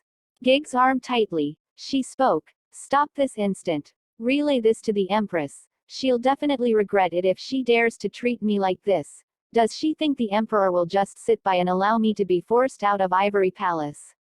Watching Mrs. Gift's eyes, Diane thought. Those eyes full of contempt. Those eyes that scream, how dare the likes of you? Just like the nobles, I chased this woman out of the royal palace because I hated seeing that look in her eyes. Diane continued, do you think the Emperor will let the Empress trample all over me? He won't. He definitely won't let that happen to me. You know very well the reason why he won't, don't you? Mrs. Giggs then opened her mouth and spoke. Wrinkles had formed around their eyes and mouths. In the time they hadn't seen each other, they would probably increase over time, with a face that had thin skin, prone to wrinkling easily. Lady Giggs leaned toward Diane, whispering into her frozen ear, I know what you're trying to use as a weapon to cling to His Majesty's side. Yes, you certainly resemble her, it reminds me of her. Diane shouts. Stop playing with your snake-like tongue. Shut up. Diane tried to escape Lady Giggs's grasp, but the old woman didn't let go so easily. She continued, when did Lady Beatrice pass away? At 29 age. She had a baby face. Indeed, she hasn't had a single wrinkle for such a long time. To His Imperial Majesty, she is forever frozen at 29, an age of beauty that never ages. But for you, at 29, at 30, at 40, time will pass for you, unlike Queen Beatrice. Finally releasing Diane, Lady Giggs took a step back. With a frigid expression on her face, she scrutinized Diane's eyes closely, as if giving advice. Wouldn't it be wise for Her Majesty to summon a skincare specialist with the money intended for sending traders? Shouldn't you prevent wrinkles from appearing? How many young women with blonde hair and blue eyes younger than 29 are there? And how many schemers like you, with hearts just like yours, trying to seize the Emperor's side, are there? I will thoroughly mock your foolishness as you twist the remains of the dead and desperately seek my meager favor. After ruthlessly piercing Diane's heart with her cruel words, Lady Giggs calmly departed from the Ivory Palace. Even after Lady Giggs had left, Diane remained standing in the study, motionless. And after a long while, she slowly turned her head, surveying the study. Sky blue velvet wallpaper, golden moldings, a ceiling adorned with masterpieces, and a dazzling, massive chandelier create a luxurious and beautiful space. Then she muttered, "It's mine, it's where I gained and achieved." How much had she cherished this palace? Was there any place in this palace untouched by Diane's touch? Dare you try to expel me from this palace? The more she thought about it, the angrier and more unjust she felt. How dare they try to kick her out of the Ivory Palace just because she bore the name of Empress? How dare they? What did that woman have? What did she possess besides that name? In all the time she had protected the palace by His Majesty's side under the guise of the Empress, this couldn't be reduced to a mere moment. Empress, just with that name, what on earth is that title? The words she spoke to Emperor, "Your Majesty, I want to be your one and only wife." Her sincere words were barely whispered after countless hesitations. But it seemed that His Majesty had an answer that wasn't subject to hesitation. As soon as he heard her plea, he replied, "No, you cannot." Why? Why was I not enough? She couldn't bring herself to ask for the reasons. Although Lennox prattled on as if he knew everything, it was merely her own thoughts. The Emperor was someone who didn't like to be questioned or probed for reasons. Why? Why wasn't I enough? That insignificant Empress, why couldn't I have the position of Empress, even if it was just in name? She was infuriated. Diane sat down and wept, repeating her words over and over again. That name meant something to me. I wanted to be your rightful wife and the pinnacle of this nation. So why wasn't I enough? Trembling hands opened the vanity, and she took out a mirror, hastily reflecting her own face. Just like Lady Giggs had said, wrinkles had indeed formed around her eyes and mouth. If I cry, they'll deepen even more. Diane gently wiped away the tear stains with a handkerchief and mumbled to herself. Then she quickly called for Lorraine. "Summon a skincare specialist right now. Quickly. How many young women with blonde hair and blue eyes younger than 29 are there?" Lady Giggs's final words echoed in her ears like a curse. No, it was undoubtedly a curse. Meanwhile, at the Balder mansion, the visit of the Empress was shrouded in secrecy. After a while, his brother made his way towards the library. The butler, informed of the Empress's visit, personally trailed behind the brothers, pushing a cart filled with refreshments. Adele, engrossed in her book, rose from her seat as the trio approached. "Shall we have a bite to eat?" Lionel suggested. "Thank you, but the library is splendid," Adele replied. "Is it to your liking?" Lionel inquired. Adele's response, "It was wonderful." She continued, "Now, ask me your questions," the Empress said directly as she settled into her seat. Being in close proximity to a nation's ruler, she had no need for superfluous conversation. Yet, it was astonishing that the atmosphere remained unassuming. Just as Theseus had noticed during their wedding, the Empress possessed a remarkable ability to command her entourage with gentle words and actions. As Theseus observed the Empress, Lionel initiated the questioning, "May I inquire about the tower's destruction?" Lionel began, seizing the opportunity that had been pent up within him until now. Adele nodded, granting permission for him to proceed. Lionel had been eagerly waiting for this chance to satisfy his curiosity. "On that day, you mentioned that it was level 4, close to level 5, so there's no time to waste. Can you personally dismantle a tower of level 4 or lower?" In response to the query, Adele furrowed her brow slightly and shook her head. "I can handle a tower below level 5 on my own. With level 4 towers, I can demolish the lower and middle sections, but the upper levels are beyond my reach alone. However, if possible, I avoid destroying them single-handedly." "You destroyed the towers before they even touched the ground. Is that the usual approach in Gotrov?" Lionel probed. Adele continued, "It happened by chance around 5 years ago. Since then, the foremost rule of tower destruction is to dismantle them before they make contact with the ground." Lionel spoke. "The extent of the damage is incomparable." Adele continued, The issue is that there are very few wizards who can ride the updraft like I can. So statistically, about half of the year, we manage to dismantle them before they hit the ground, while for the rest, we have no choice but to destroy them as they fall. Lionel said, "You remember that day, don't you? When we dismantle them before they touch the ground, there is no loss of life unless the striker makes the unfortunate mistake of falling. As a general rule, any tower that makes contact with the ground must be dismantled within a 2-day period. Nearby wizards bear the responsibility of demolishing the tower, and if the assigned wizards are insufficient, the next unit of wizards must swiftly take action." Theseus, who had been attentively listening, posed a question in a hushed voice. "What are your thoughts on leaving the tower standing? Can it be managed?" Upon hearing the question, Adele's expression hardened, and she responded with firm resolve, "Absolutely not." She asked, "How does Gotrov handle towers that touch the ground? And, what do you mean by management?" Lionel stood up and spoke. "Her Majesty, please excuse us, we want to show you something." Theseus spread the Egmont map across a spacious table. Adele peered down at it, while Lionel proceeded to place crimson stones across the map. In an instant, dozens of stones adorned its surface. Even after depleting one handful of red stones, Lionel reached for another. Adele's countenance grew increasingly somber with each passing moment. When Lionel finally removed his hand from the map, the Empress appeared almost breathless, her gaze fixed on the sight before her. The translucent red stones gleamed and cast shadows, as if drenching the entire map in a macabre crimson hue. She asks, "Are you saying all these red stones represent towers?" "Oh, these indicate the highest points." Duke replied, "Indeed. These are the towers currently under management in Emont." Hearing his words, the Empress was puzzled. She asked, "What do you mean by management?" The Empress surveyed the locations where the red stones had been placed. She didn't need to investigate further. It was evident that everything in their vicinity had been decimated. Those who had barely survived would be too terrified to even raise their eyes to the sky, fearing their imminent demise.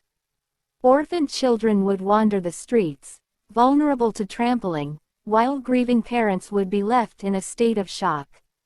She spoke, "If all these red stones represent towers, they say the vast plains are a sight to behold, a fertile land that yields abundance year-round, some regions even supporting 3 harvests."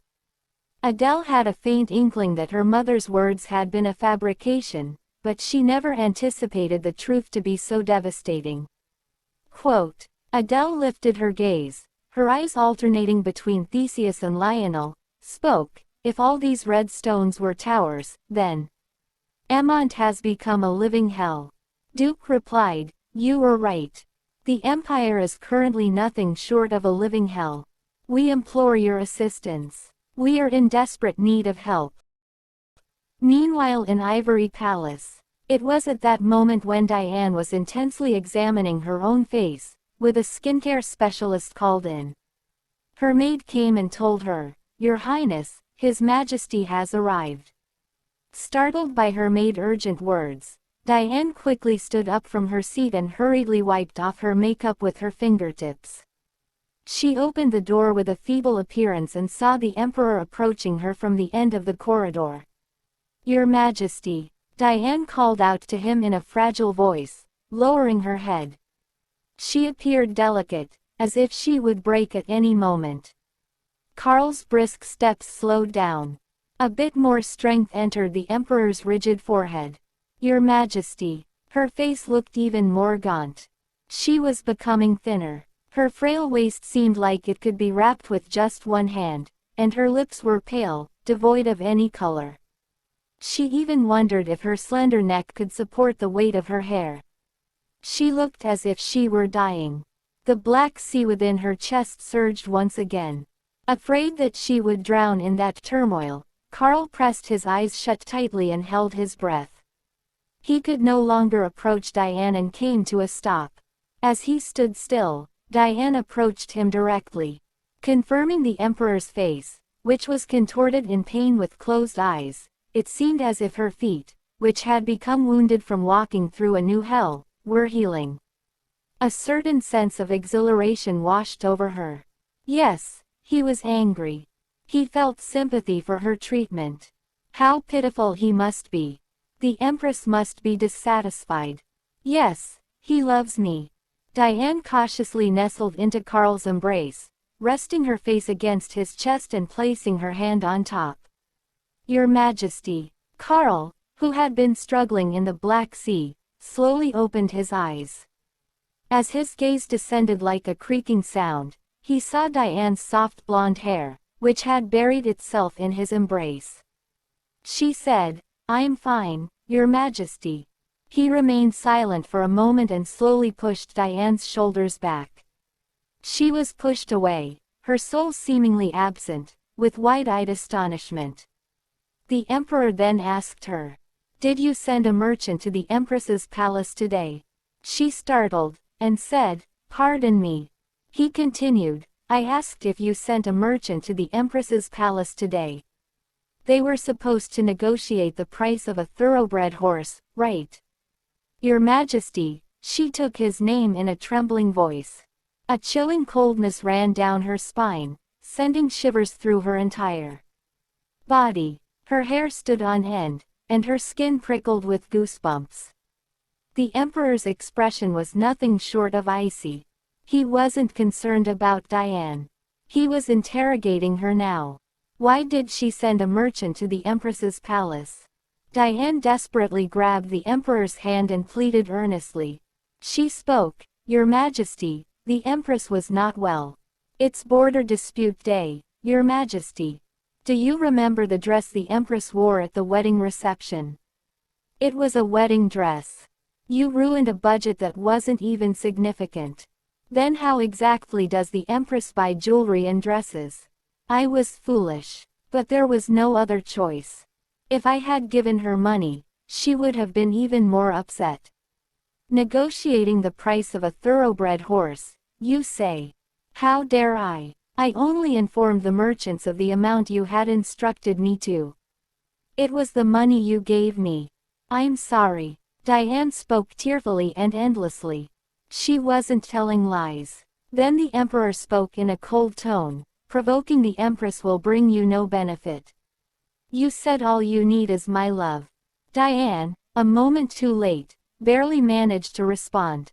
Yes, Your Majesty. He continued, remember those words. As long as you remember those words, I will protect you. The Emperor took a step back, distancing himself from Diane. And then he gave the order to push her into the abyss. Empty ivory palace, he gave her command. She replied, yes. Emperor continued, I will arrange a residence in my palace for you. The imperial palace is a place where the Empress's hands cannot reach. If you're not inclined to do so, you can return to Countess Poiter. Hearing this she was shocked. He spoke, No. Your Majesty, please. Please don't abandon me. Diane desperately grasped Carl's arm and lowered her head. Don't cast me aside. Please, don't abandon me, Your Majesty. Carl, barely containing his urge to swallow a lump in his throat, shook off Diane's arm. In an annoyed tone he said, I told you not to say that. A face in shock, a face that seemed as if it were about to die. You're becoming more and more like my birth mother. Carl turned his body and quickly started walking away. His steps were so fast, it seemed as if he were running. Then the Emperor swiftly left the ivory palace, and Diane was disheartened and kept crying. Scene again shifts to the Duke residence. The moon waned as they posed inquiries and exchanged answers, indicating the late hour. Eventually, when they rose from their seats, the butler discreetly entered and greeted Adele. Theseus proceeded to introduce the butler to her. Butler introduced himself. I am the butler, he will escort you to your room for some rest. Please do not hesitate to inform us of any inconveniences. With a respectful gesture, the butler extended his right hand and guided Adele, who offered a light farewell to Brother Balder, proceeding alongside the butler. We have made all the necessary arrangements for your accommodation. However, are you truly comfortable without any attendants? Empress replied, I appreciate your concern, but it is unnecessary. You have already done so much in such a short time. Thank you. The honor is ours. Adele followed the butler. While she was lying, she muttered, when will this place ever feel like home? Will that day ever come? Since departing from Gotrov, Adele felt as though she had embarked on an arduous and protracted journey. The strange unease and fatigue remained steadfast, refusing to dissipate. But even in Gotrov, I moved constantly, sleeping in different places. What sort of home was that? Adele shook her head and rubbed her eyes with her hands. Nonetheless, this was the first day she had experienced a sense of comfort since arriving here. Adele stared up at the ceiling, her eyes gleaming with frustration. She again muttered, I don't think I'll be able to fall asleep. After tossing and turning for a while, Adele finally surrendered to her restlessness and rose from her bed, grumbling after an hour of fruitless attempts at slumber. Lionel took a deep breath, massaging his forehead with exhaustion evident on his face. Despite his weariness, sleep eluded him. After tossing and turning for several hours, he conceded defeat and rose from his bed. Deciding to occupy his restless mind with a book, he ambled toward the bookshelf, selecting a thick tome. However, his gaze was drawn to the terrace window as a soft glow permeated through the translucent curtains. Parting the curtains and peering outside, he confirmed the presence of a gentle light emanating from a particular room. It was the VIP room, currently occupied by the Empress. He muttered, why are you still awake at this hour? Muttering under his breath, Lionel discreetly observed the guest room where the Empress resided. Then someone throws the small stone, which catches Lionel's attention. He opens the door. However, before he could shut it completely, a faint voice reached Lionel's ears from behind. Lionel. Lionel sighed softly, biting his lip. As he glanced down at his attire, he stepped out onto the terrace, where the Empress awaited him, her gaze fixed upon him as if she had been waiting. Lionel performed a respectful bow as a gesture of greeting. Finally, he raised his head, awaiting the Empress's next words. Surely she had summoned him with something to say. And as expected, after taking a deep breath, the Empress leaned closer, her lips forming a whisper. Alcohol. Where is it? Do you know? Missing the timing to respond, Lionel saw the Empress lean against the railing, her upper body leaning toward him, her voice growing louder. Alcohol, where is it? Tell me. He asked, why weren't you asleep at this hour? One would think it was a question for someone who hadn't been sleeping either. Walking side by side in the dim corridor, Adele and Lionel exchanged words. He continued, but why suddenly ask about alcohol? I couldn't sleep, she replied. He continued, dependence on alcohol is not good. It's not always like that. Only on nights when I can't sleep, she replied. Upon Adele's request to be informed about the whereabouts of alcohol, Lionel replied, please wait a moment, before he went to find the room where she was staying. Lionel guided her to the family room on the 5th floor of the main residence. Lionel asked for her understanding for a moment and began to light the lamps scattered throughout the family room. She said, oh, just enough light will do. Just bring out the alcohol. I'll handle it and tidy up before returning to my room. He asked, what kind of alcohol would you like? She replied, moonshine, no need for diluted ice or water. Just give it to me. No need for snacks either. As Lionel took out the bottle of moonshine, he frowned and turned to look at the Empress. He continued, Your Majesty, this is quite potent. It's fine, she replied. He continued, you might get sick. In a heavy tone she said, I said it's fine, Lionel. I've had it before. He continued, You usually dilute this alcohol before consuming it. She then spoke playfully. Oh, that's right. You're not one to mince words, my advisor. Just bring it. She asks, do you want to sit next to me? That's fine too. Shall we have a drink together? No, thank you. I'm fine, he replied. She said, is that so? Then drink alone, I suppose. Well, here's to our successful collaboration. The Empress lifted her glass, gesturing slightly as if toasting. Without hesitation, she downed the contents in one gulp. Unbeknownst to himself, Lionel furrowed his brow. It must be incredibly strong and bitter. Adele, after savoring the burning sensation in her throat, exhaled a short breath. Ah, excellent. It was delightful, feeling the warmth rushing through her throat as if she had swallowed fire, and the immediate surge of intoxication after consuming the liquor. After enjoying the intoxication for a moment, Adele opened her eyes again and poured another glass of alcohol into her empty glass. He said, do you intend to drink in a succession? Oh, that's right. You're someone who doesn't understand the pleasure of alcohol, she replied. Even though the Empress narrowed her eyes and gave a warning glance, the advisor didn't bat an eyelash. Since I still have toast left, I'm just pouring the liquor. What? As Lionel attempted to respond, the Empress interrupted him with laughter. In an instant, the pale cheeks that had been affected by the strong liquor regained their color. Her long, curving golden eyes glistened with a fiery light, resembling a glass of alcohol. She said, well, even if I look like this, I am the Empress, after all.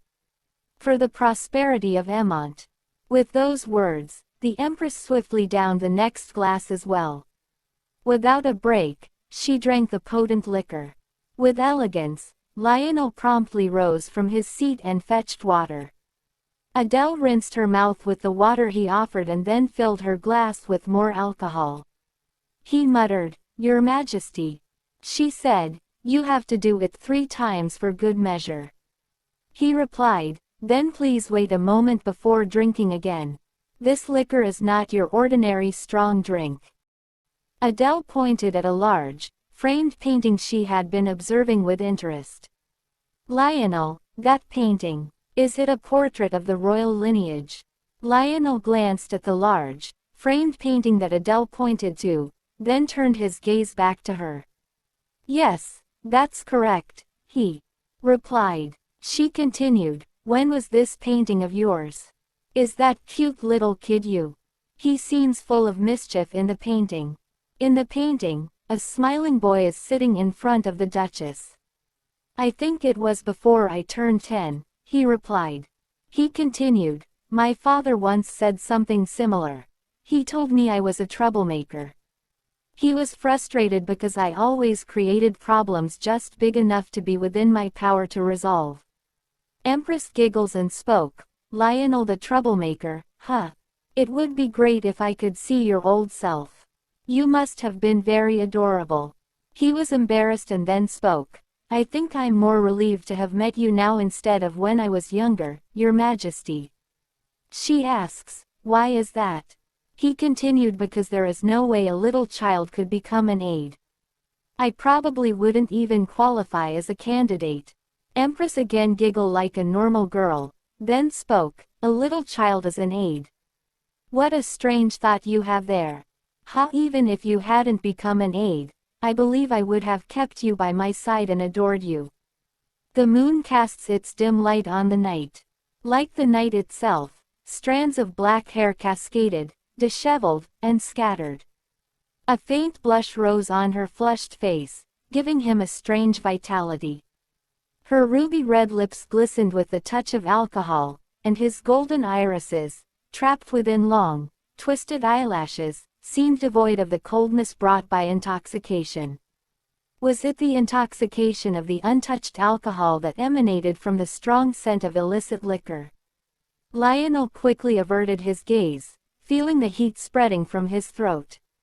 Lionel. At that moment, the Empress called his name once again, and Lionel couldn't help but raise his eyes. Adele blinked slowly, looking at him. She thought why his neck became red, and why he looked so handsome. Is it because of alcohol? She thought he seemed more impressive and handsome than she thought. She then opened her mouth and spoke. If you have any questions you want to ask them now. Even if it's a question you think you can't dare ask the Empress, it's in the house. They asked as if those shimmering golden eyes were piercing into Lionel's thoughts. He hesitated for a moment before opening his mouth.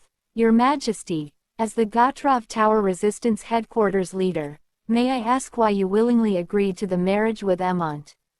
It was undoubtedly a rude question.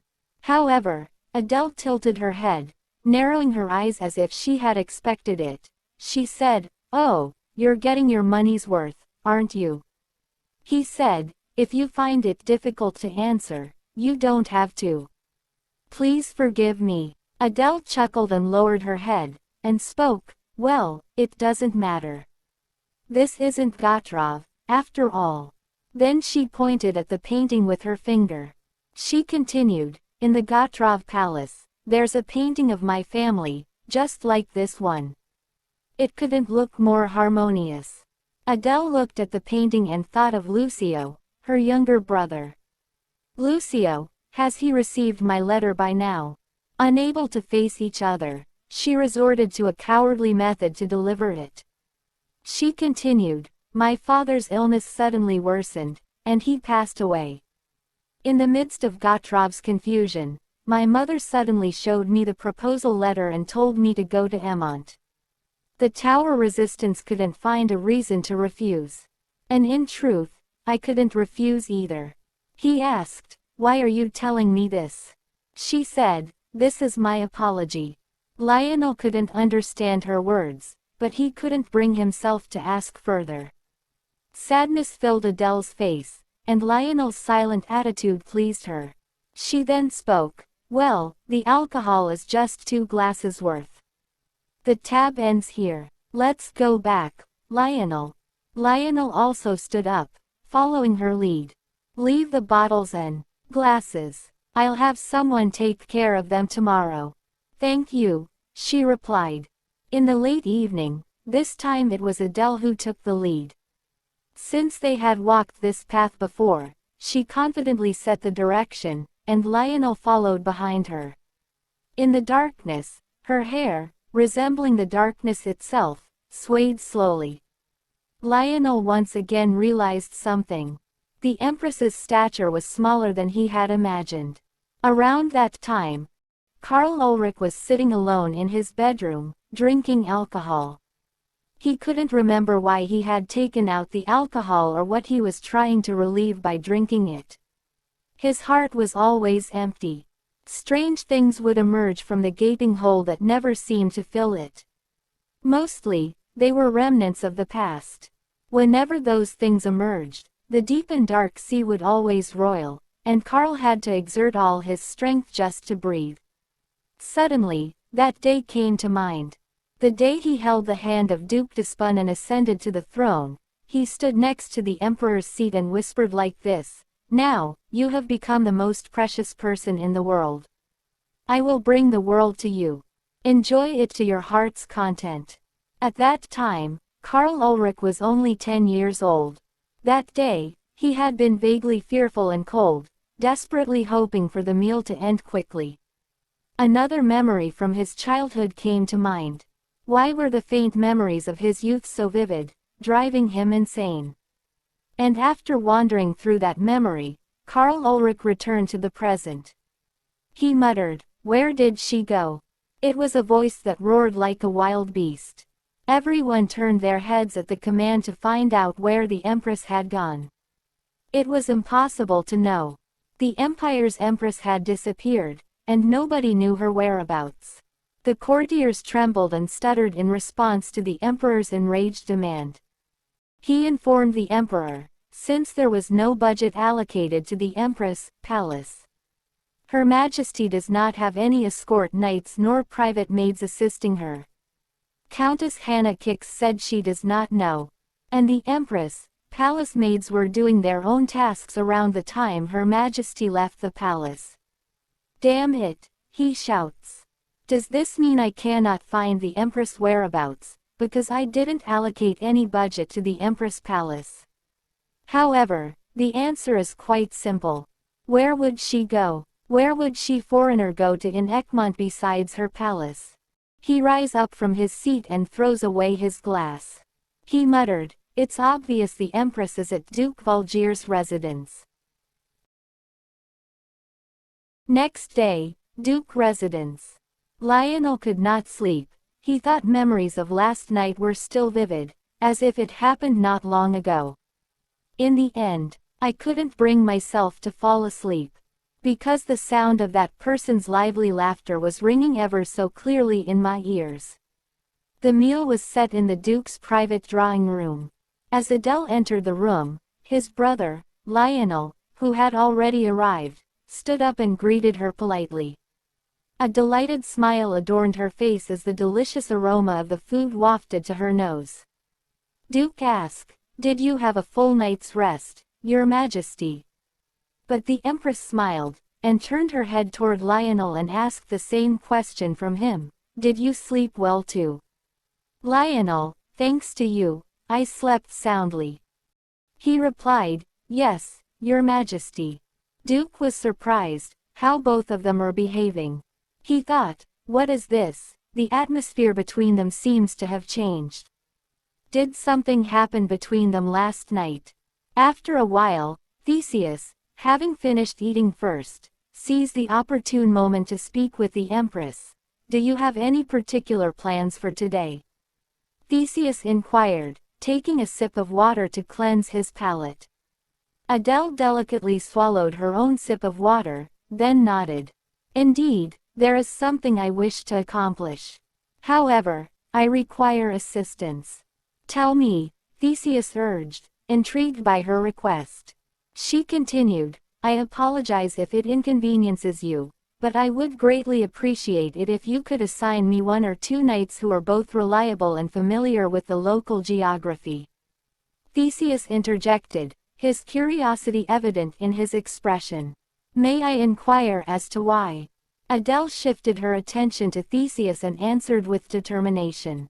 "Today, I intend to explore the capital city. More specifically, I wish to visit the slums that we discussed earlier." Lionel interrupted, his voice tinged with surprise. "You want to go to the slums?" Adele's eyes sparkled with a question. "Why not? What good is it to merely skim the surface? I am not embarking on a leisurely sightseeing excursion."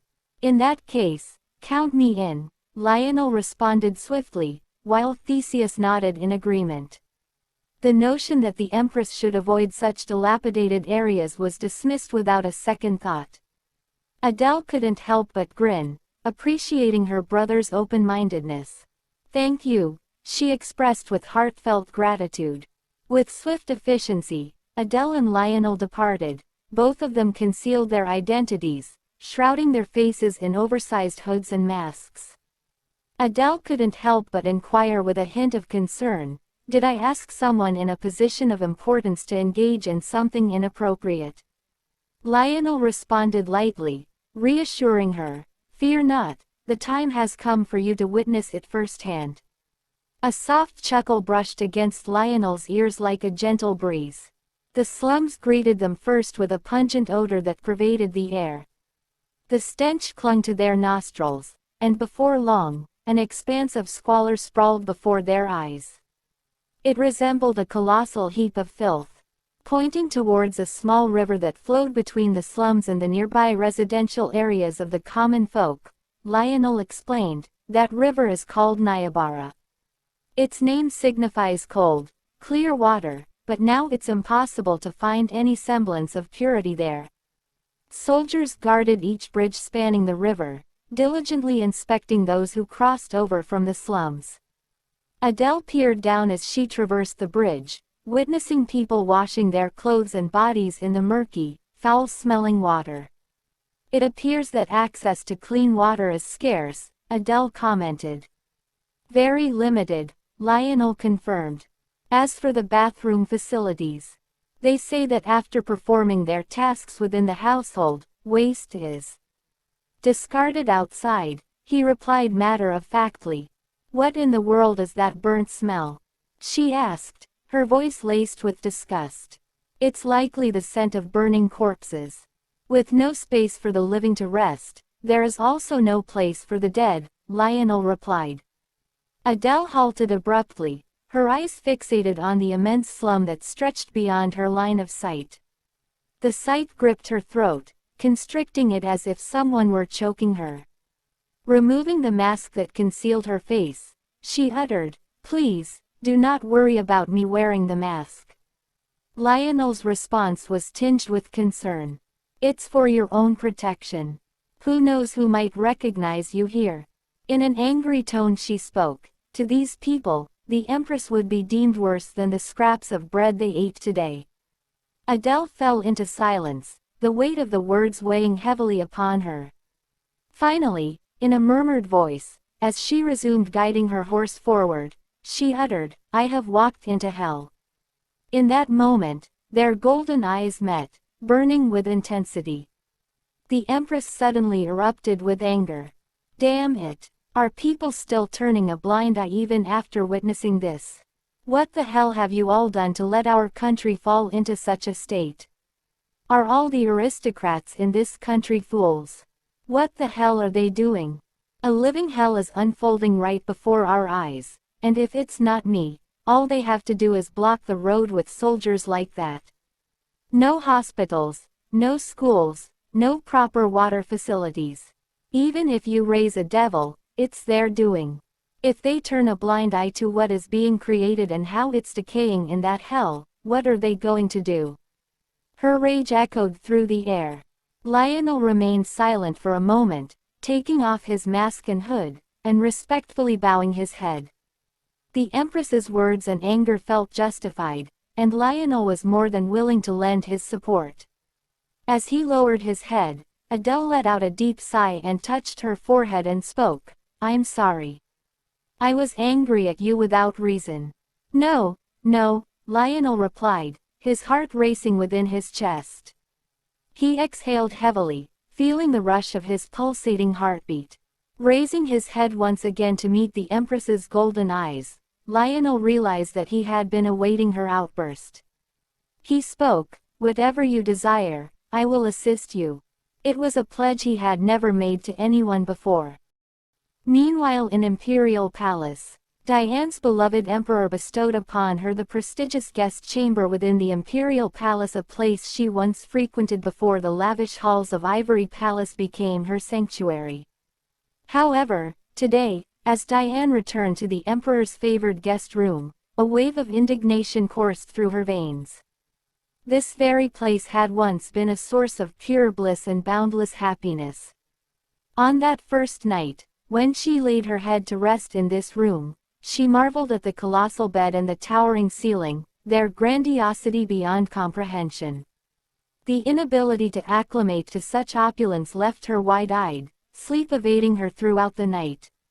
Yet now, comparing it to the resplendence of Ivory Palace, this place seemed cramped and devoid of beauty. Diane had meticulously curated a treasure trove of rare artifacts and masterpieces procured from the depths of Ivory Palace. The night she transitioned from Ivory Palace to the guest room, slumber eluded her once more, just as it had on that initial night. Despite her arrival, the Emperor had not sought her presence.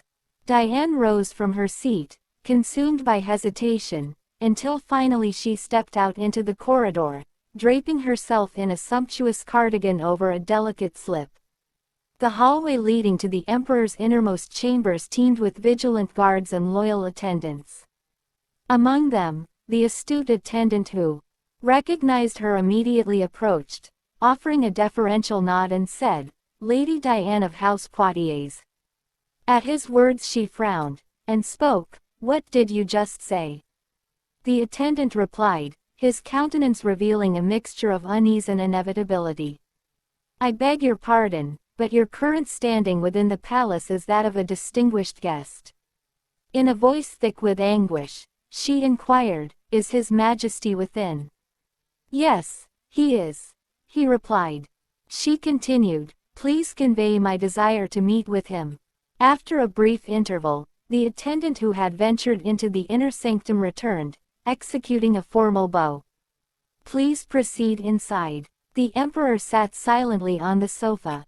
She said, are you unable to sleep? You seem troubled, Your Majesty. He didn't respond. As his deep violet eyes grew darker, so did the depths of Diane's heart. The emperor had discerned the reason behind his own unease.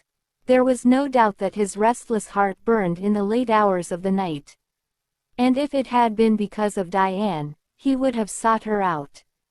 Yet, having lost the Ivory Palace and even her name, Diane Poitiers was no longer of concern to him. Then she spoke, Her Majesty is probably at the Valgier residence right now. Diana told Emperor Karl, Your Majesty, the Empress, is at Balder Manor. Karl's movements halted at Diane's whisper. It seemed that was the very thing that had been agitating his heart.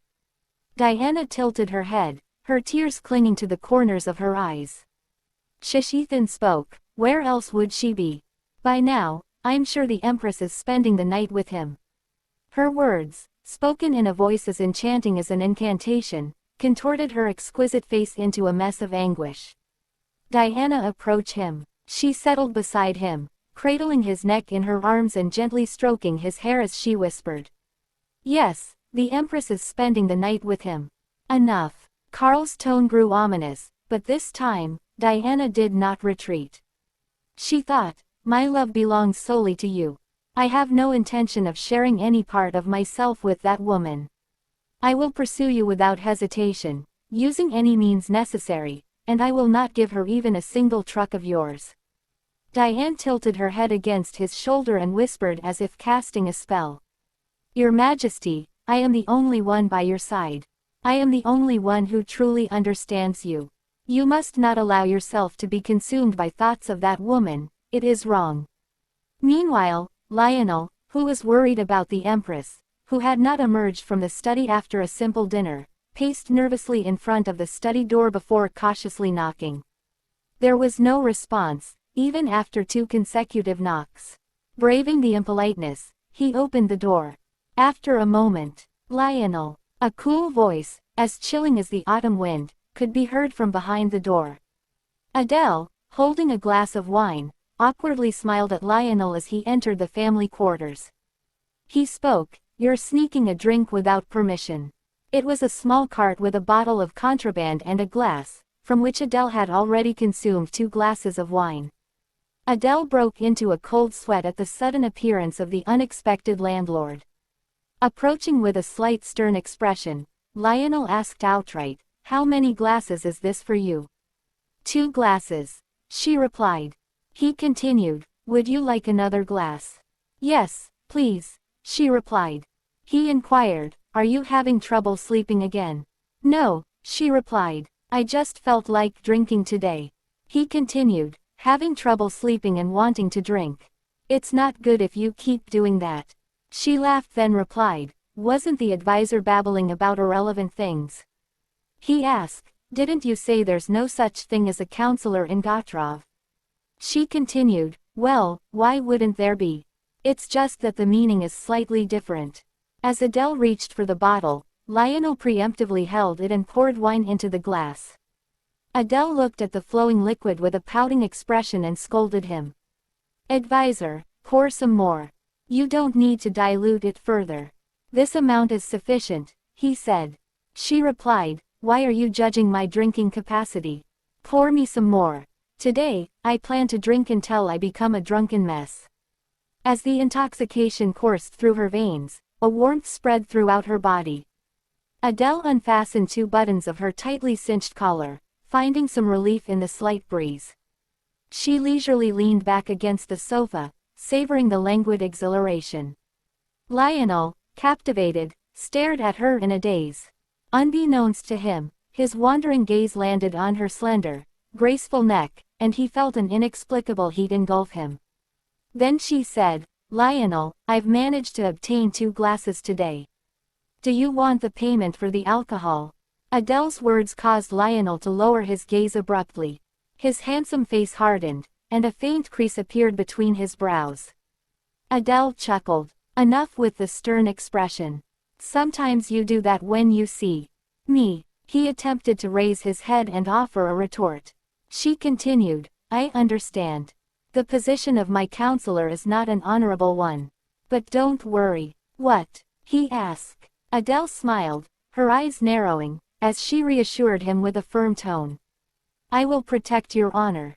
When you decide to step down as my counselor, I will make the announcement myself. He looked puzzled and asked, what on earth are you saying? Adelaide emphasized her words with a wry smile and a confident tone. The relationship between Adelaide, the Empress, and Lionel Balder was purely official. Based on mutual trust, without any personal involvement. Well, I'm not sure if that will restore your honor, but it's better than doing nothing, right? So, stop with the stern expression. Even handsome faces develop wrinkles, you know. As Lionel contemplated the Empress's words in silence, he suddenly rose from his seat and approached the cabinet. He took one of his own glasses, returned with it, and poured himself a drink. Huh, are you drinking it straight? Don't you dilute it. It's toxic. As Adele tried to intervene, standing up from her relaxed position, Lionel chuckled, seemingly bewildered.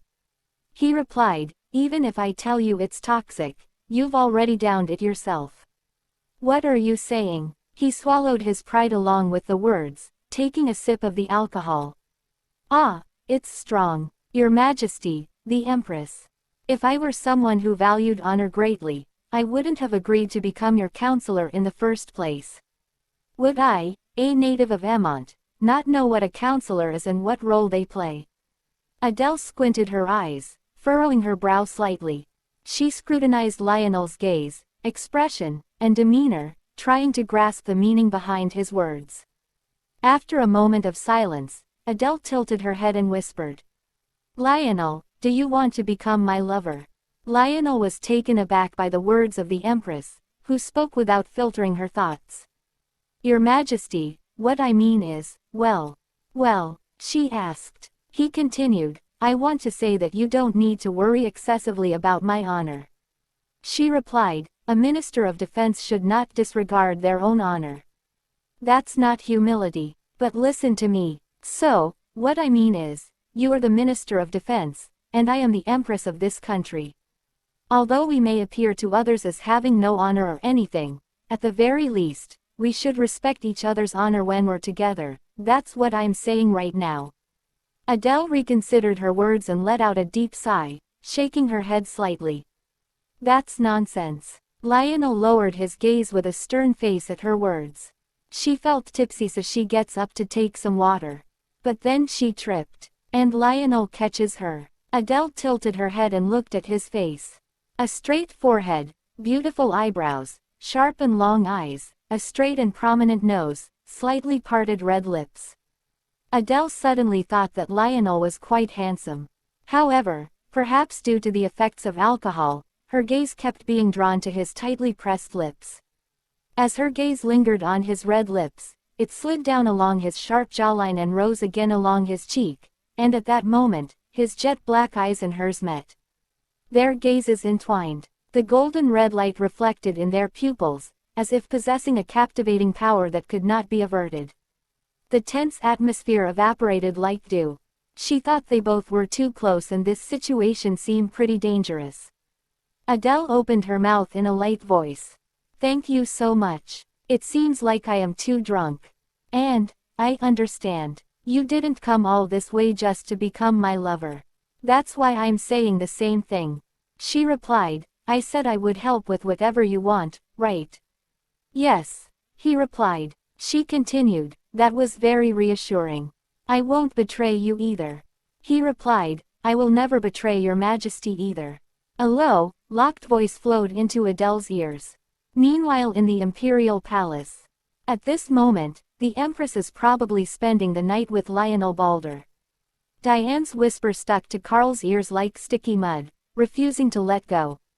Carl looked down at Diane, who leaned against his shoulder, with a cold gaze, then slowly pushed her shoulder back.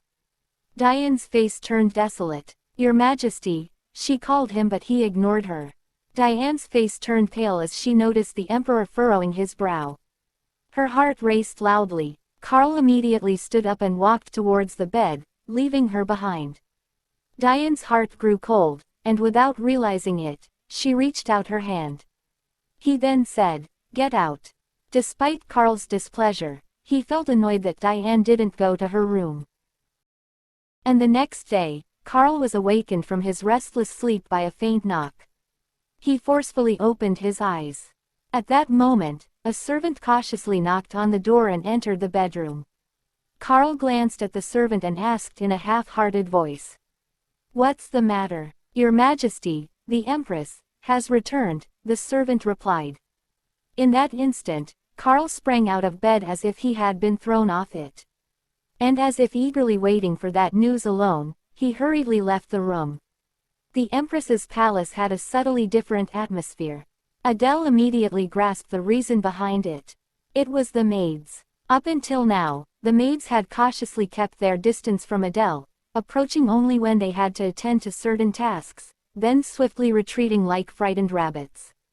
But within a few days, it seemed that they had assessed the situation and all came forward to greet Adele.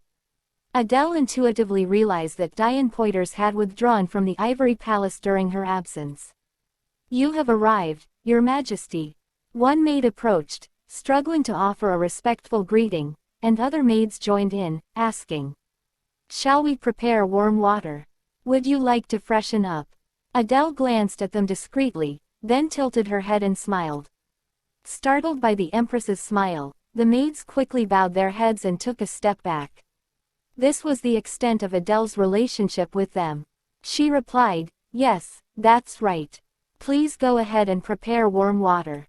After giving the order in a slow tone, Adele turned around neatly. Lady Giggs rushed forward. Lady Giggs said, "Thanks to you, I was able to pass the time comfortably." Empress spoke, "I'm glad to hear that. Each of you, go about your tasks. Don't follow me." Adele pushed past the maids and entered her room with Lady Giggs. As Lady Giggs handed her the outer robe, she whispered softly in Adele's ear. "Diane Poitiers, the Countess of Ivory, has moved from the Ivory Palace to the guest rooms in the Imperial Palace. I have arranged the staff accordingly for the guest rooms. Please confirm." As Lady Giggs fully removed the robe and took a step back, Adele removed her gloves and placed them on the table. "As I expected. Very well, for now. That should suffice," she said. "I have also corrected the address issue." Lady Giggs replied, "Thank you. Was there anything else of note?" Empress inquired. Lady Giggs replied, "There was nothing particularly significant, but a direct attendant of His Majesty the Emperor persistently asked about Your Majesty's whereabouts." Before Lady Giggs could finish speaking, hurried footsteps were heard. The Emperor forcefully pushed and opened the door. Adele thought to herself how many times she had already seen such a terrifying sight. The Emperor, with the fierce expression on his face, he entered, in the Empress room without any hesitation. Adele sensed the reason for his visit in his rough appearance. Because of the Ivory Palace matter, Diane Poitiers. In that brief moment, she prepared herself for the Emperor's questioning. He then said, "Where were you?" However, his low growling question, as he approached closely, was slightly different from what she expected. The Empress furrowed her brow slightly as she looked up at the Emperor. His deep purple eyes examined every corner of Adelaide without missing a single detail. She then answered him, "I have already given my answer to that." As Adele turned away from him, Karl grabbed her shoulder and pushed her against the desk. Adele instinctively pushed him away forcefully with her shoulder and became angry. She asked, "What are you doing?" He continued, "Were you with Lionel Balder?" Adele was speechless in the face of his relentless obsession. From such a close distance, Karl stared into Adele's eyes. Suddenly, Adele was filled with intense anger towards the Emperor, who had come uninvited and treated her like a criminal. She then replied, "And what if I was? What does it matter? Haven't we agreed not to care about each other? As the impulse surged through the Emperor's reddening chest, Adelaide's ice-cold voice spread like winter frost. He then spoke. What does it matter? Because you, who should be the mother of my child, might end up having Bald's child. Behave yourself. What will you do if I don't recognize your child as mine? At his heated words, Adele chuckled sarcastically. Thought is it romance if you do it, but an affair if I do. What nonsense. As it was, he wanted to tilt his head and kiss her red lips. That's what Carl thought as he was about to lean in, but a stubborn voice stopped him in his tracks. Do you think you can make me surrender like this? Adele pushed his body away with one hand and spoke with disdain. If you want to tame me, try tempting me with things I like instead of clumsily pushing your body against mine. So, when I'm completely enchanted, you can gently and carefully put that loose leash around my neck. Make sure I never find out. The fierce will of someone born to be a king surged like waves and struck Carl's ear. The dark night hung at the tip of his fingers, the waves tapping at his ear. The pale golden moon and the faint scent of blooming spring flowers mixed in their breath were distant. A flash-like moment passed through Carl's mind. His lips roamed close to Adele's lips. Just before their plump lips could touch, Carl narrowed his eyes and slowly parted his red lips. It was his first smile since facing Adele. Like a blossoming flower, the Emperor's laughter was so radiant and innocent that it even momentarily captivated Adele. Just as she was about to come to some conclusion, the Emperor tilted his head back and took a step back. And while she was off guard, he gently tucked away a strand of her black hair that had fallen over her ear. When his fingers brushed against her earlobe, Adele furrowed her brows, and Carl politely withdrew his hand and took another step back. He spoke, You must be tired, take rest. I will come back another time. Then, he silently turned his body. His footsteps were so aristocratic that Adele watched him in astonishment. The Emperor's abrupt arrival was as sudden as his departure. What was that? What on earth is he doing? Left alone, Adele mumbled in disbelief. Is he crazy? Anyway, he's unpredictable and uncontrollable. In the afternoon of that day, merchants suddenly crowded into the Empress's palace. The maid-servants, who had already dealt with them once, tried to stop them with annoyance. Maid asked, Why on earth are you coming here without being called? Then, the representative of the merchants opened his eyes wide and spoke in a self-assured tone. His Majesty, the Emperor. We've been sent by him. The Empress was busy with piles of books brought from the study and didn't seem to have a moment to spare. Lady Giggs told to Empress that the merchants were sent by Emperor. Her hand, which was turning the pages of the book, paused for a moment as the Empress raised her head. Then she firmly expressed her refusal. Send them away. I don't need anything, said the Empress. Lady Giggs replied, But your Majesty, the lady-in-waiting persisted.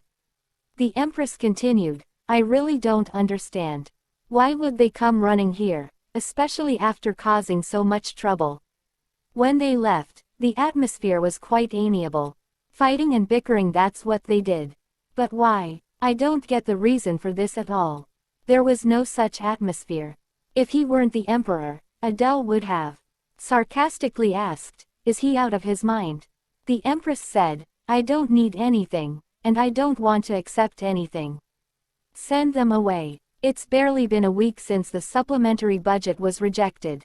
Isn't this some kind of mockery? Lady Giggs replied, Is there a need to refuse the extended hand so forcefully? It might harm the imperial favor, after all.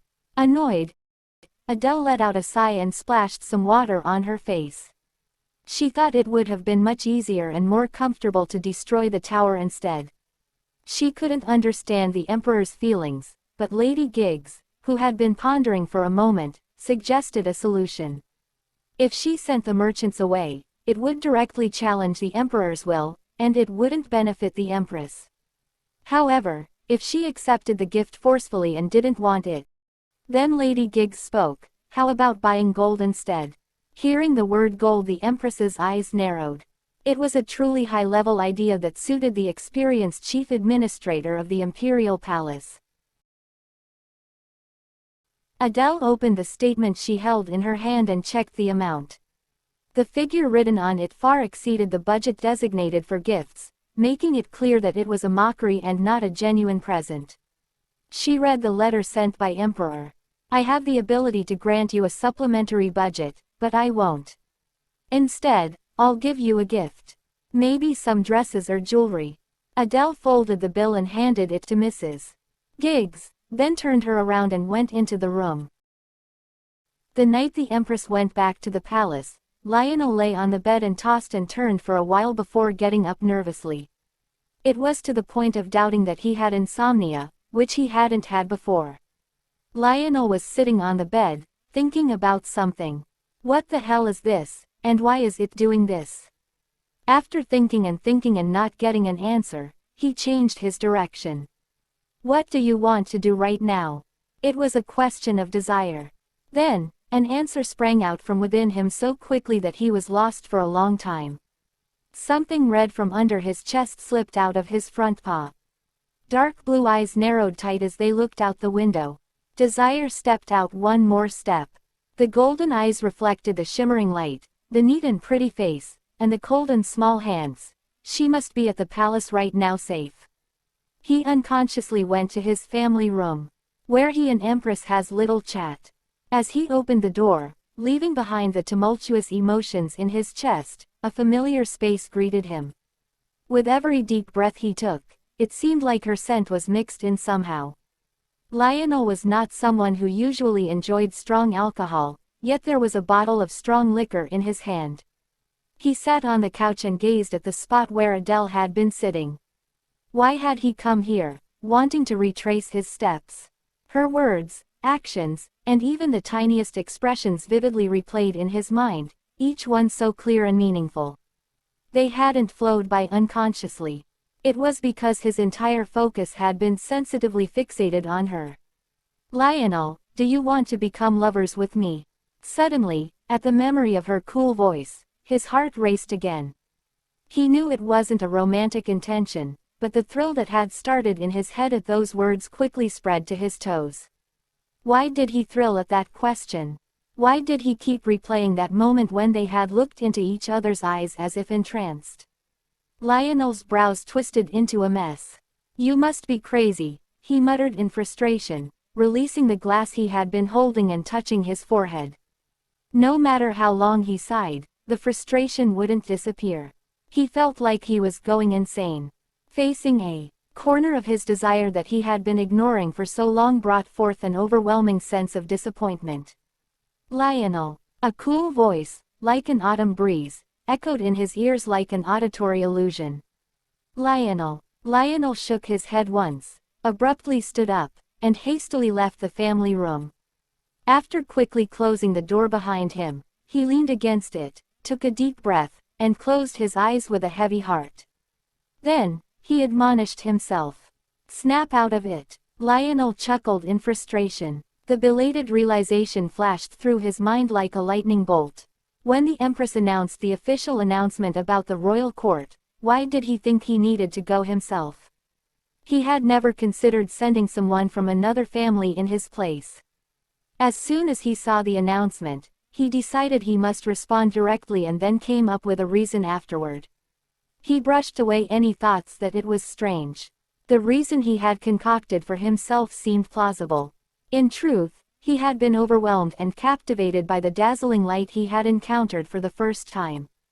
If someone who's the Minister of Defense doesn't care about their own honor, it's not right. At the very least, let's respect each other's honor. With Adele's voice in mind, Lionel closed his eyes and lowered his head slowly.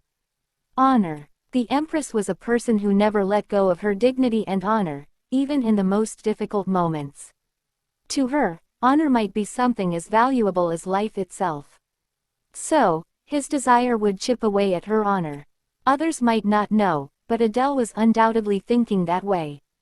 Just as he had confessed to the Empress, he would never betray her.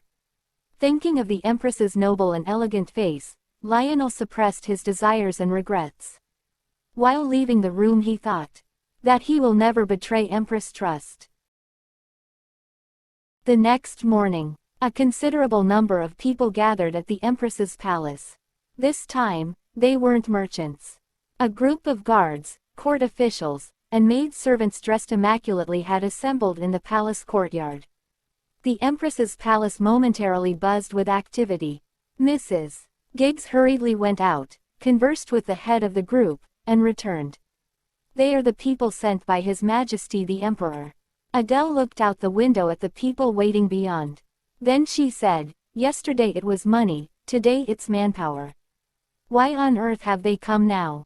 Lady Giggs replied, "The Emperor sent them, saying that there are too few personnel to assist you in your tasks." Adele chuckled at herself. The budget deficit seemed to show that they had no intention of providing more resources.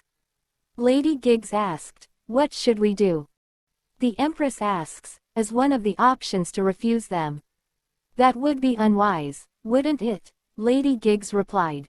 Then Empress Adele had an idea. She spoke, "Don't give them anything to do. The number of guards is excessive, so send half of them back. As for the court officials and maid-servants, don't burden them unnecessarily with tasks, just let them assist the maid-servants with their current duties. That should be sufficient." "Yes, I will follow your instructions," Lady Giggs replied. In response to the Empress's sharp words, Mrs. Giggs bowed her head respectfully. "And Duke d'Espun has sent someone to request a meeting. They want to know your convenient time to visit.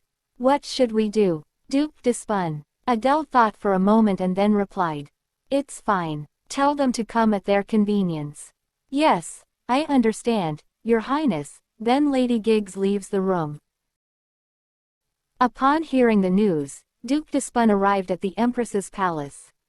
Duke d'Espun greeted Adele with an overly friendly expression. "Your Majesty, have you been well?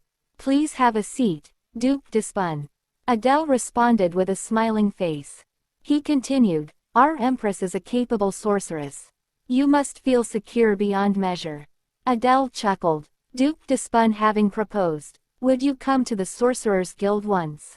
She replied, "If I go, wouldn't the situation get even stranger in the picture?" "Isn't that right? I've heard that the Egmont Sorcerers Guild provides accreditation and ranks at the same time. If I receive accreditation, what rank will you grant me? Will you grant me the position of director?" "Ah ha ha," he chuckled. Duke d'Espun seemed to have realized this now, tapping his own palm, while Adele gazed at him with an expression of amusement. After sizing up the Empress for a moment, Duke d'Espun leaned closer and inquired in a subtle tone. "Your Majesty, why do you seek to join forces with House Balder?" Seeing Adele's eyes widen in surprise and her expression suggests she didn't understand, Duke d'Espun continued with a slightly lowered voice. "Why do you insist on taking the difficult path when you have me?" "What do you mean?" she asked. He continued, "Your Majesty, I am a member of the Ulrich House. I am your family." "Family, that word," she replied. He continued, "Of course, Your Majesty, I'm aware of the difficulties you're facing. Please forgive me for only coming now. Diane Portier will be dealt with soon." "Is that so?" She was amazed at Duke's words. He continued, "Yes, of course. Ignorant and reckless people like her will be dealt with quickly." At that subtle and cruel whisper, Adele chuckled dryly. When Duke d'Espun's face stiffened, the Empress hurriedly stifled her laughter and apologized. "Oh, I'm sorry." "Not at all," he replied. She continued, "More importantly, since you've come this far, may I ask you a question? Will you listen?" "Ah, of course," he replied. She continued, "I'm truly curious, so I'm asking. Why do you just leave the tower there? As an Empress, I ask you. Why do you just let it be? What do you want to achieve by leaving it like that?" Adele whispered as if she knew everything, her expression revealing an air of confidence. She continued, "Leave that kind of talk to Diane Portier. I'm not interested in wielding power while carrying the Emperor's favor on my back. What I'm interested in is the core of true power. I have no need for leftovers that can be gained by standing beside it." Duke d'Espun's eyes grew intense. The man who had been closely examining Adele's face shed his gentle facade and spoke. Duke also countered a question. Then, Your Majesty, do you have the intention to join forces with me and become the owner of the tower? How? She asked. When the Empress asked with genuine curiosity, Duke Despun expanded his chest and responded firmly. Your Majesty, that is a power that has descended from the heavens. By utilizing the tower well, you will gain not just power, but divine power. Your Majesty will become a god. Please believe only in me. Upon hearing those words, Empress Adelaide burst into a wide smile like a blooming flower. After their conversation, Duke left the room. Empress Adele expelled everything that was bothering her, not even eating. Her originally pale face turned ashen white, and her rosy lips lost their color. Even Mrs. Giggs, who had seemed unflappable at any moment, was taken aback and called for a physician as the Empress's condition rapidly deteriorated. Adelaide's state worsened so rapidly that she had even begun to hallucinate. The physicians hurriedly administered medication, and only then did her vomiting stop and her fever subsided. But that wasn't the end of it. When she touched her forehead, she realized that her fever was burning fiercely. Even after taking fever-reducing medicine, her temperature showed no sign of dropping. Lady Giggs asked from Doctor. Why is this happening? She was fine just this morning. Could it be? No, it doesn't seem to be something poisonous. The doctor replied. Lady Giggs asked, then why, all of a sudden? Doctor continued, perhaps it's the result of accumulated stress from coming to a foreign country. Let's observe a little longer. Adele couldn't move a finger with her rapidly deteriorating health. Her esophagus felt like it was on fire, causing excruciating pain, and her whole body ached as if she had been beaten. In the midst of trembling in pain, she lost consciousness. The news of the Empress's collapse quickly reached the Emperor's ears. What? The Empress has collapsed? Yes, Your Majesty, the servant replied. He thought. That woman who had seemed as sturdy as a rock had collapsed. The Emperor narrowed his eyes and immediately stood up from his seat. I need to go see for myself. As if waiting for this very moment, the Emperor stormed out of the imperial palace and headed towards the Empress's palace. Consciousness drifted beneath the surface of slumber. Her body sank slowly, feeling languid. Ah, this isn't so bad either. Adele closed her eyes, withdrawing the strength from her entire body and shutting the eyes of her soul. There, she saw the people who had shared her purpose lined up one after another. They were all smiling kindly at her. Your Highness, please do what you believe is right. We will guard your back. The words resonated deeply in her chest. Adele reached out her hand towards them, attempting to draw closer. Take any one of us. Or else, we'll hide in Emont ourselves. Don't go. Your Highness, please don't go. Then her voice is heard. After all, walking alone is our path. You should walk your path. What's the point of unnecessary worry for those who have their duties to fulfill in Gothrov? Please, come with me. Don't follow. Damn it. Please, just say you'll come with me. No, hold on there. They smile. They smile while shedding tears. And then they slowly lower their heads. Adele struggled and resisted with sobs. Don't go, please, just me, I wasn't coming for you. Just one, even just one person, I should have brought. So I could have a breath of relief. Adele crumbled within her deep subconscious. As she was being sucked into that endless abyss, someone's voice penetrated her ears like a lie. Yes. Adele blinked her eyes slowly. Then a sincere voice echoed clearly. Whatever you desire, I will assist you. That was Lionel's voice. Empress Adelaide had collapsed and lost consciousness, and upon hearing the news, Emperor Karl rushed to the Empress chamber in a single stride. Entry by outsiders was strictly prohibited, but he was no outsider. Karl confidently stepped into the Empress chamber. There, on the bed, lay the Empress. Her feverish face was unbelievably hot and pale. Despite having taken fever-reducing medicine and somewhat lowering her temperature, this delicate woman didn't emit even a single whimper. Her parted lips continued to release hot breath incessantly. It was as if flickering flames might be visible beneath her translucent and fragile eyelashes. Then, at some point, her labored breathing beneath those silky, fluttering eyelashes became rougher. Empress. Caught off guard by the sudden situation, Carl called out to Adelaide while gently shaking her shoulders. However, Adelaide continued to gasp in pain, her breath hitching. Then, from beneath her shimmering ebony eyelashes, something clear and delicate rolled down. A sob escaped through her lips, cracked from the fever. "This woman is cold as ice," was crying. Carl stared at her as if enchanted. Gently enclosing her petite face with his cautiously outstretched hand, he felt the warmth transmit through his touch. It was like his hand was melting against her skin. Labored breaths barely held back, a face drenched in tears. "Adelaide." Carl called her name like an incantation, his tone gentle and tender. Adelaide. If she wasn't content with just that, it was acceptable. He had to possess her sooner or later, without any clear indication of when he'd calm down. If slipping a leash around her without her realizing it proved too difficult, he'd have to erect an unseen barrier. Creating a broad fence that didn't make her feel trapped, he had to figure out what he truly desired. After a moment of contemplation, he brushed aside his passing worries. After all, he was the Emperor, with the power to possess whatever he wanted. He muttered, "Adelaide Ulrich belongs to Karl Ulrich. Do you understand?" Lionel received news of the Empress' illness on the same afternoon. Secretary Michael Rosen, who was overseeing the Duke's affairs, had come to inform Lionel of the news. While the details aren't clear, the Empress Palace is in turmoil. The chief physician has been going back and forth at least 5 times, but it seems Her Majesty is still unconscious. Unconscious? Do you know how serious the Empress' condition is? Could she be poisoned? Minister, tell me as much as you know. Michael Rosen narrowed his eyes and tilted his head, not giving the response Lionel had expected.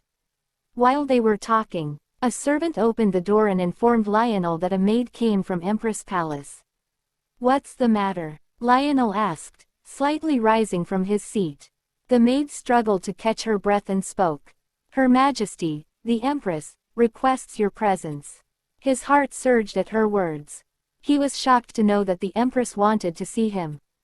Without asking any further questions, he stormed out of the room, leaving the maid behind, her eyes following his hurried departure. The Empress had forbidden anyone else from entering. Lady Giggs, the maids, and even the hands of the court officials trying to check on her condition were turned away. Only one person had been granted entry. As Lionel, who had rushed without pause, arrived at the Empress's palace. Lionel, without hesitation, pushed open the door and entered the room. The Empress lay on the bed. Instead of sitting in the provided chair, Lionel knelt by the edge of the bed, revealing the Empress's face directly in front of him. She still had her eyes closed. As she opened her eyes, Lionel was there.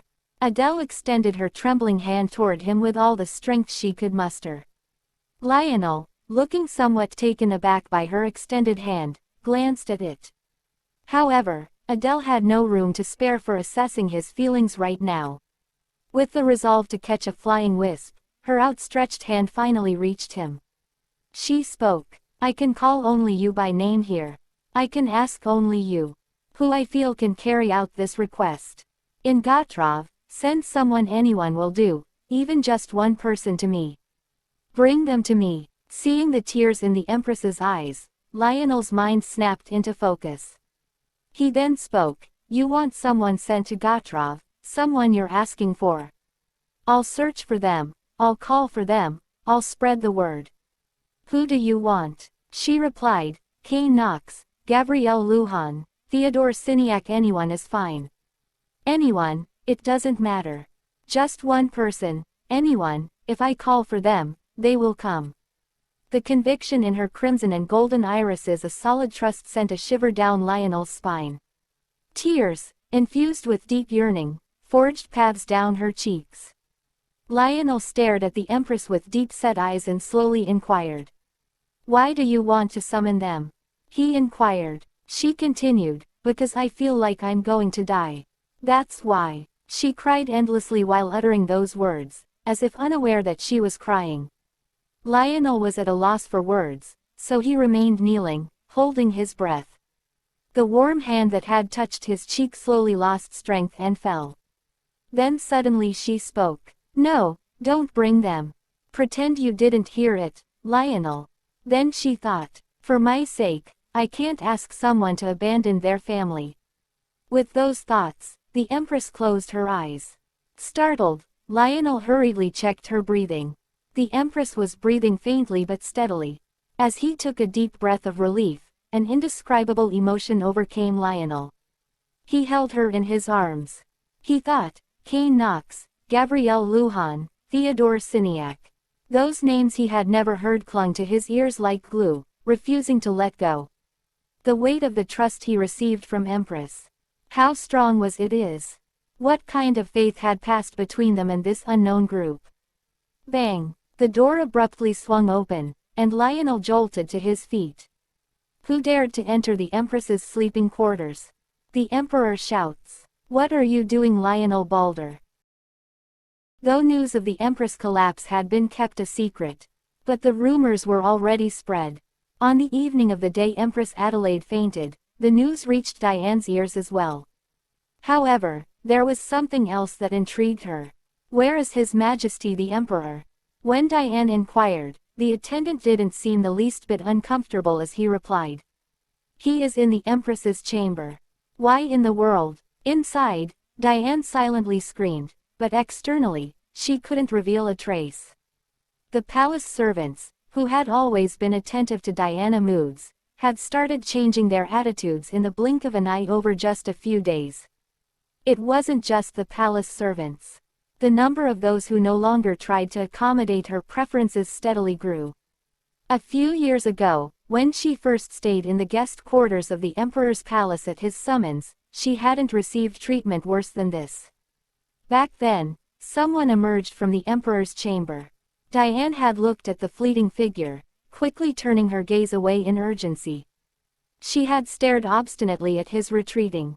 The refined profile, the elegantly tied golden hair a maid subtly shifted her direction, inadvertently turning to meet Diane's eyes. Diane bit her lip and swiftly turned, striding away. She thought, a blonde with blue eyes young lady. Meanwhile in Empress' chamber, Lionel turned with a defensive posture, but upon seeing the person who had entered, he froze. As a furious beast trespassed into his territory, Emperor Karl Ulrich appeared slowly.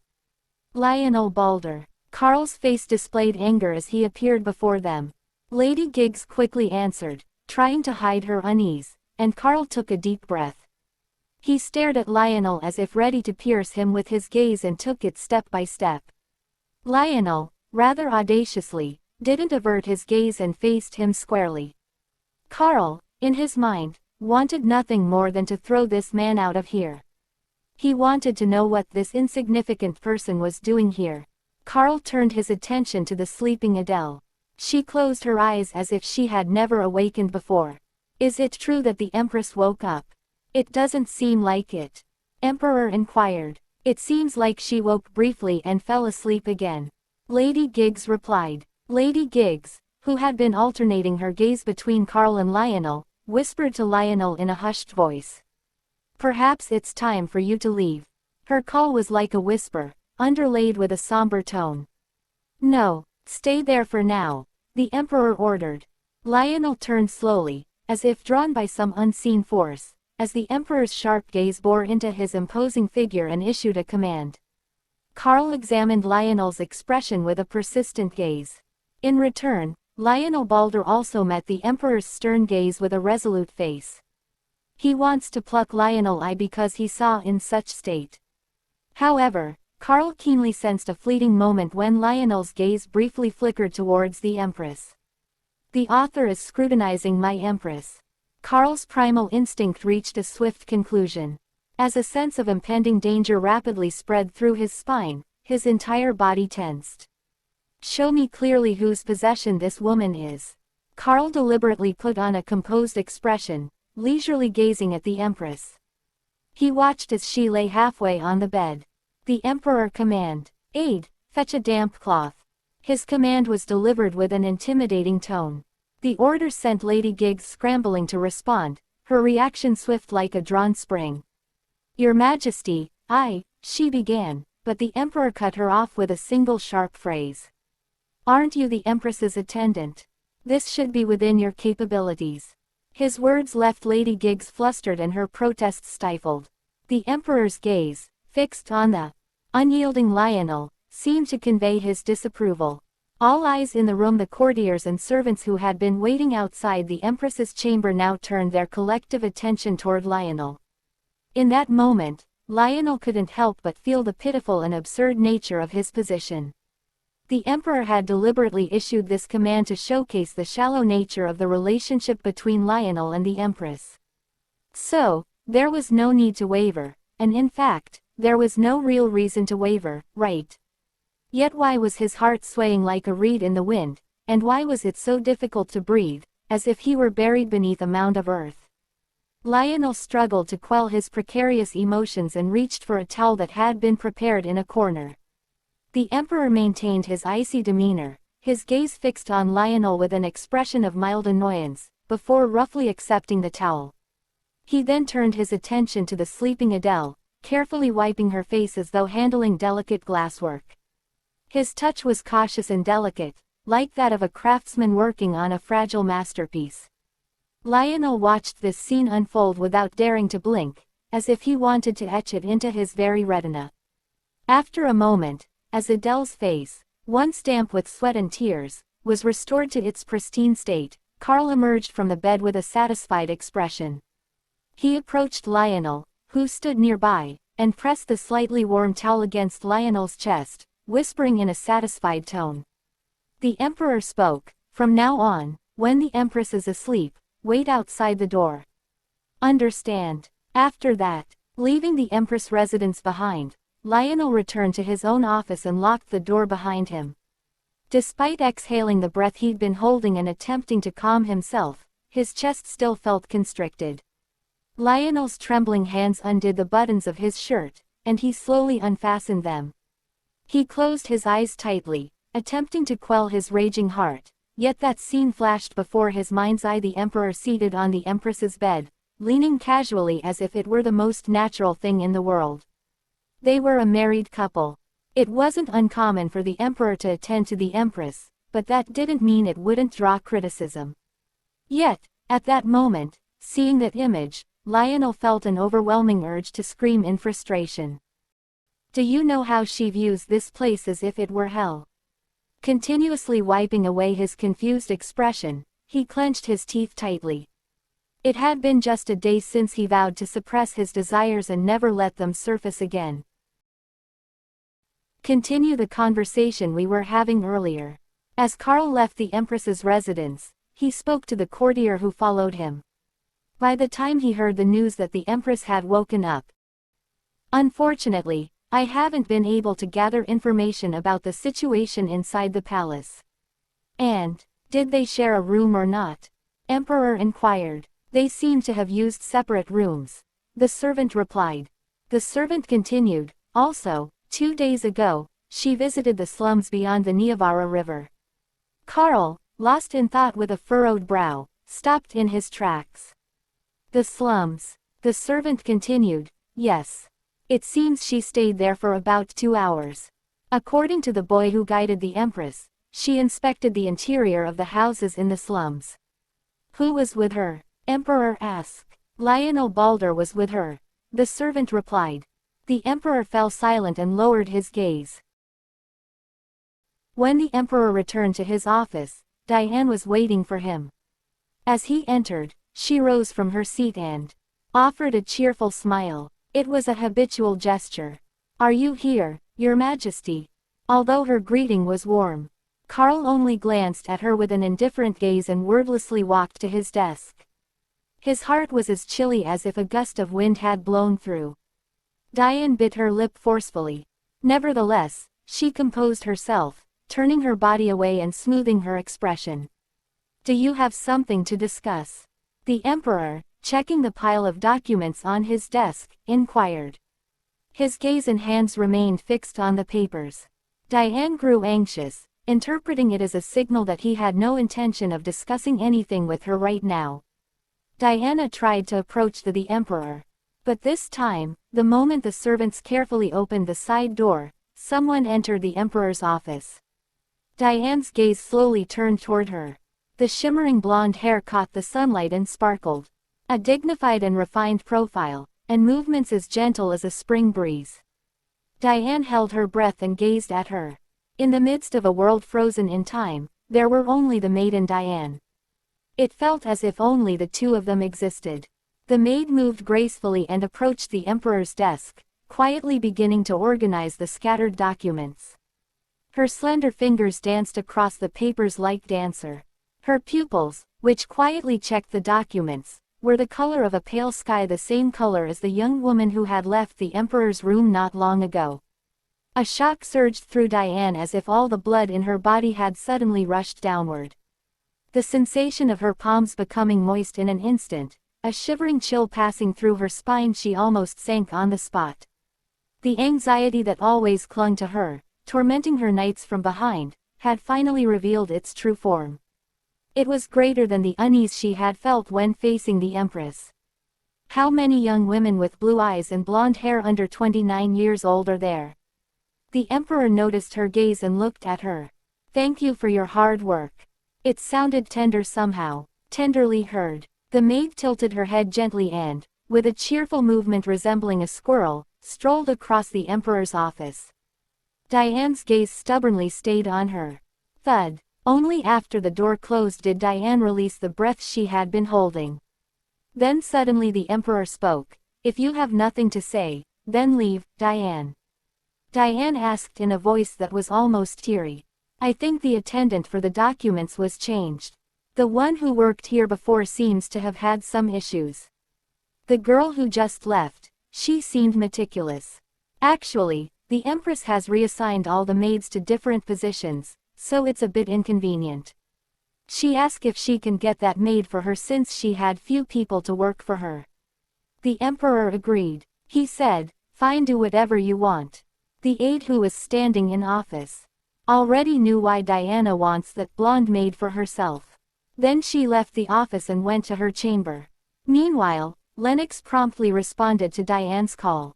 Seeing his sister after a few days, he could sense her unease. "Why, what's the matter?" he asked. "I told you to manage the maids properly, didn't I?" she shouts. "What's gotten into you?" he replied. She continued, "You can't even do that properly." He replied, "I told you. The Empress and Hannah Giggs have complete authority over all appointments. I can't do anything about hiring or dismissing people. Don't you understand?" Finally, in a rough voice, she spoke up. "The maid who used to manage the Emperor's documents will be reassigned to my division. So, I expect you to handle it." "Are you out of your mind?" Lennox shouts. "I'm perfectly sane," she replied. He continued, "She's an imperial palace maid, for heaven's sake." Diana interrupted him and said, "Who's going to kill her? I told her to take hush money and leave the capital. That should do the trick, right?" Lennox let out a long sigh and shot an irritated glance. He continued, "Don't worry. If there's any sign that the Emperor intends to summon that maid to his chambers, I'll take care of it." Diana again interrupted him again. "No, that's too late. I mean, we need to act before that." Diane couldn't possibly hold back any longer. Lennox turned away with a disgusted expression. And spoke, "All right, I understand for now." She continued, "It's not just for now, you must do it properly." "Got it." Diane's voice persistently clung to Lennox as they exited the guest quarters. On that day, as twilight cast its shadow upon the land, a fair-haired maid, who had collected a substantial sum of money, was no longer dressed in her maid's attire. She had concealed herself beneath a deep hood and hurried away. Two figures, who had turned their robes inside out to hide themselves completely, watched her go. "How long have they been waiting there? Should we inform them if something like this happens again?" One of the Emperor's servants, who had been starting in the direction of the woman, asked in a cautious voice. "To Lady Giggs." And she nodded in response. And spoke. Indeed. Another maid like her will inevitably come in. Yes, understood. He replied. Eventually, the two of them turned and entered the palace. Diana asked from Lorraine, "Does that blonde maid leave the palace?" In response Lorraine replied, "Yes, Your Highness. It seems she's packed her belongings and fled." Lorraine still addressed Diane as, "Your Highness." As Diane listened to Lorraine's report, she tilted her head with a strange feeling. Suddenly, Diana spoke. Lorraine continued, "Yes. It seems she might have been frightened." Frightened. Lorraine nodded her head. And she continued, "Perhaps that's the case. Regardless, wasn't it what you wanted, Your Highness?" Lorraine gently tried to soothe Diane.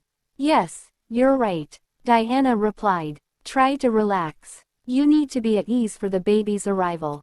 Lorraine spoke. Lorraine tactfully aligned with Diane's mood, and a while later, without warning, the Empress, who had been bedridden for several days, rose from her slumber just as unexpectedly as she had fallen. In the early morning, as Lady Giggs entered the Empress's room, she was startled to find the Empress seated halfway up in bed. "Are you awake, Your Majesty?" Lady Giggs spoke. The Empress's golden eyes, still clouded with sleep, slowly focused. "Oh, how long have I been lying here?" the Empress asked. "You've been unconscious for 2 days," Lady Giggs replied. Adele nodded slowly. She then spoke. "Would you like me to tidy your hair a bit?" The Empress's matted and tangled hair from perspiration had become quite bothersome, so Adele offered her delicate assistance. Lady Giggs began gently brushing out the Empress's ebony locks with a comb. As the Empress's hair cascaded down her back, "Did I happen to wake up in the middle of the night and summon Lionel Balder by any chance?" "Do you remember?" Lady Giggs asked. "I thought it was a dream, but it wasn't," Empress replied. Lady Giggs continued, "During that time, even His Majesty the Emperor came. He's been quite worried. The palace physicians have been called in frequently, inquiring about the Empress's condition and the treatments they're giving." At the mention of the Emperor, Adele instinctively furrowed her brow. Unaware of this fact, Lady Giggs continued to tie the ends of her braided hair while speaking. Meanwhile Diane, who was on her way to Imperial office, witnessed the scene. She couldn't even summon the Emperor, who had not seen her, so quickly. However, when she saw how urgently the Emperor was heading somewhere, her heart, which had been in turmoil, suddenly began to pound loudly. She then asks from one of the servants, "Has the Empress awakened?" "Oh, yes, that's correct," he replied. "Did you just deliver that news?" she inquired. "Yes," he replied. The immediate response made it feel like the whole world had suddenly plunged into darkness.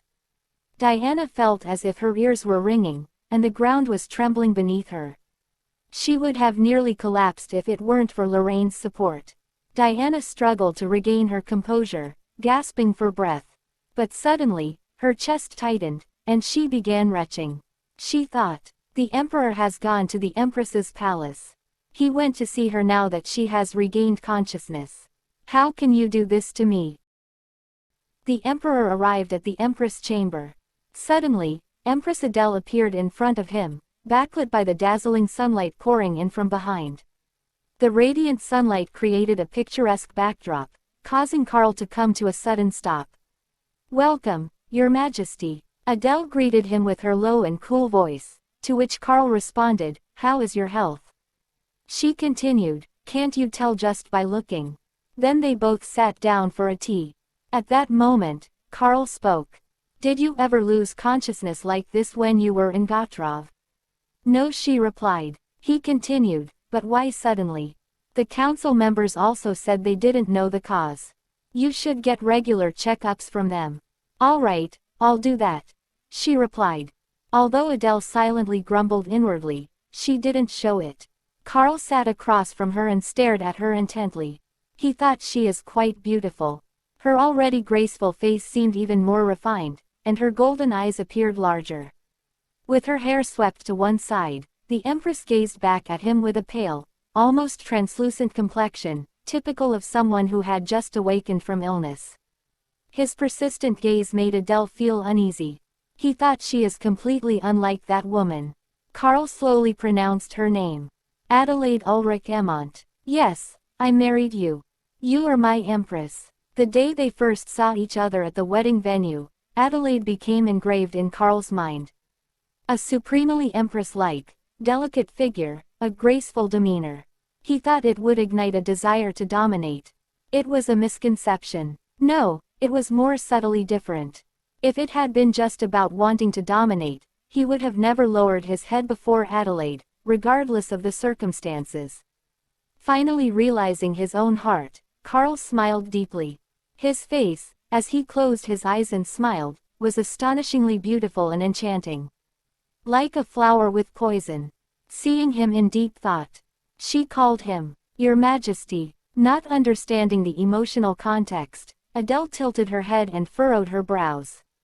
Karl lowered his head, smoothing out his expression, and then he whispered in a low voice.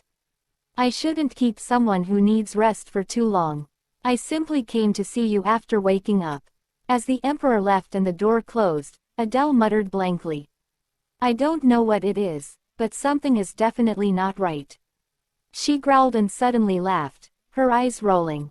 What was it? Why did he suddenly change his stance as if turning his hand over? I will build a very wide fence. You belong to me. The voice that came to mind felt like a dream and yet. Not quite. Lady Giggs entered the room. Your Majesty. Yes, Empress. When I was unconscious, the Emperor mentioned that he had come. Do you happen to remember what he said to me at that time? In response to the Empress's question, Lady Giggs lowered her head. She spoke, I apologize. I had withdrawn a bit, so. Why do you ask? No reason, Empress replied. Adele kept thinking without getting up from her seat. Lady Giggs, who had been observing the Empress, spoke as if she had peered into her thoughts. Lady Giggs continued, I don't know the reason, but it seems that Your Majesty has undergone a change in mood. Is it not a bad thing? When the Empress remained silent, Lady Giggs didn't press further. Firstly, it was certain that the Emperor's mood had changed. Like Lady Giggs had said, it might not be immediately bad, but it couldn't be trusted in the long run. One could never predict when a changed heart might change again for no reason. Secondly, she needed power. However, for the reasons she had considered earlier, she needed strength that came from herself rather than relying on the Emperor's love. On the first day at Balder Manor, the Duke had proposed that she be officially recognized as a sorceress. Lionel told Empress, if you are recognized as a sorceress, you will gain the right to speak as a sorceress, even to Empress. It would be even better if you could attend the Central Council. Currently, all rights to speak about the tower were monopolized by Duke d'Espagne and Lennox Portier, so no one could argue against what they did. She then told Lady Giggs to arrange the meeting with Duke d'Espagne. In the Blair mansion, Lionel's brother spoke. I don't know if you've heard, but Her Majesty the Empress has awakened. Lionel, who had risen with Theseus, paused at the news. It was his instinct sounding an alarm, urging him to get out immediately. Theseus tapped Lionel's shoulder without thinking, who had frozen in place and was holding his breath. Theseus continued, keep a close watch. If you judge it's dangerous, don't hesitate to step back. It's better to be swift in such situations, so you don't need to ask me. After a while Lionel spoke. If you are referring to my position as the Empress's aide, now is not the right time to quit. We need information about the towers. And she still wants more from me. Theseus muttered. Lionel, is that really the only reason that you don't wish to resign as her aide? Lennox also sensed the strange atmosphere in the palace. When he arrived at Diana's room, he thought, she wasn't feeling well but still she is smiling brightly. But why? After a while he figured out and spoke. Are you pregnant? Are you pregnant? At his words, Diana lifted her head. Tears welled up at the corners of her reddened eyes, and soon they flowed down her cheeks, dropping softly. She laughed while crying, and Lennox's eyes turned red as well, mirroring her tears. "Is it true? You are carrying a child?"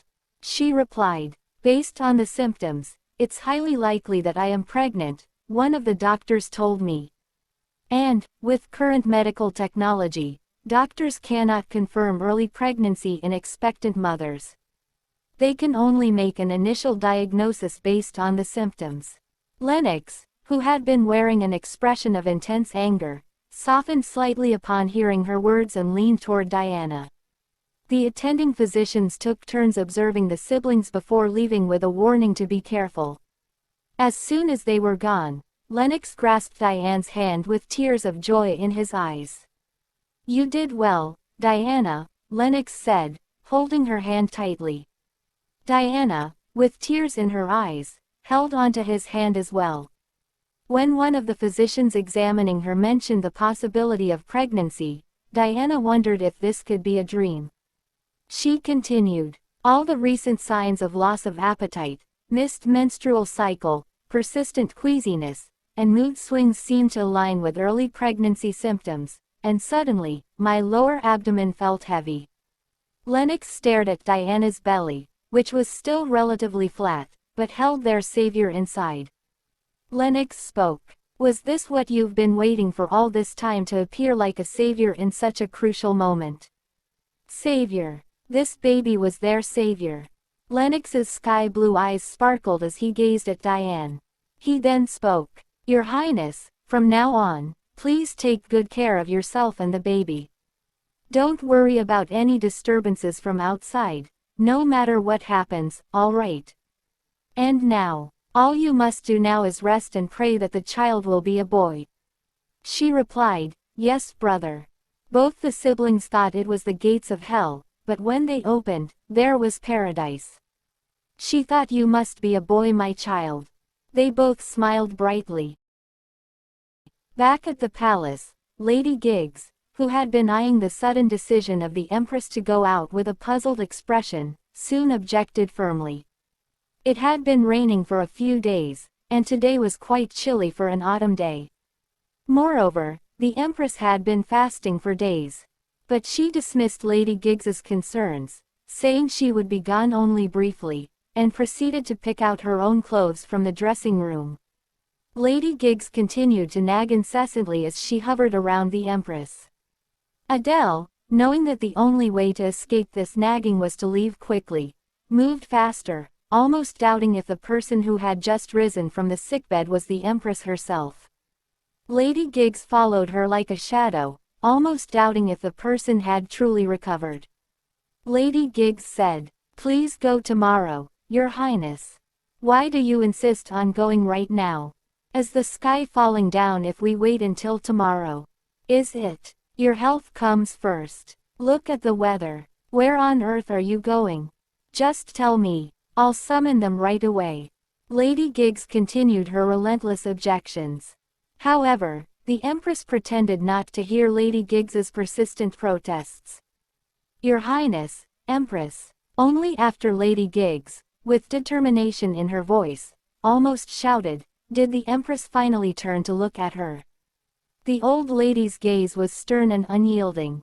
The Empress, convinced that persuasion through words was impossible, closed her eyes and smiled at the old lady. Empress said, "Just for a moment." Lady Giggs replied, "Your Highness, why now of all times? Ah, hearing you raise your voice makes my head spin." As the Empress exaggeratedly held her head and pretended to be in distress. Lady Giggs, who had been about to scold her further, quickly examined her complexion. And then, with a hearty smile, she whispered to Lady Giggs, who was left speechless. "I'll be back." The Empress took a step back and pointed to a waiting maid behind her. "Follow me." "Yes. Oh, yes." The maid quickly followed the Empress, darting out of the main gate at lightning speed as if she feared being caught by Lady Giggs. Watching the fading figures of the two women from afar, Lady Giggs let out a deep, long sigh and lowered her head. Defying Lady Giggs' objections, the Empress headed towards the residence of the magicians, guild within the imperial palace. The charismatic wizard effortlessly took the lead, guiding her through the bustling crowd. Passers-by hurried to a halt, bowing respectfully as they crossed their path, and Adele responded with an air of casual grace as she strolled forward. Inside the opulent official residence, a world of grandeur awaited. Crystal chandeliers cast a soft, mesmerizing glow over ornate ceiling paintings, evoking the ambiance of an extravagant ballroom. Adele maintained an outwardly unimpressed demeanor, yet her eyes couldn't help but wander, taking in the splendor of her surroundings. She paused from time to time, scrutinizing the faces of those who greeted them, determined to etch them into her memory. As the Empress glided past, the assembled wizards respectfully raised their heads one by one. Among them stood Brunhild Alexa, a striking figure with fiery red hair and piercing crimson eyes. Her gaze followed the Empress's retreating form with an intensity that hinted at secrets hidden beneath the surface. At that moment, one of Brunhild's associates approached her, leaning in to whisper conspiratorially. "The Empress is due for public recognition, isn't she? Are you considering accepting her rank?" Brunhild sighed and replied, her thoughts wandering back to that day. Even Lennox Poitier had been uncharacteristically silent on that fateful occasion. Expecting a blood-soaked rose garden strewn with the bodies of her knights, she had been met with a surreal sight of floating tower frozen in midair, emitting an otherworldly roar. After a time, a diminutive human spirit descended to the ground, leaving the crumbling tower behind. She single-handedly demolished the tower in a way no one had ever seen before. Brunhild remarked, her voice laced with sarcasm. She turned away, her mind racing as she took determined strides forward. What really matters, she mused to herself, is one's attitude toward the tower. A magician who was working at the entrance was taken aback and almost stumbled when he suddenly saw the Empress. Rumors had spread that the Empress had fallen, so he looked at her with widened eyes. Adelaide, as if ignoring his bewildered state, gazed into the interior of the guild and said, "I would like to meet the head of the Magicians' Guild. I have come without prior notice, so I'm not sure if he's here." He replied, "Oh, please come in, Your Majesty the Empress. The guildmaster is inside the residence." On the other hand, Duke d'Espun, who served as the head of the Magicians' Guild, received the news of the Empress's arrival with great enthusiasm. His smile, filled with warmth and familiarity, made it seem as though she was welcoming a long-lost family member after several years. "Your Majesty the Empress, you have come without prior notice. Please forgive the impoliteness." Empress replied, "Impoliteness? Please don't say that. How is your health?" "No, this isn't the time for that. Come this way. You have worked hard. Go." Adelaide entered Duke d'Espun's office along with her, and the opulent interior of the guild seemed to reflect the tastes of the Duke. Even the smallest decorations displayed appeared delicate and beautiful as if they were crafted by a skilled artisan. "The office is truly beautiful," Adelaide remarked.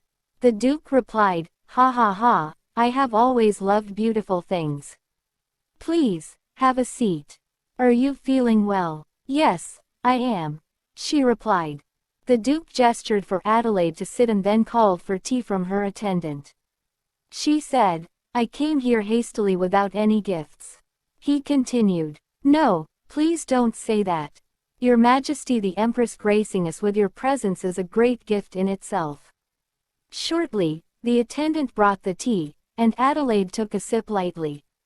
After a few customary sips, then Duke spoke. "Did you come here because of what I mentioned earlier? Do you wish to become the owner of the tower?"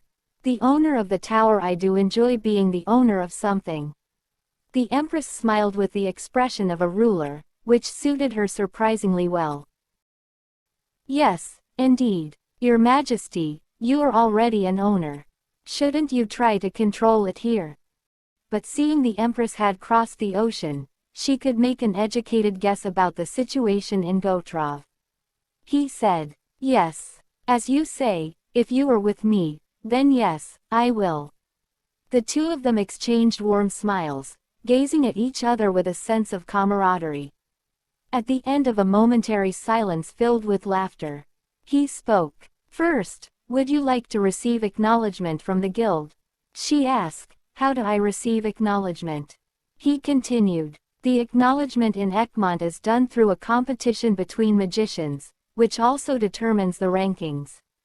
With your skills demonstrated in single-handedly destroying the tower." He raised an inquisitive look at Adelaide. "Would you be willing to challenge our deputy guildmaster?" "Oh, of course, you'd have to go to an area with magical influence since using magic is prohibited in the capital." Maintaining an appearance of kindness, the Duke gave Adelaide a sly look. Empress lowered her gaze as she spoke. "What does that even mean? Whether I receive acknowledgement or not, I am already a magician. I can't see the need to go through the trouble of receiving acknowledgement, unless it allows me to participate in the Council of Mages." Duke de Spun regarded the Empress sharply, not missing a beat. "What you said is right, Your Majesty. Whether you get acknowledgement or not, you are a magician. To be honest, receiving acknowledgement might not seem necessary unless it grants you access to the Council of Mages." Adele calmly lowered her gaze and raised her teacup, while the Duke of de Spun cast a sharp glance at the Empress. It would be quite troublesome if the Empress, holding hands with Balder, joined a ministerial meeting and started speaking nonsense. However, leaving the tower unattended without recruiting strong and capable talent was not an appealing option. Essentially, they should have a tool in hand, not stashed away in their pocket. At that moment, Adele, having set down her teacup, added a few words as if she had glimpsed into his thoughts. She then spoke. "Are you finding it challenging to include me, who has Lionel Balder as an assistant, in the Council of Ministers?" Duke de Spun. "As Duke suggested, aren't we practically family now?" The Empress bestowed a friendly smile upon the Duke of de Spun, who, in turn, clenched his teeth while looking across the sea at the Empress Dowager. He thought, "They say she's a naive and discreet princess. But Empress Gotrov has sent quite a formidable force."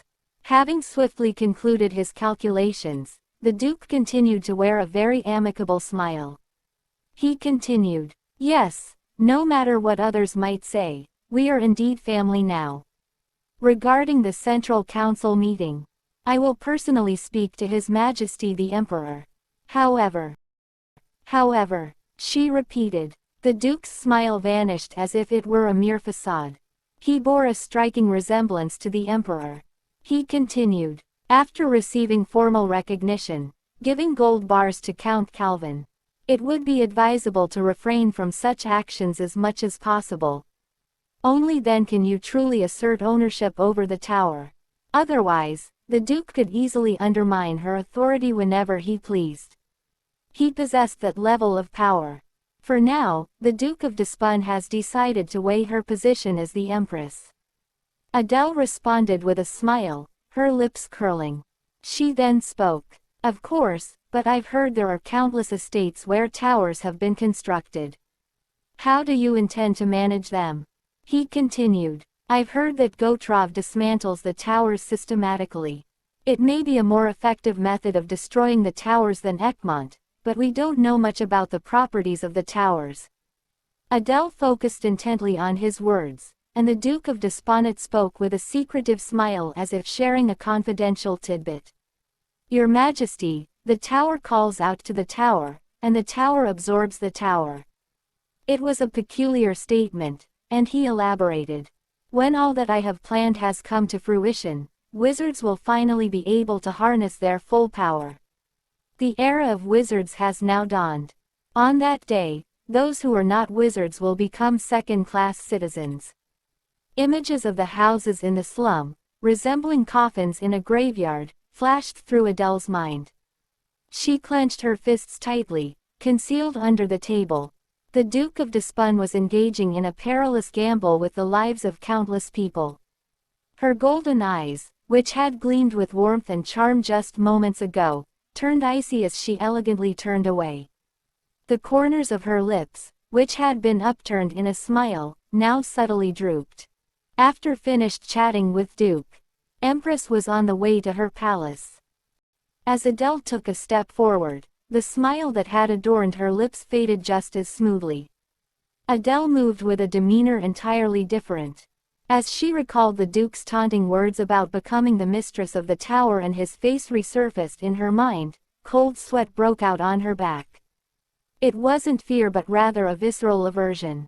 The greedy glint in his eyes, the selfishness that would stop at nothing for personal gain. Adele felt an instinctual revulsion toward such qualities.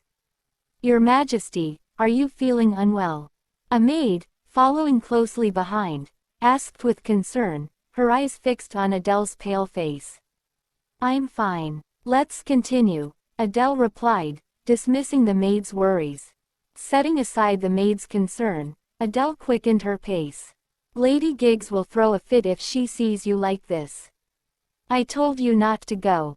The handmaiden, watching the Empress grow paler by the moment, hurried to catch up. "Your Majesty." Suddenly, a deep voice echoed in their ears, causing both the handmaiden and the Empress to stop in their tracks. They simultaneously turned their heads in the direction from which the voice had come. There stood a man in black attire, silhouetted against the sun. The unexpected encounter brought a smile to the Empress's face. Lionel. News of the Empress waking up had been haunting Lionel incessantly, threatening to drive him mad. He had tried his best to quell the tumultuous emotions, but instead of subsiding. How long had he walked? He suddenly realized where this path led and came to a halt. He wasn't some teenage boy suffering from the fever of first love. "I must be crazy." It felt as if he had become a wild beast, ready to turn back, mumbling to himself. He asked, "Your Majesty, are you feeling unwell?" The familiar voice brushed against his ear. "I'm fine." At the sound of the familiar voice, Lionel froze in his tracks, still facing away. The moment he heard that voice, surprisingly, all the turmoil that had been consuming him vanished like a flood receding. Lionel followed her with his eyes, as if drawn by an invisible force. Her jet black hair fluttered in the wind, revealing a side profile as white as snow. Her expressionless face was not just pale but almost translucent, and her closed lips lacked any hint of color. "Your Majesty." The one calling out to her wasn't his rational self. The sunlight streaming behind him made Adele squint slightly. "Lionel." Lionel approached her. The pouring sunlight gradually concealed his broad shoulders. As he stood in front of her, Lionel's shadow swallowed Adele. He glanced at her complexion and noticed the beads of sweat on her forehead. He asked, "It seems you haven't fully recovered yet. Please return to the palace quickly." It was like this even before. The Empress didn't have anything to cover herself with. Without hesitation, Lionel removed his conquest jacket. "What are you doing?" Adele asked in surprise as Lionel suddenly took off his jacket. He said, "If you expose yourself to the cold wind with cold sweat on your skin, you will surely catch a cold." She asked, "So you want me to wear that?" "Just wear it until we reach the palace," Lionel calmly said, and Adele looked at him with a bewildered expression. He suddenly remembered how she used to whisper her name and lower her voice. As he offered the jacket to the maid, who accepted it quickly and draped it over Adele's shoulders, Adele seemed like she had to put something on. When the large, sturdy jacket enveloped her shoulders, Adele could feel Lionel's body heat still lingering on it. It felt as if someone had embraced her from behind. Adele couldn't help but notice how big Lionel's physique was. Even with her shoulders wrapped by the jacket, there was plenty of space left, and it covered her thighs. She blinked for no apparent reason. Adele started walking again, and Lionel matched her stride. Adele looked at him for no reason. The sunlight shone through his shirt, which was covered by the jacket, and his firm silhouette was faintly visible. "Are you not feeling cold?" "I'm fine." A cool breeze swept between the two of them. Lionel quietly watched the direction the wind was blowing. Until then, He had been standing where the sunlight was pouring, so Adele was now bathed in sunlight. Adele looked at Lionel, who had shielded her from the wind, and couldn't help but smile. She then spoke. By standing in wind direction and having someone block the wind for me, you're the only one in both Gotrov and Egmont who does that for me. You really are an excellent aide. Upon hearing her words, Lionel cleared his throat awkwardly. With the warm jacket, the sun, and now a reliable windbreaker, Adele's body, which had been shivering, began to warm up gradually. Her stiff forehead had also softened without her realizing it. She continued, I'm sorry for making that strange request that day about bringing those people from Gotrov. Should I send people? Since she had asked him to fetch them as if it were a matter of life and death. Lionel was determined to send people to Gotrov if she allowed it. However, at the same time, he had a subversive thought that he hoped she wouldn't call for them. He gazed at Adele's face as they walked. After walking in silence for a while, Adele finally raised her head slowly. There's no need for that. It's fine, she said. With that, silence settled between the two. In the clear and bright autumn weather, Adele simply walked, absorbing Lionel's warmth as part of the sunshine. The road seemed long yet short. Eventually, they arrived at the palace. Adele, who had arrived first, lightly laughed and returned the jacket draped over her shoulders. She spoke. Thank you. Thanks to you, I'm warm now. Would you like to come in and have some refreshments? Your Majesty should rest. I will take my leave, he replied. In response to his loyal reply, Adele chuckled and turned around. Lady Giggs, who had rushed out anxiously, wrapped a blanket around her shoulders and led her into the palace. Lionel watched Adele go inside and then put on his clothes again. As the lingering warmth from the jacket penetrated his body, he stood still and savored it. Meanwhile, at the Gotrov Imperial Palace, following the customs of mourning for the late emperor, the palace had been vacant for an extended period. However, the Emperor of Gotrov, who had grown unusually fast from a young age, was only 14 years old this year, yet he was taller than most adults, and his unique presence made him seem far from a typical adolescent. With jet black hair and striking golden eyes, his name was Lucio Gotrov. He was Adelaide's younger brother and the current emperor of the Gotrovian Empire. Shortly before arriving at the palace, the emperor received shocking news. Adele, sister, it couldn't be. The emperor stormed forward, finally breaking into a run as he raced up the stairs. He reached the door to the room Adelaide used, but instead of bursting in, he closed his eyes and took a calm breath. The neatly arranged room held no warmth from recent occupancy. In fact, this room had often been empty more than it had been occupied, but the feeling was different now.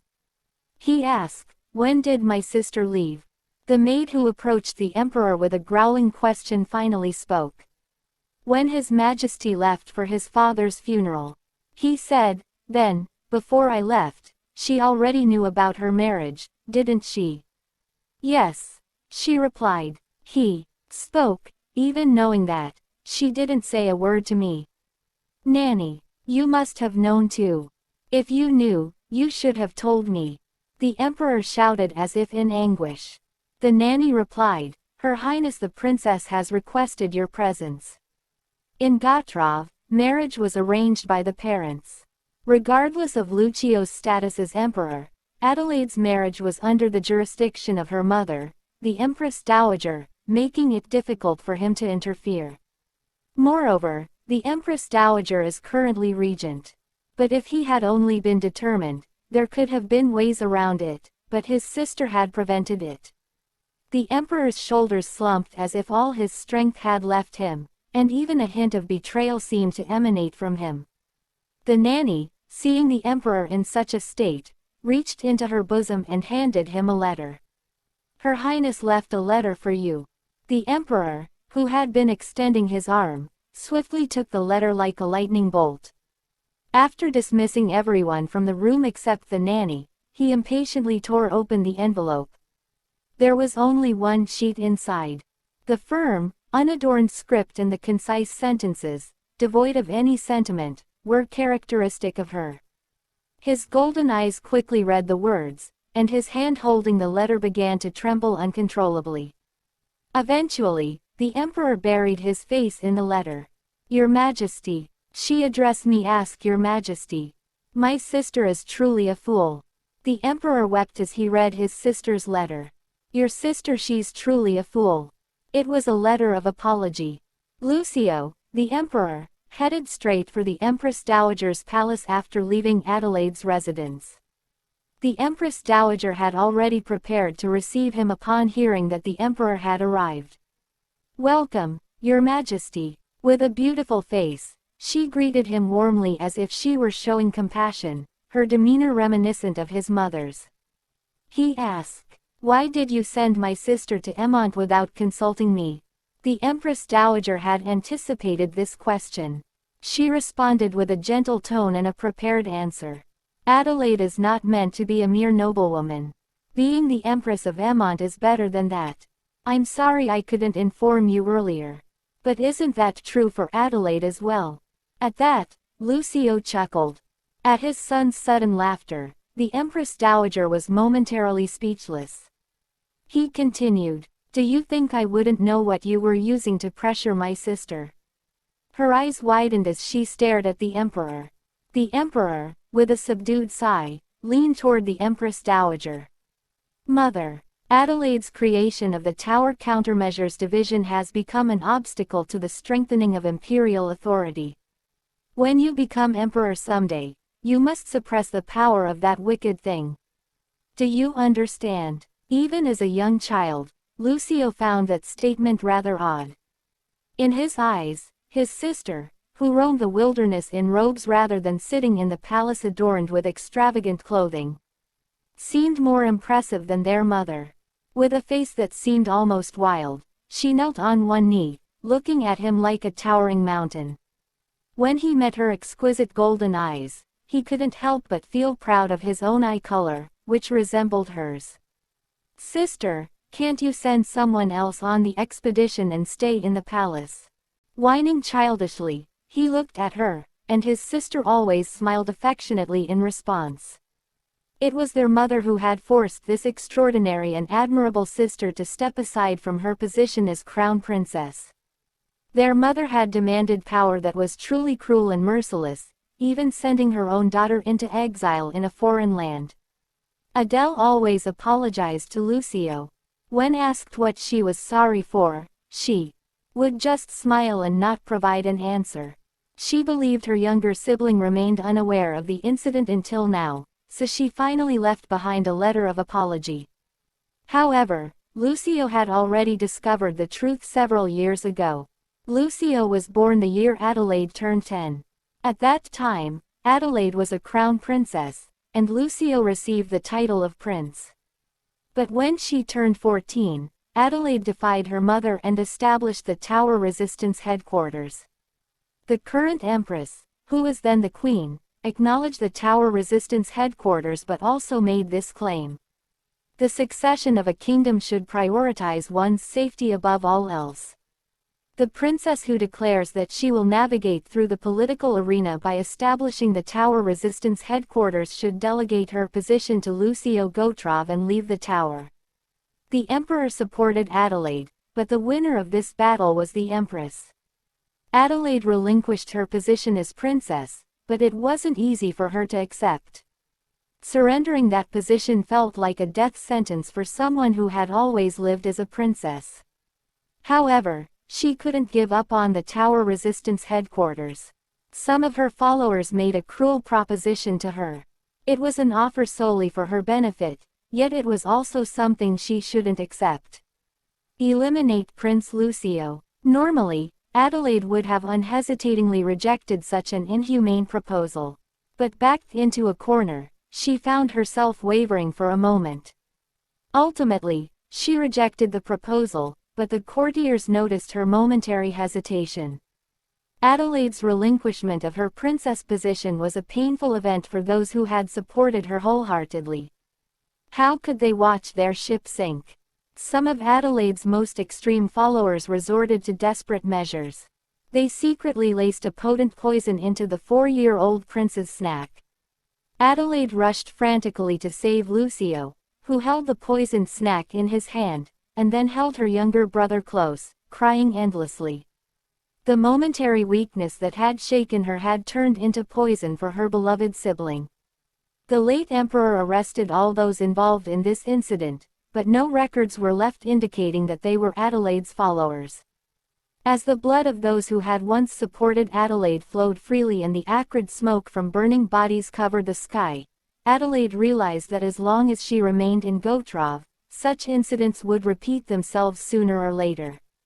"I'm sorry, Lucio. Please forgive the momentary weakness I showed." And now, after more than a decade, Adelaide finally wrote a letter to Lucio, confessing everything to him. Perhaps going to Egmont was her self-imposed punishment and a final act of consideration for her brother. So she must have accepted the turmoil akin to exile with resignation. "Did you threaten my sister, mother?" the emperor growled as he asked, and the empress responded with a cold, piercing gaze. Empress spoke. "Do you think Adelaide would simply obey such threats and leave? Who do you think my daughter is?" Lucio faltered at the empress's acerbic words. Her compassionate smile had disappeared, and her face, as she looked at her son, had transformed into that of a ruthless politician. "She left of her own accord." "That can't be true." Lucio vehemently denied it, but the empress patiently explained. "Emperor, there cannot be two suns in the sky. There can only be one. Despite her failure, why do you think Adelaide's followers tried to kill you that day? Just her existence alone is like a sword hanging over your neck. Are you saying that my sister's presence would lead to my demise?" Then Empress replied, "It's not just a matter between the two of you. Adelaide's child, who will be older than your child, will have an impact on your successor. Wait for 10 years, and you will be grateful to this mother." Back in his palace, the emperor ordered Cain Knox, who had followed him, gather a few trustworthy individuals and go to Egmont. "Find out how Adelaide is doing. If my sister is unhappy there. If she no longer wishes to stay there." The emperor's golden eyes gleamed with clarity. "Bring my sister back to Gotrov. I am willing to wage war for that cause if necessary." Cain Knox bowed his head and replied, "Yes, your majesty." On the other hand, following Diane's orders, Lorraine headed towards the emperor's study. She couldn't help but worry about what would happen if the emperor wasn't there, but that was a mere thought. The emperor, without a word, didn't even look at Lorraine as she entered. "What's the matter?" His voice was dry and devoid of emotion. As rumored in public, there was no doubt that the emperor's interest in and affection for Diane were gradually fading. It wasn't so much that he despised or disliked her, but rather that he was growing indifferent. Lorraine cautiously assessed the emperor's mood before speaking. She spoke, "The lady of Count Portier has requested an audience with your majesty." At her words, Karl furrowed his brow. He asked, "Why didn't she come in person? Why did she send you?" She replied, "Because her majesty is not feeling well today. Coming in person would have been too much of a burden." Karl raised an eyebrow and leaned back in his chair, his expression uninterested.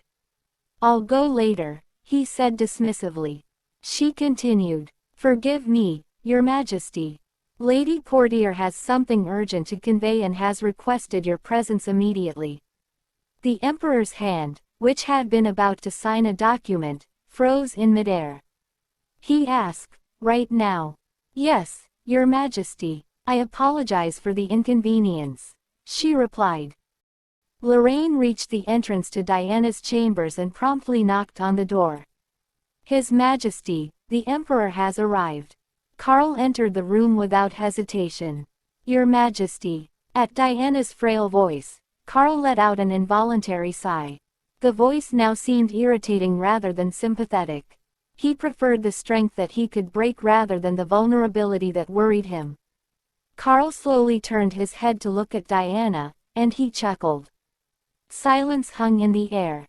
Something was subtly different. Puzzled by the strange discomfort, Carl paused, and that's when Diane slowly extended her hand toward him. Your Majesty, come here, please. Carl reacted to her gesture. Her complexion pale as if to confirm her claim of poor health.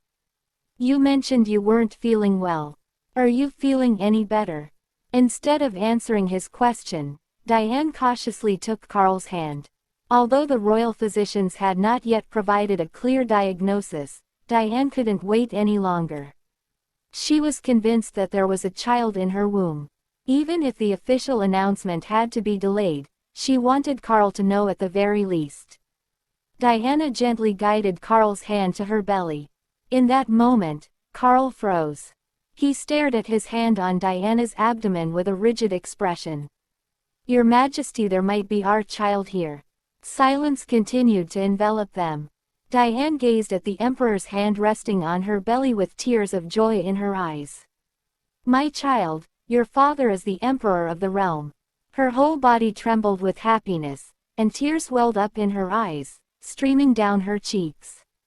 Diane wiped away her tears and continued, all the recent discomfort I've been feeling corresponds to early pregnancy symptoms. However, as she spoke, she suddenly realized that the Emperor was silent. She slowly raised her head, and in that instant, she almost screamed. His eyes met hers, and she forgot to breathe. Instead of the warm gaze she had expected on her belly, the Emperor was looking at her as if he could see through her. When their eyes met, a shockingly cold gaze and expression met her, and she felt a shiver run down her spine. Your Majesty, even as Diane called out to him, her voice trembled with uncertainty, but the Emperor remained silent. Slowly, he withdrew his hands from Diane's stomach. His demeanor was so indifferent that Diane couldn't help but feel like she had made a grave mistake. Diane looked at him and spoke nervously. Aren't you happy, Your Majesty? As that question hung in the air, Diane's heart threatened to burst from her chest. After an agonizing silence that felt like an eternity, the Emperor responded curtly. I am glad. Diane couldn't tell if it was the lengthy silence or the tone that lacked sentiment that made her heart ache. Take good care of yourself.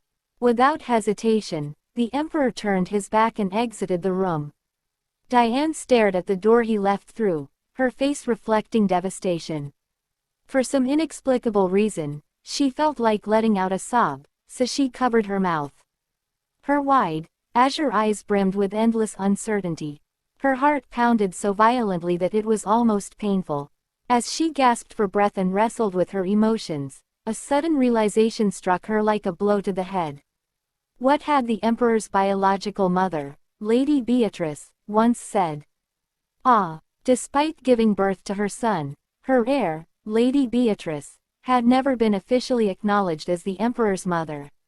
Shortly after delivering her child, she had been whisked away by the previous Empress, unable to properly see her own son until he turned 6. Carl had always sympathized with her mother's plight, and she had hoped that her treatment would be different. But now, that expression. It hit her like a ton of bricks. Diane had just realized something profoundly important. Even after ascending to the throne, Carl had never rectified the record regarding his biological mother, Lady Beatrice. He continued to be recorded as the adopted son of the previous Empress, with no mention of Lady Beatrice. Even though he had the power to change it, he hadn't. What did it all mean? Why had she only just grasped this now? Had she been seeing only what she wanted to see? The possibility Diane couldn't bear to contemplate loomed in her mind. Could it be that Karl Ulrich didn't want a child with her? Would he give her child to the Empress, just as the previous emperor had done? And would he erase every trace of her as the biological mother, just like his predecessor had done? Empress. He would hand the child over to that woman. Diane's eyes welled up with tears, and she clung to her belly, curling her body into a fetal position. She muttered, "My baby, I will never let them take you away, ever." Carl emerged from Diane's room, wearing an inscrutable expression, and immediately summoned his attending physician. Alone in the room, devoid of even his attendants, he tapped his fingers rhythmically on the desk. His brow furrowed in deep thought. One thing was certain, the news Diane had delivered was far from happy. After a while, the attending physician entered, his face marked with nervousness. Carl continued to tap the desk with his index finger, only raising his eyes to acknowledge the doctor's presence. The doctor quickly offered an explanation, as if he had already anticipated why the Emperor had summoned him. He said, "It's highly unlikely, Your Majesty." Sweating profusely, the attending physician met the Emperor's cold gaze, as if expecting to be tasked with finding a plausible excuse.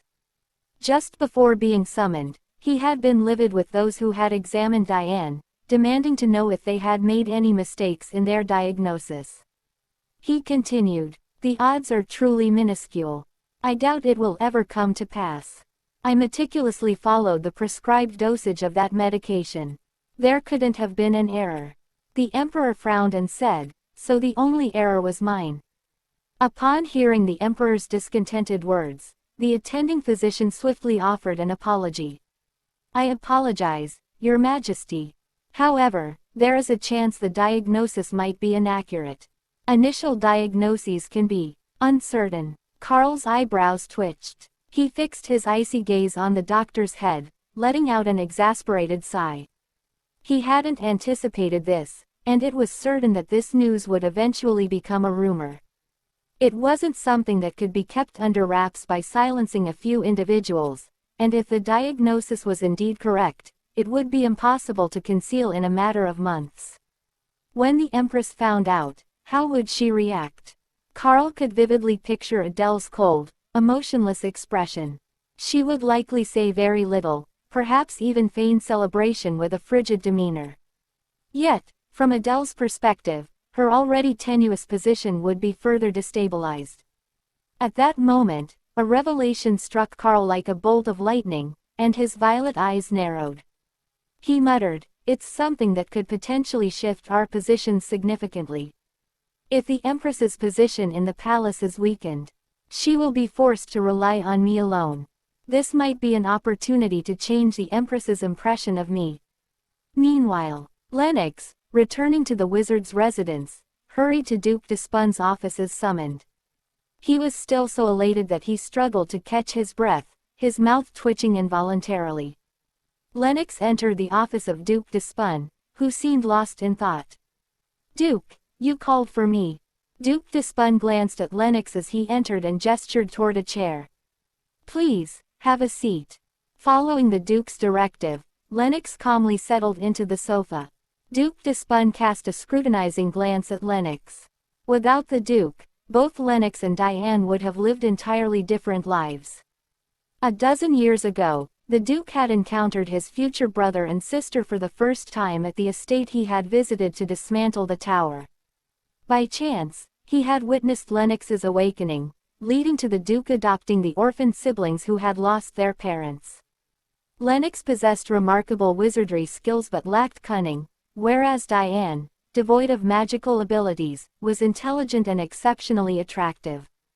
As time passed, Lennox played a pivotal role in managing the wizards, while Diane helped make the temperamental and challenging Emperor more amenable to the Duke. However, it was Diane who had lost her influence first. Just like flowers that bloomed for a season and then withered, the Emperor's favor for her had recently waned. The plan had been to send Diane away from the palace once her usefulness had expired and persuade the Empress to assume her role. Then the Duke spoke. "Lennox." "Yes, Your Majesty the Duke." Lennox responded. Duke d'Espun's purple eyes fixed on Lennox intently. A heavy silence settled in. "Why are you hesitating?" Unable to contain himself, Lennox inquired. And the Duke replied in a sly tone, "Can you compete with the Empress and win?" Lennox's heart plummeted. For a moment, he forgot to breathe and was left speechless. Then, with a pallid face, he urgently answered, "I can." "Really? Even though you're barely level 5, you single-handedly destroyed a level 4 tower. Is it possible?" Duke asked. Lennox continued, "It's possible. Your Royal Highness, my name is Lennox Poitiers. If you ask me to fight, I'll do it right now. Please have faith in me." The Duke of Despun clicked his tongue as he watched Lennox raise his eyebrows and vociferously declare his capabilities. What if Lennox rushed in without certainty of victory and ended up losing? If Lennox had been more astute, he might have responded that he would control and manage the wizards regardless of the Empress's abilities, rather than boldly proclaiming his ability to perform feats like this. Nevertheless, it was easier to deal with Lennox's somewhat limited intelligence than with cleverness. So the Duke of Despun refrained from chastising him. But Lennox's anxiety had already swelled and filled his chest. "Your Majesty the Duke." With a sudden burst of enthusiasm, Lennox, who had been trembling with anxiety, called out to the Duke of Despun, his eyes gleaming. Duke Despun tilted his head inquisitively as Lennox leaned closer. "I have something to tell you." Duke asked, "What's going on?" The guy who had been so anxious and clueless suddenly brightened, and the Duke leaned in, equally intrigued. Lennox took a deep breath, exhaling as he spoke with a joyful tone. "They say Diane is pregnant." "What?" Duke was surprised. "Diane, they say she's carrying your Majesty's child. Diane is pregnant." "Yes, that's right." Upon hearing those words, the Duke's expression underwent a subtle change. Lennox nervously watched the Duke's reaction. Duke Despun, swiftly calculating something, blinked his wide eyes several times and let out a mild exclamation. "Is that so?" Lennox continued, "Yes, yes. They're not certain yet, but it's definitely happening. Absolutely. Ha, what wonderful news. This is truly fantastic news." Eventually, laughter erupted, filling the Duke's office for a considerable time. Duke Despun, who had muttered several more times about how wonderful the news was, adopted a more subdued tone as he took back what he had said to Lennox earlier. "You know, now that I think about it, I don't believe there's any need for you to compete with Her Majesty. How about I test your abilities instead? Your Majesty might take offense. By the way, what gift should I give to Diane?" With an air of feigned concern, the Duke slapped his knee and said, "Shall she return to the Ivory Palace?" "Your Majesty the Duke, are you serious?" When Lennox called him with a heartfelt expression. The Duke chuckled. "After all, a mother should be comfortable. The place you're staying in is probably more comfortable." "But how?" Lennox inquired. Duke said, "What can I do? Can't we just pay for it?" "I'll support you discreetly." Lennox spoke, "Your Highness the Duke. Thank you so much." Duke thought, "Besides, the Financial Services Agency is under my control. I can simply allocate the funds." After a while, Lennox left, immersed in joy, and the smile slowly faded from Duke Despun's face as he was left alone. He mumbled to himself, rubbing his chin. "Pregnant. That's odd. I'm aware that the Emperor continues to take that medication. Did he pause it momentarily to bring in the Empress? I haven't heard anything like that." Karl harbored a deep-seated complex about his lineage. As a result, he had no intention of having a child with Diane, a commoner, and was secretly using birth control pills. The only people privy to this information were Karl, his physician, and Duke Despun. Of course, the Emperor was unaware that the Duke knew. That's irrelevant. Whether or not a child is on the way, and regardless of whether it's the Emperor's offspring or not. What mattered was that Diane had triggered the event called pregnancy. Duke Despun's mind was working cunningly. "It's already time to temper the Empress's spirit," Duke Despun mused. "If I were to reveal that the Emperor's concubine is expecting a child before her, it might give her a little pause." He chuckled to himself. Meanwhile, as Adele returned to the palace, she cautiously gauged Lady Giggs's mood and was relieved to find no objections. She had mentally prepared herself for a scolding upon her return, but there had been nothing of the sort. Borrowing the jacket from Lionel during her brief encounter with him had proven to be a wise move. If she hadn't worn it and had shown up without it, her well-being would have been a bigger issue than any scolding. As she thought about this, she suddenly remembered the warmth that had wrapped around her shoulders and back. The warmth that had protected her from the chilly breeze and the broad, strong shoulders as well.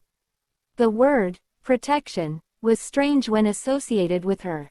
Adele was always the one to protect others, not someone who received protection. Nonetheless, she didn't dislike Lionel's actions. In fact, she wanted to rely on him more. That's why she walked that path with him. When the wind rustled the leaves and the scent of fresh musk wafted through the air, Adele had a lingering feeling that it still tickled her senses. He must use good cologne. Then Lady Giggs asked, "May I ask where you've been?" When Lady Giggs, who was tidying up the Queen's hair, inquired, Adele quickly pushed her thoughts aside. She said, "I met with Duke de Spun for a moment." "I see," Lady Giggs replied. The Empress asks, "By the way, why does Duke de Spun have no heir?" Lady Giggs spoke. Duke de Spun changed her spouses 3 times, trying to have a child, but they all ended in disappointment. Still, to have no child. Lady Giggs didn't feel the need to continue, and Adele didn't press further. "Please keep an eye on Duke de Spun." In a casual piece of advice, like passing time, Adele nodded slowly. She said, "It seemed necessary." Lady Giggs continued, after raising the Poiter siblings and continuing to support them. Lady Giggs had been passing on her vast knowledge of people, little by little, and Adele absorbed her words as if storing them in her memory. Of course, acknowledging that it was Lady Giggs's subjective opinion. At that moment, a servant knocked and entered the room, carefully holding a piece of document. When Lady Giggs stepped forward to inquire about the matter, the servant handed over the document she had been holding. The servant told her, "It's documents sent from the Administration Bureau." Administration Bureau, I see. You can leave now. Once the servant left, Lady Giggs immediately handed the documents to Adele. The Empress calmly took out the papers and began to read them attentively. Lady Giggs observed the Empress' expression as she read. Finally, when Adele looked up from the documents and raised her head, Lady Giggs inquired in a composed tone, "What is the content of these documents?" In response to her question, Adele handed her the documents. "It seems that she wants to lease the Ivory Palace." Lady Giggs was surprised. "What? Is this coming from Diane Poiter?" Adele was surprised by Lady Giggs's inquiry and extended the documents towards her. Empress reply, "The lease period is indefinite.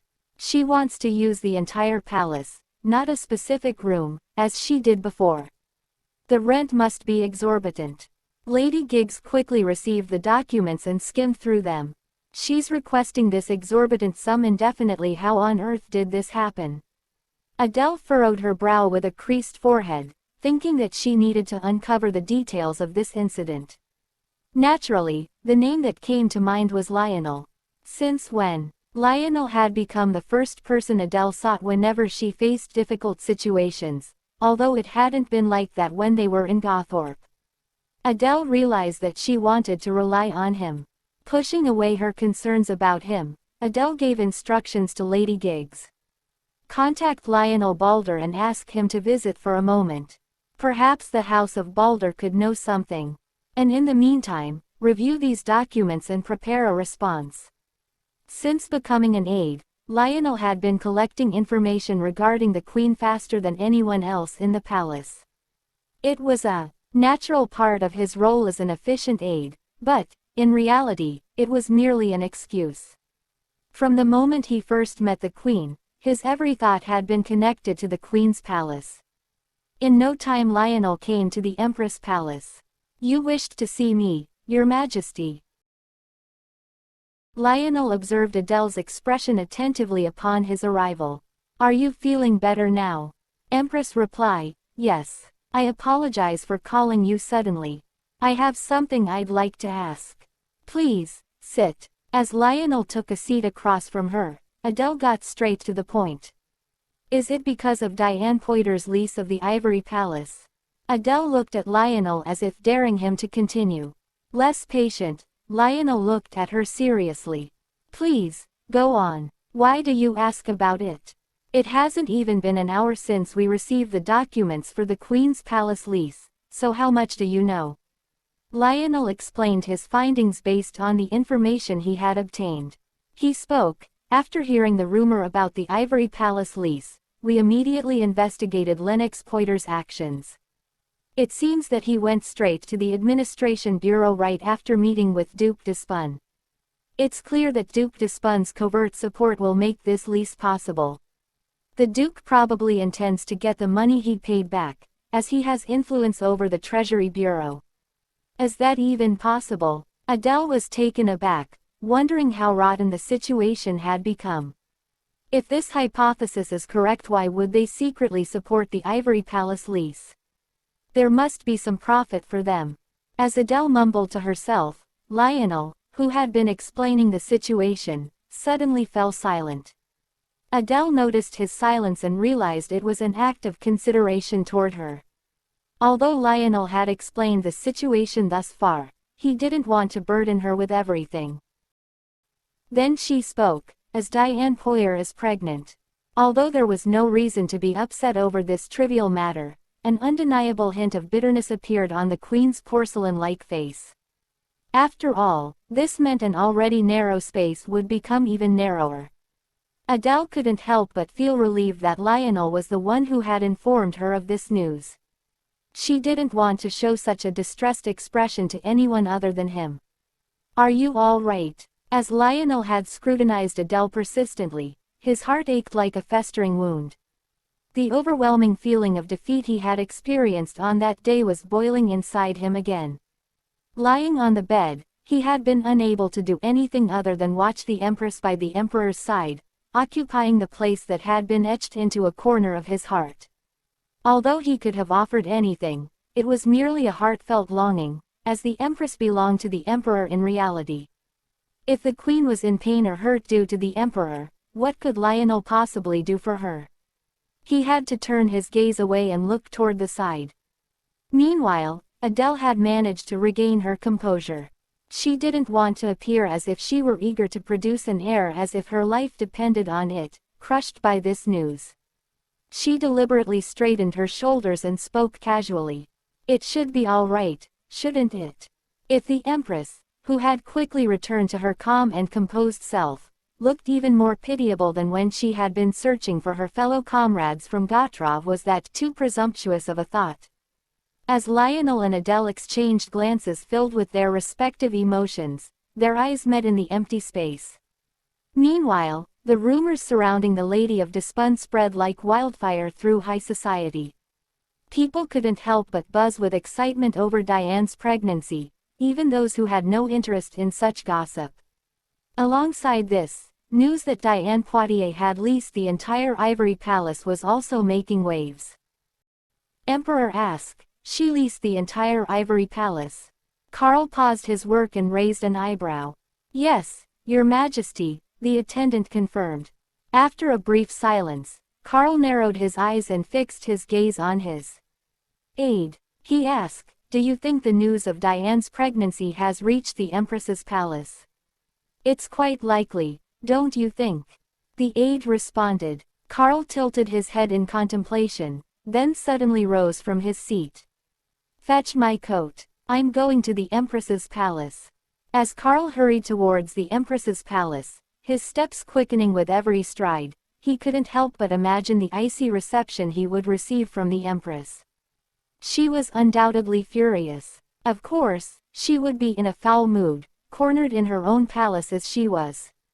But in this situation, who could help her? Lionel Balder. From what he'd heard, that scoundrel had led the Empress into the squalor of the slums. Surely the Empress hadn't willingly gone there herself. She must have simply wanted to observe the lives of ordinary people. Adelaide must have figured it out by now. Lionel Balder, that man, wouldn't be of any significant help to her. Moreover, what good could a mere aide do for the Empress, whose position was precarious due to the succession issue? Karl couldn't help but smirk. The only person who could truly assist her was the Emperor. Adelaide was smart, She must be aware of this fact. He would have to extend his hand with a smile, reassure her that he would lead her to a garden of flowers, not a dirty slum. Then, she'd have no choice but to take his hand and leave Adelaide behind in the slums. Carl stubbornly ignored the fact that he was the one pushing Adelaide into the gutter. He was entirely focused on placing Adelaide in the palm of his hand. After Lionel was dismissed, Adelaide leisurely enjoyed her meal. She finished a bowl of soup and called for some meat to chew on. She wiped her plate clean after the meal. Lady Giggs, who had been concerned that the Empress might faint, watched her with a deep sigh of relief. Lady Giggs had some vague inkling of the reason for the Empress's collapse. Although she couldn't understand the murmurs in Gothropian, they were filled with such intense emotion that they tugged at her heart. It hadn't been long since she had taken over her position, but the Empress appeared cold on the outside, with strong beliefs hidden beneath the surface. Lady Giggs genuinely wished for the Empress to find happiness here. The Empress smiled and asked, "What's the matter? Why do you look so glum?" "Your Majesty," Lady Giggs replied. Empress spoke, "Please, lady. What's there to be so gloomy about? It's not like you." Only then did Lady Giggs realize how far her expression had fallen, and she quickly adjusted herself. "I apologize. I didn't ask for an apology. I want to talk about not worrying." Adelaide rose from her seat after using a napkin to clean her mouth. It might be a lie if she claimed she didn't feel the crisis looming, but as long as Diane Poitiers was by the Emperor's side, it was bound to happen sooner or later. "I am the Empress of Emont. It means more than simply being the Emperor's wife and the mother of the future Emperor. So, there's no reason for me to be shaken just because the government is aware that the Emperor has a child." Adelaide's confident words brought Lady Giggs to her senses. She politely clasped her hands and bowed her head. "You're absolutely right. So, don't worry, lady." The Empress gently lifted the noblewoman's shoulders, and as the woman raised her head, she met her gaze with a reassuring smile. The noblewoman's heart settled as she looked into the Empress's calm eyes. While the noblewoman finished tidying up the dishes, Adelaide gazed out the window, lost in thought. Just as she had mentioned to the noblewoman, the news of Diane's pregnancy was something she had anticipated, and it didn't shock her.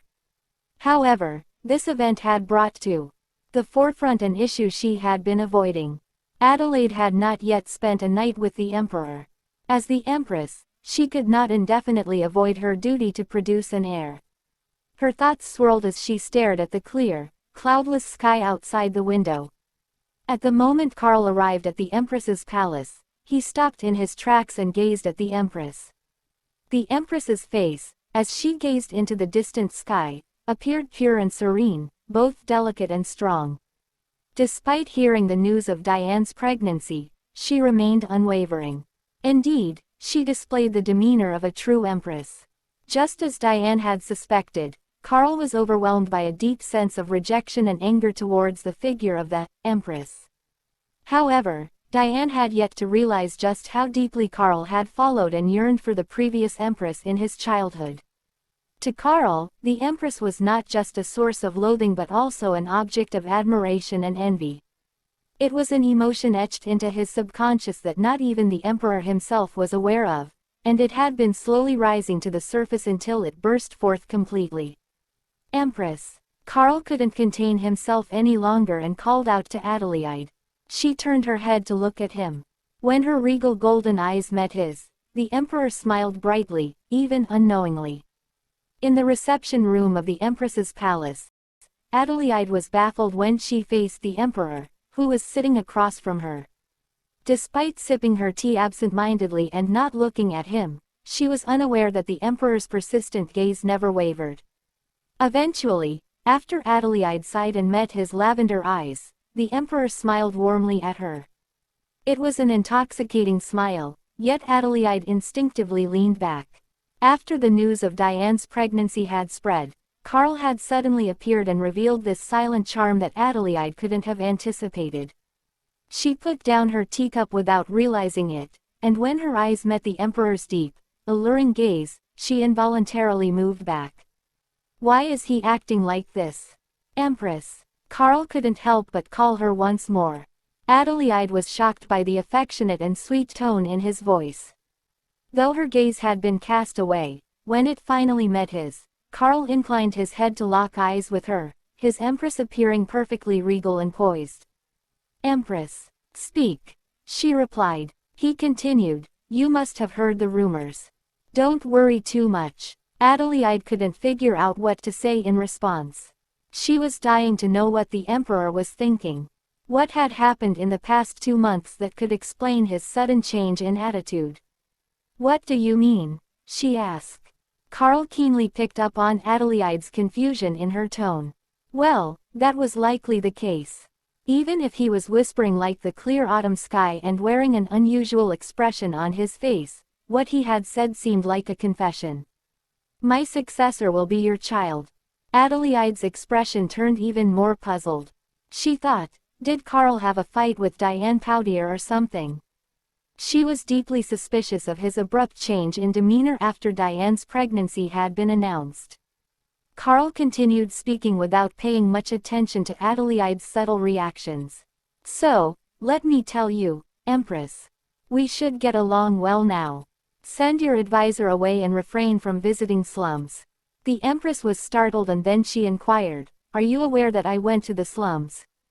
He continued, you said you wanted to see how the common people lived, didn't you? Lionel Balder must have guided you to the slums. That place is not where ordinary Emont citizens reside. Don't be too disappointed. Have you been to the slums yourself? In response to Adelaide's question, Karl involuntarily furrowed his brow. Visions of filth and foul odors flashed in his mind. Meeting the disgusted gaze of the Emperor, Adelaide swallowed her embarrassment and spoke firmly. You shouldn't judge it like that. He nodded with his face still wrinkled. Someday, I will eradicate the slums in the capital. This meant not to rescue the miserable people in the slums, but to clear away the impurity that marred the capital's aesthetics. Your Majesty, what should be eradicated is not the slums but the tower. Karl's eyes widened, and he looked at Adelaide with surprise. Adelaide took a deep breath and spoke calmly. Those who have lost their hometowns because of the tower have nowhere to go but the slums. If we remove the tower and return their homes to them, no one will stay in such miserable places, Your Majesty. At that moment, the Emperor's previously soft gaze turned cold, and his purple eyes chilled. Lionel's sharp voice seemed to blend with the Empress's words. To eradicate the slums, we must prioritize the removal of the tower. During the scorching summer, the stench of the slums would seep to the palace. Unable to bear it any longer, Karl had made plans several times to push that colossal pile of filth away, only to be thwarted by the opposition from the Balder estate. Then where do all those people in the slums go? Karl retorted aggressively to Adele. Lord Lionel Balder, did he request that you speak like this? Karl questioned. No, but I offered to go to the slums myself.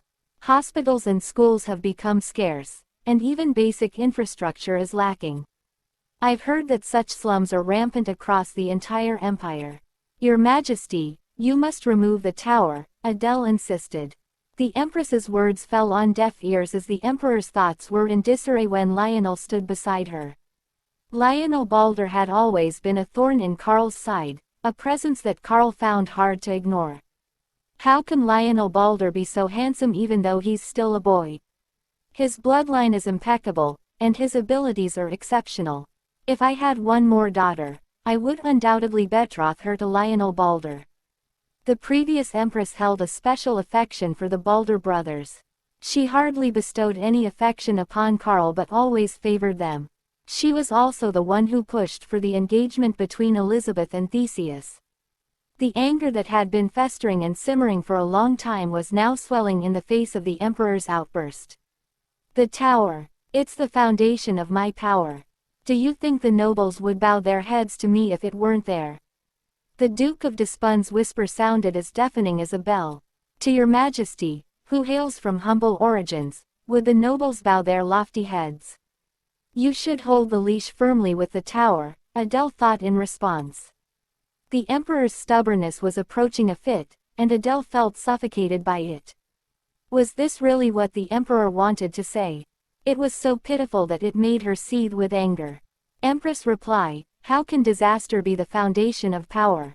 The residents of the slums have lost their means of living and can't pay taxes.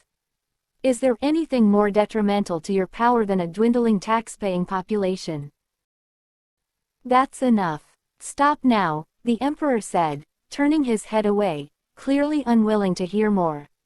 Adele, in response, abruptly stood up and walked angrily to one corner of the study. She fetched a rolled-up map, pushed a teacup aside, and laid the map flat on the table. The map was covered in red ink marks. Carl glared at Adele with an intense gaze, but she paid no attention and pointed at the map with her hand. Please, do you know what this is? Adele stared at the Emperor with piercing eyes. It's a map indicating the influence zones of the tower. Look at how many safe areas there are beyond the reach of the tower and the demons. Is this not a hell? Carl's gaze, which had been locked on Adele, slowly descended to the map. With the situation as it is, how do you plan to eradicate the slums in the capital? If you remove them, where will the people who live there go? Is this not tantamount to a death sentence? Adele pleaded earnestly to the silent Emperor. Actively remove the tower. If you wield your power as a guarantee for the lives of the people, that blade will surely return to you, Adele implored, waiting anxiously for his response. It wasn't just for Egmont's sake but also for herself as the Empress. Even if it was just to fulfill her duty as the Empress, if not love, Adele didn't want to harbor any hatred toward the Emperor. After all, she had been exiled to this place, as if she had been demoted from the position of the Gotrov princess. Adele spoke once more, earnestly. Please, remove the tower. I will assist you. The Emperor, who had been silently gazing at the map, slowly lifted his head. Please say that you understand. Adele swallowed hard, feeling how the brief moment stretched into an eternity. But when she finally locked eyes with the Emperor, she sensed cold sweat trickling down her back. The determination in his eyes was contrary to her hopes. He spoke, didn't I tell you? The tower is the foundation of my power. If it's gone, do you think you'll be safe, even if the Balder estate made some agreement with you at that time? The Emperor concluded, rising from his seat and alternating his dispassionate gaze between the map and Adele. It truly is incomprehensible. Why do you force yourself into such a harsh environment? It should be much more comfortable if you just take my outstretched hand. Isn't now the time for that? Instead of marking such things on the map, he sneered, his mockery provoking Adele to rise from her seat and face the Emperor, delivering a warning. If the tower remains as it is, problems will surely arise in the not-so-distant future. I am the Empress of Egmont. If I don't care, who will attend to this? Look, Your Majesty. The Emperor slipped his hand into his pocket and approached Adele, leaning in to whisper into her ear. You look good with flowers. Adele openly scoffed at the Emperor's words. That's a new one. Carl also chuckled and stared intently with his golden eyes. The intense golden light, as close as an outstretched hand, pierced through the thick darkness. The child who had vaguely yearned for recognition had grown into an adult and now wanted to grasp that light differently. He spoke, you'll help in removing the tower. She replied, correct it properly. I will assist. He thought, with that delicate face, she dared to confront hell. Even if she had destroyed the tower on her own, wasn't it just an intermediate tower? She would have received various treatments even during her tours in Gotrov. Very well, let her give it a try. He continued speaking, very well. Then, Empress, the next time the tower descends, you shall take the lead. I shall send you to the forefront. Her challenging golden eyes harbored no fear. That's what I wanted. The Emperor twisted his lips. What did she want? Fine, push her into the harshest place, then. Make sure she can't say that she'll do it again with those pretty lips. Meanwhile, at Gotrov's Empress's palace. When the Empress, who was lying down receiving a massage, got up and asked. The maid who delivered the message quickly lowered her head. The maid quickly brought a change of clothes, having sensed the Empress's mood. The maids retreated as the Empress gestured to the one who had brought the news. Then, as she put on the clothes, she asked again. "Who is going?" The maid said, "Cain Knox and Gavilan Ruhan have arrived at the harbor secretly." These two had been the shadowy figures guarding Adele, serving as key members of Gotrov Tower's headquarters and filling the void left by the Crown Princess. The Empress asked, "On the Emperor's orders?" "It appears so," the maid replied. The Empress continued, "What else have you found out?" The maid replied, "It seems that His Majesty the Emperor has sent them a letter, but I couldn't ascertain the contents." "I see. You've done well. You may leave." As the maid briskly left the room, the Empress heaved a long sigh. As the maid carefully tied her hair, the Empress spoke. "It's obvious at first glance. The Emperor thinks so much of his sister. Isn't it written that she should come back when things get difficult?"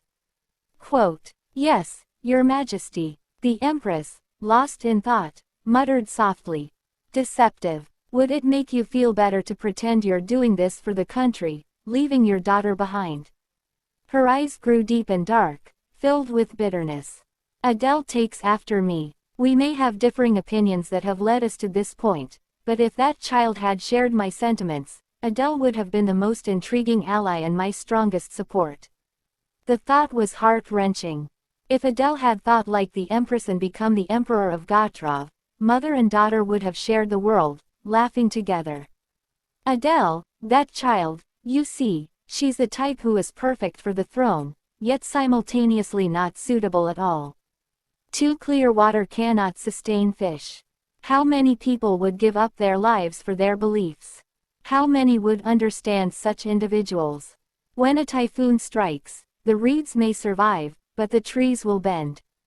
That child is the most ideal emperor, and paradoxically, only possible in the realm of ideals.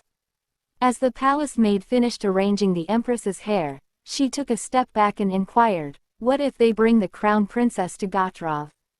To that question, the Empress smirked and shook her head. "That won't happen." The Empress's eyes, which had been vacant as she gazed into the void, gradually reddened, and tears welled up. Before she left, Adele secretly took 2 vials of a potent poison from the imperial apothecary. The tears falling from her eyes stained her red skirt. "Yes, she's a stubborn one, isn't she? That's her way of saying she'll never come back." Adele was a child who wouldn't surrender on days when there was no turning back and chose death instead. A large merchant ship bound for Egmont began to glide across the water, carried by the breeze. The blue sea broke into white foam, clearing the path. Standing at the bow was a man with impressively long silver hair and deep green eyes. His name was Cain Knox. His eyes, fixed in the direction of Egmont, seemed as deep as the sea. At that moment, a man approached him and gripped the railing, leaning forward. A voice came. "Seriously, before you leave, why don't you at least show some emotion and beg not to go?" "I told you so, didn't I?" Cain said, quiet. Well, even if he had done that, would the situation have changed? In reality, countless people had clung to her ankles, begging her not to leave. But how ruthlessly had she shaken them off and gone? Those who followed the nobility inevitably became seeds of rebellion. Even without an inheritance as insignificant as a mouse dropping, it was dangerous, let alone when she had been the heir at one point. Her presence was not tolerable in any way that did not benefit Gotrov. So she left without mercy. Gavilan sighed and said, "They might be happy that we're going, who knows? If it's unfortunate, they might even ask us to bring you back." The mischievous expression disappeared completely from his face. He continued, "The Emperor expects us to bring her back if she's unhappy. If she were the kind of person who could be persuaded so easily, she wouldn't have left in the first place. If you ask me, there's only one way. We can bring her back to Gotrov. And that if she was dethroned. But just thinking about it makes me angry. If that's the case, I'll turn Egmont into a wasteland, I will ruin the Egmont. Cain gazed at the horizon beyond the empty sea even after Gavilan went into the cabin. At the end of this journey to Egmont, the person they sought was waiting. Cain closed his eyes. Meanwhile in the Empress Palace Egmont, the Empress was not feeling well. After the conversation with the Emperor, she wanted to spend some time alone. She called Lady Giggs. "Madam, I'm going for a walk." Adele paused as she stood by the door, and in response to her words, Lady Giggs, the lady-in-waiting, quickly brought her a coat. She was already dressed in anticipation of accompanying the Queen. Adele, slipping into the coat provided, told the lady-in-waiting, "I'll go alone." Lady Giggs spoke. "That's not advisable, Your Majesty. The sun is about to set." Empress Adele replied, "I won't go far. I'll be back before it gets too dark." Adele insisted on going by herself. Giggs, the lady-in-waiting, fell silent. Adele silenced her with a polite smile before slipping out of the palace quickly, avoiding the main entrance to minimize public attention. Giggs watched the Queen as she left, a troubled expression on her face, and her blue eyes betrayed a mix of worry and concern. Oddly enough, the Empress Adele reminded her more of Princess Elizabeth. What had become of Elizabeth? Had she divorced Theodore Balder, the Duke, and eventually been exiled to a remote fiefdom? Giggs stayed up for several nights, her heart aching when she found out the truth. Elizabeth had discovered that the Duke of Despun and the Emperor were scheming to pass a law to strip the princess spouse of political authority. So, Elizabeth boldly initiated her divorce from Theodore Balder and left the capital. Giggs sighed as she watched the receding figure of the Empress. "Perhaps I should prepare some warm water in case she returns for a bath." By the time the sun was setting, the wind had become even sharper. Despite the biting cold, Adele didn't seem to notice. She was walking along the path she had taken earlier in the day with Lionel. It was a desolate area with very few people around, and Adele moved effortlessly, her body acting on autopilot. Her mind was boiling with emotions, yet she pushed all the discomfort away, focusing on walking as her subconscious guided her every step. She paid it no heed and continued walking. Every step she took seemed to make the ground beneath her tremble and give way to her presence, like the world itself was changing in response to her. Her eyes were glued to the ground, and she continued her steps without any clear direction, lost in thought. Then a black shadow crossed her path, interrupting her trance.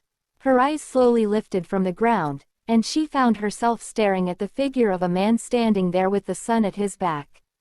Adele squinted at the sudden, intense light that was now right in front of her. With a step, the shadow cast by the man fell onto her feet. And then another step, and the shadow reached her ankles. Adele couldn't help but pause and once again turn her gaze towards the enigmatic figure. The shadow drew even closer, one step at a time, and then finally, it covered her completely. Submerged within his shadow, Adele whispered his name. "Lionel, Your Majesty, the Empress." He called out, but she didn't seem to hear. His voice was barely above a whisper. He continued, "Are you leaving the palace? Is this the way you're heading? Your Majesty, where are you going at this hour?" She replied, "For a walk." As her forehead reflexively creased, Adele glanced around at the dimming surroundings. She asked, "If you are going this way, why don't we walk together?" Lionel bit his lip as Adele's laughter-tinged voice, her nonchalant tone, and her expression suggested as if nothing had happened. The weary and powerless image from a moment ago had disappeared. The Empress was now desperately struggling to maintain her composure. He then said, "Cain Knox, Gavilan Luhan, and Theodore Cynic." At the sudden mention of these names, Adele swallowed hard. "If you ever wish to speak their names, just let me know. If you need them, feel free to tell me anytime." Lionel spoke earnestly, his black eyes shining. Even though bringing them here wouldn't offer him any advantage, the chilly wind that had been blowing through his heart started to feel warmer. His kindness was like a warm knife, gently slicing through the strong walls and revealing the most delicate parts. His broad stature seemed even sturdier today, and Edel's weakened heart kept urging her to lean against his shoulders. Adele playfully broke the silence and spoke. "I've chosen my advisor very well, haven't I?" With that, she began to walk back the way they had come. Lionel quickly caught up with her, matching her strides. He then asked, "Who are they?" The Empress then spoke, "Those who used to accompany me, breaking into the tower." Lionel continued, "They must be the ones in charge of the tower headquarters. I've heard of the Knox family from Gotrov." The Empress Adele continued, "Really? Well, the Knox family is a highly respected lineage. Cain Knox is their illegitimate son. He's the only precious son, and because he followed me around as if I were his mother, the family often came to me to discuss family matters." Lionel then playfully spoke, "They must have asked to exclude him from the tower headquarters, I assume." Adele suddenly burst into laughter, as if reminiscing about the past. She then said, "Yes, but Cain is as good at breaking into the tower as I am. I scolded him and told him to go talk to your son about that. But even after that, they still came to me for advice more than to my own son. I should have expected that." As they talked about their hometown, the Empress's expression became lighter. Her face would get lost in the darkness, bathed in the setting sun, when she turned her head towards him, and it repeatedly enveloped her in a vibrant red glow. She looked so beautiful that Lionel pretended to ask about Gotrov to see her radiant face, and Adele answered him with a sparkle in her eyes. He hoped this moment would never end. Then Adele suddenly asks, "Where did you get that jacket? That you lent me before, could you ask if they make women's coats too? They seem really warm." Adele suddenly remembered the pleasant scent that had come from his clothes. She asked, "What perfume do you use?" He was stunned. He then spoke, "I don't use perfume." "Really? Are you sure?" This time, Adele widens her eyes. There was no way he did, right? As Adele leaned in and took a deep breath, Lionel reflexively took a step back. His ears were burning, and the two gazes collided in midair. Adele straightened herself, put on a serious expression, and continued walking. "I see." Lionel followed the Empress, and for some reason, he tried to smell his own clothes. It didn't seem like it was him who used perfume. It must be Empress perfume which she smelled on his jacket. As Lionel thought, the two shadows, wrapped in the dreamy red light, walked side by side. In those shadows, they were not the Empress and her advisor, but simply a man and a woman. He wished that this walk would never end. Meanwhile in the Emperor office, Karl, who was busy with his paperwork, opened the door and glanced at Diane when she appeared, but then lowered his gaze to his documents. He asked, "What's the matter? Speak." "I'm going back to the Ivory Palace today." Even with these words, the Emperor merely stared at her with a cold expression. He offered no concerns about the substantial rental fee or any light congratulations. Unable to bear the ensuing silence, Diane placed her hand on her belly and began to speak slowly. "I feel the baby's movements. This child must have a very cheerful personality. Wouldn't it be nice if you came to visit and spoke to the baby from time to time?" Diane scrutinized Karl's face, her gaze sharp. "Children need the love of their biological parents, don't they? Your Highness, I don't have the strength to protect this child. Would you acknowledge this child? Both me and your Majesty's child." At this point the Emperor was pissed off from her nagging and he shouted, "Enough." She cried, "Don't abandon me and this child, Your Highness." Karl, who had been muttering, suddenly stood up and approached her with quick strides. Diane, who had always been thought of as weak, didn't back down and faced him. Karl came close to her, bringing his face inches from hers, and growled softly. He spoke, "I always told you not to talk about that. I told you that my love was enough." Terrified, Diane shot back, "Have you shown me love recently? Where were you when I was chased out of the Ivory Palace? Have you ever come to find me during my time here? Tears slowly fell from Diane's eyes. She hadn't come with the intention of crying and clinging to him, but as she spoke, her emotions overflowed. Why are you suddenly treating me like this? Diane grabbed Carl's arms and buried her face in his chest. But then Carl slowly pushed her shoulders back. With a surprised expression, Diane looked up at Carl. He stared at her with an affectionless or even pitying gaze, then looked down at his own clothes. His jacket was stained with her tears. He confirmed this and unbuttoned his jacket. Then in an angry tone he spoke, "Get out." Diane's hand trembled like a leaf.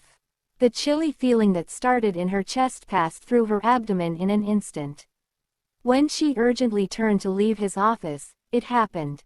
Just as she left his office, a woman elegantly entered as if she were a new document maid. She smoothly passed through the office door. After a while Lennox came to Ivory Palace to meet Diane. He was happy that now she is back to the Ivory Palace. He asks, "How are you feeling, and do you know how much money Duke spent to rent this Ivory Palace just for you?" Diane wasn't pleased by this. She then spoke, "Don't think highly of Duke Despun, he was just using us, then the moment he felt like he could discard us, he would discard us again. He is a cunning man, brother." But Lennox takes Duke's side. He spoke, "You have been ungrateful, Diane. If Duke Despun gave us shelter we might be living on streets." She was so done with his childish behavior. She thought how foolish her brother can be. "Why did you summon me?" Lennox asked. Diane spoke. She saw a new servant at the Emperor office, blue eyes and blonde hair. "Take care of her as soon as possible, we need to give other people lessons." He wasn't surprised and agreed to take care. After a while, Diane, taking a deep breath, exhaled heavily before speaking, "Seize the opportunity to kill the Empress." "What?" Lennox exclaimed. "Keep it down. Lower your voice," Diane cautioned. "Kill the Empress," Lennox repeated. Meanwhile, at that time, in Vueta, preparations were underway. Fortunately, no slums had formed here, but every house was bustling with relatives seeking refuge. A child who had become the seeker in a game of hide-and-seek shouted loudly, "All right, I'm coming to find you." Then turned around dramatically. As they playfully laughed and headed in the direction of a cart where they suspected a friend might be hiding, there was a sudden crash. A black spot began to appear in the center of the crimson sky. Vueta opened his eyes again, looking up at the impending disaster. He had always been aware that avoiding the calamity had merely been a matter of luck. He turned his body after identifying the location where the tower was falling and gave quick orders. "Evacuate all the villages in the southern region and open the castle gate. Prepare for the arrival of the mausoleums pouring out from the castle gate." "Yes, Your Grace." "You, raise the signal fires right now and activate the defense formation of the southern district. Request reinforcements from the capital." "Yes, Your Grace. We will pray for help to arrive from the capital, and endure as long as we can." As he recalled the impending destruction that had been foretold by Count Calvin, who had not received support from the magicians, Vueta's heart raced with unease. Nobody knew whether Vueta would share the same fate or if he could be saved. Only the Emperor and Duke Despoin would know. "Please." Vueta's desperate murmur was drowned out by the screams that erupted from all around. The residents of Vueta's domain gazed up at the reddening sky, appearing helpless in the face of the overwhelming calamity. The next day, Duke Despun personally sought out Adele. Brazenly, wearing a pitiful expression, he asked, "Empress, how great are your concerns?" Look at his audacity. While inwardly thinking so, the Empress also tilted her head with a bittersweet expression. "Thank you for your concern." Both the expression and the voice feels like acting. Duke Despun also scrutinized the Empress with eyes full of suspicion. When their sharp and keen gazes met, both the Empress and the Duke subtly averted their eyes. The two remained silent for a moment, smoothing out their expressions. Adele was the first to say, "I'm fine, so please don't worry too much." After Adele, who had visited the Magician's Guild the last time, left, Duke Despun wrestled with his thoughts. Should he publicly acknowledge the Empress as a magician and allow her to attend the Central Council meeting? He could acknowledge her easily. In fact, it was strange not to acknowledge her, considering everyone knew that the Empress had single-handedly destroyed the tower. However, the problem was her attendance at the Central Council meeting. He thought, no, absolutely not. On the surface, he pretended otherwise, but the more he thought about it, the more it didn't seem like a normal situation. If he foolishly let her attend the meeting and she uttered nonsense, it would be difficult to rectify. I must not entrust her with the task of removing the tower. If, by any chance, the Empress took control of the situation, would the Balder brothers not insist that she attend the Central Council meeting as well? While the Duke was pondering intensely, Adele read the Duke's expression with sharp eyes. It seemed that the Duke had made up his mind, perhaps prompted by Diane's pregnancy. Assisting in the discreet leasing of the Ivory Palace was likely part of his efforts. Adele pretended not to know and continued the match. When is the next Central Council meeting? Ah, before that, I need to be certified, right? When and where should I go? I'm fine to go right away, the Empress said. The Duke pretends to be greatly considerate and claims that he would certify her without any tests. He didn't forget to mention that it was possible due to my unprecedented concern for the Empress's convenience. Adele couldn't help but touch her forehead at his performance. She thought at least, just try saying you can't attend the Central Council meeting. Pretend to faint or something to silence her. Anything to keep her from talking. As the Duke took a deep breath to broach the main topic, there was a hurried knock on the door. Both of them turned their attention to the door simultaneously. As it cautiously opened, Lady Giggs and an armed knight entered one after another. What's going on? The serious expressions on Adele's and the Duke's faces deepened at the unsettling atmosphere. The knight approached, his face stern, and spoke. There's news that the tower has descended at the Marquis Vuetta. The Marquis Vuetta? As Duke Despun urgently inquired, the knight nodded. Yes, that's correct. As the words fell, the Duke abruptly rose from his seat. Oh no, Empress. I must personally go there. Excuse me. Adele narrowed her eyes. While the County of Calvin was left unattended, what criteria dictated an immediate visit to the Marquis Vuetta? The Duke hastily grabbed his outer garment and questioned the knight as if interrogating him. You must have contacted the Magician's Guild and the Knight's Order, right? Let's go quickly, it's urgent. The knight said, I'm sorry, but before that, I must deliver an order. The Duke, with widened eyes and irritation, asked, What? What order? As the knight was about to open his mouth, the Empress intervened. An order to participate, I presume. What? Participate? Startled, Duke Despun exclaimed, What's going on? When the knight looked at him, he quickly nodded.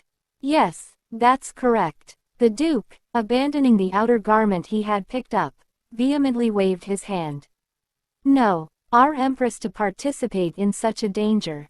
No way. I'm fine, Adele reassured. No, it's not allowed. Absolutely not. Duke spoke. It's fine. Why would it be troublesome if I went? Adele asked. Duke opened his mouth and spoke. Not exactly, but I'm just concerned for Empress. It's a hellish place. So please, don't worry. The Empress and the Duke stared at each other as if they were trying to outwit each other. Eventually, the Duke swallowed his boiling frustration and turned away. Is wearing a crown on your head becoming a habit, Karl Ulrich? Rather than putting a leash on a wild animal, you dare to open our doors. As the Duke angrily left the reception room. Later, the army that received the order to mobilize quickly gathered. In order to remove the massive tower ranging from level 2 to level 1, the Imperial Knights 1st and 2nd Divisions, Strikers 1st Division, and Keepers 1st Division were all mobilized. It was nothing less than an assembly of the elite. This was in stark contrast to Count Calvin's request to bring even one keeper, which was promptly rejected. Despite the chaos of the knights and mages preparing for deployment, they continued to glance somewhere. "Empress, please reconsider." Duke Despun, dressed in a robe, confronted the Empress. He tried to persuade her by presenting various excuses to prevent her participation. "It's difficult to find separate accommodations on the way. Have you ever tried homelessness? Well, there, can you see the luggage I've packed?" Adele pointed behind her without any courtesy. Duke continued, "You won't have the luxury to cook separately throughout the journey. Have you ever tried eating rations? Do you know how hard they are on the teeth?" The Empress smirked and said, "I have healthy teeth. I enjoy eating tough things." "Don't expect a carriage," Duke said. "I prefer horseback riding. After all, didn't I grow up in Gotrov?" As the Duke, unable to find a retort, was left speechless, entered his arguments. An awkward silence enveloped the room. As the Empress approached, Lionel, who had been observing the skirmish with the Duke, asked in a hushed tone, "Are you sure you'll be okay, running non-stop like this?" "I've done it before, remember." "I'll be fine," Adele replied casually. "How can it be fine?" Lady Giggs interjected sharply as she brought Adele's luggage. Worry and concern clung to the stern face of the meticulous lady. It was disconcerting for her to go directly to where danger lurked, and the tight schedule for the forced march added to the concern. But look at that stubborn expression. Blocking the Empress's departure seemed impossible. "Absolutely do not skip meals. When you sleep, make sure to have something weapon-like with you. Don't go anywhere alone, no matter how curious you are." Surprisingly, the Empress listened quietly to the lady's nagging, nodding along at appropriate intervals. "Understood. Don't worry, I'll be careful, got it." Suddenly, to everyone's amazement, the lady's nagging rapidly decreased and soon vanished. "Please be careful." At that moment, the long horn announcing the departure resounded. Adele lightly patted Lady Giggs on the shoulder, effortlessly mounted the horse without a stirrup, and somehow, she was someone who cared about Adele. The knights and mages who had finished their preparations headed resolutely to their positions. Lionel led the group of knights, and Adele stood side by side with Duke Despun. "Empress, we will definitely eliminate the tower of Viscount Vuetta and return." The Duke Despun roared towards the tower above the castle gate. The Emperor stood on the tower and looked down below. The Empress, seated on a majestic warhorse, gazed ahead calmly. Before the Archduke had visited the Emperor for a talk. "Your Majesty, why did you order the Empress to march without a single word of consultation? What if the Empress decides to rebel?" "Ye Emperor smirked and spoke, "Then make sure she doesn't rebel. Why send both Lennox Poiters and the Duke to battle at the same time?" Despite Duke Despun rushing towards the castle gate like a raging fire, the Emperor did not retract his orders. There was only one thing he desired. As the Emperor slowly raised his right hand with an arrogant expression, the massive gate slowly opened. The Emperor muttered, "Go and feel it in your bones, Adelaide. Realize that the only comfortable place for you is by my side." When the two straight gates were fully open, the soldiers on the castle walls began ringing bells. As if anticipating the charge, the warhorses snorted, and the soldiers kicked their heels. When all the gates were open, Lionel leapt forward first, followed by other horses. The armed forces swiftly traversed the capital. After bidding farewell to the Empress and returning to the palace, Lady Giggs took a deep breath to compose herself. Despite experiencing numerous events while guarding the palace, this was the first time the Empress herself had personally gone into battle. It was during the time when Giggs, suppressing her anxious heart, was tidying up the Empress's room. "Lady, Miss Portiers, has come to visit." Lady Giggs hesitated at the maid's words. However, she quickly straightened her shoulders, as if to say, "When has it ever been different?" and opened her eyes wide. "Does she wish to see me?" The maid, with eyes like a pristine snowy plain, dared not meet Giggs' gaze and quickly replied, "Yes." Currently, Lady Giggs' status within the palace was that of a guest. While most people in the palace treated her as the general manager, it was merely a formality. Staying in the palace as a guest was the same for Diane. However, considering the situation where rumors of Diane being pregnant with the emperor's child were spreading quietly, was it wise to refuse her meeting request? After organizing her thoughts, Lady Giggs walked gracefully toward the door and asked, "The maid, where is she?" Diane stared intently at the servant placing a teacup in front of her. The cup trembled as the maid's hand shook. Diane, looking down at the seemingly overflowing yet delicate tea, tilted her head and whispered, "Long time no see. How have you been?" The maid trembled in fear and spoke, "Lady of the palace." Diane continued, "Did it seem deserted after I took over the ivory palace?" No, not at all." The contemplative maid bowed her head, seemingly repenting. Diane, with a fierce gaze, also glanced at other maids who were waiting nearby. Like frightened rabbits, the maids lowered their heads. The change in the attitude of the servants was the first thing that had changed after seizing the ivory palace. Those who initially served Diane, providing money and even strength among the maids, were the ones she favored. Diane, who had been gently caressing the cheek of a maid with a bowed head, suddenly gripped her chin tightly. Once a dog bites its master, it can't do it twice. There's no need for an apology. Just don't let yourself be seen by me again. At that moment, a knocking sound echoed.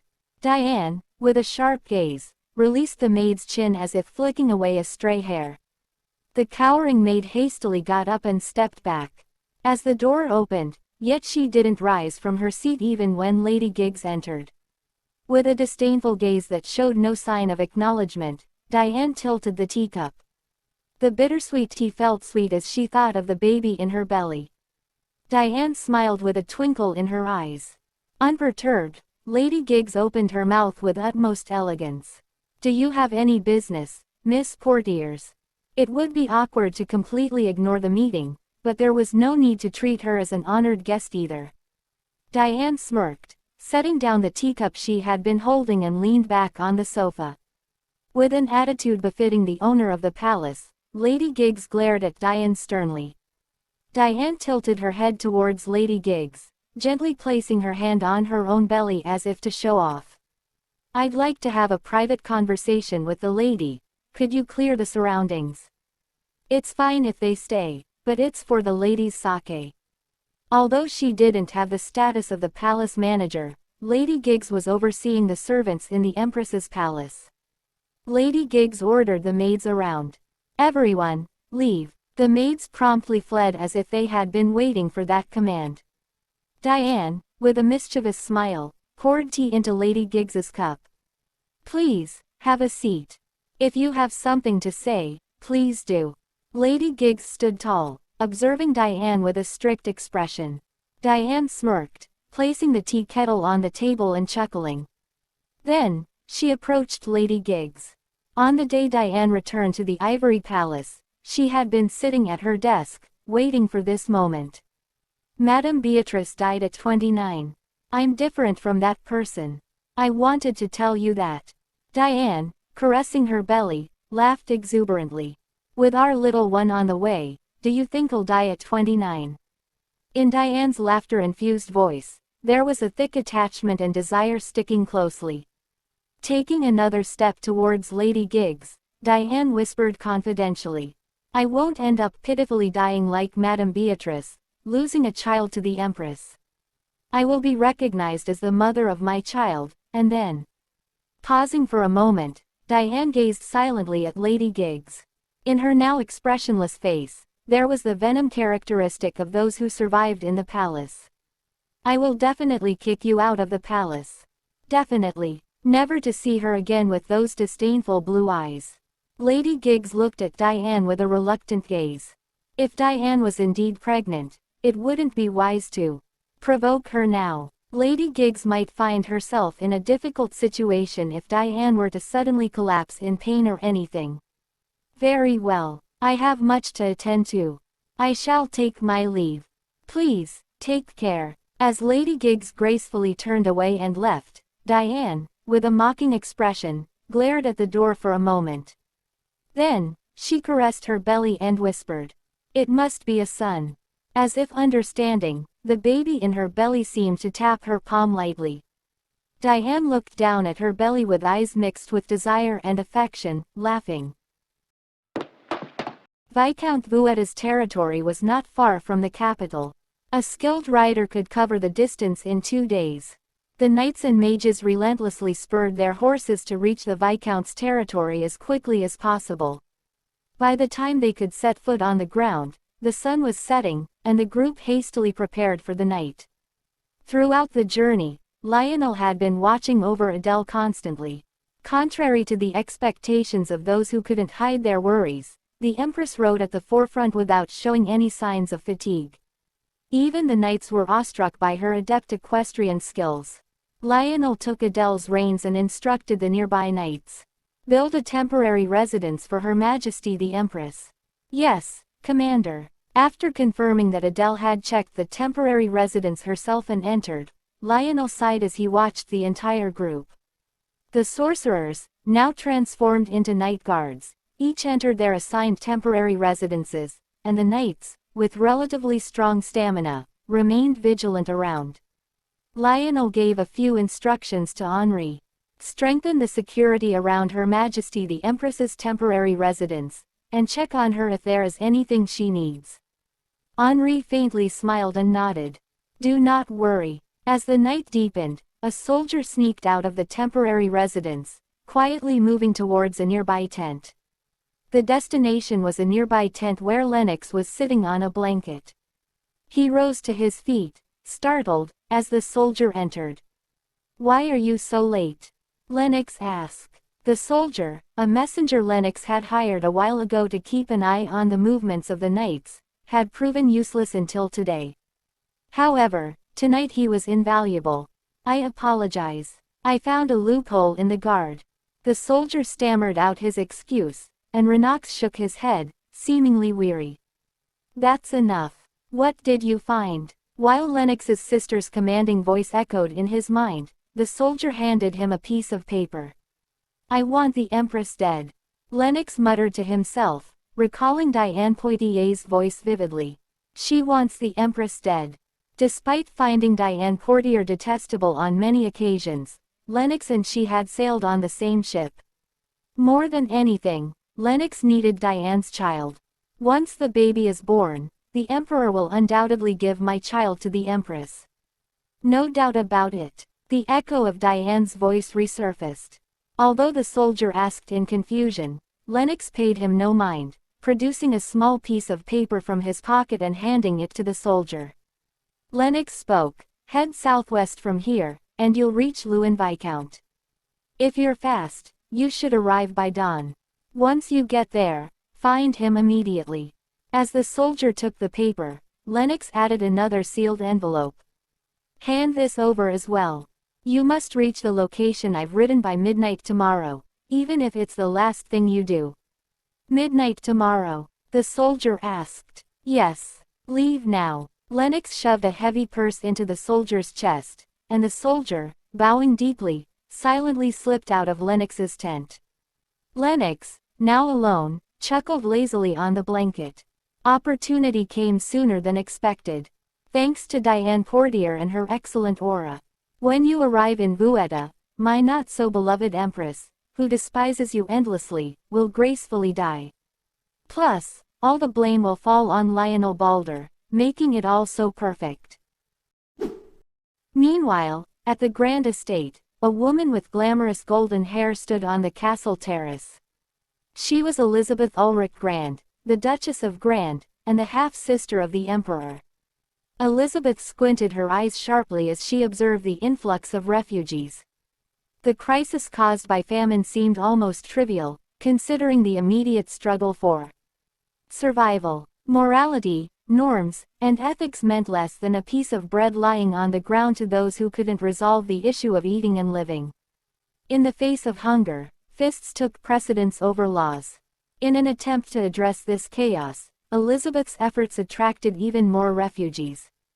Her estate, not far from the capital, led even residents of the city slums to seek refuge.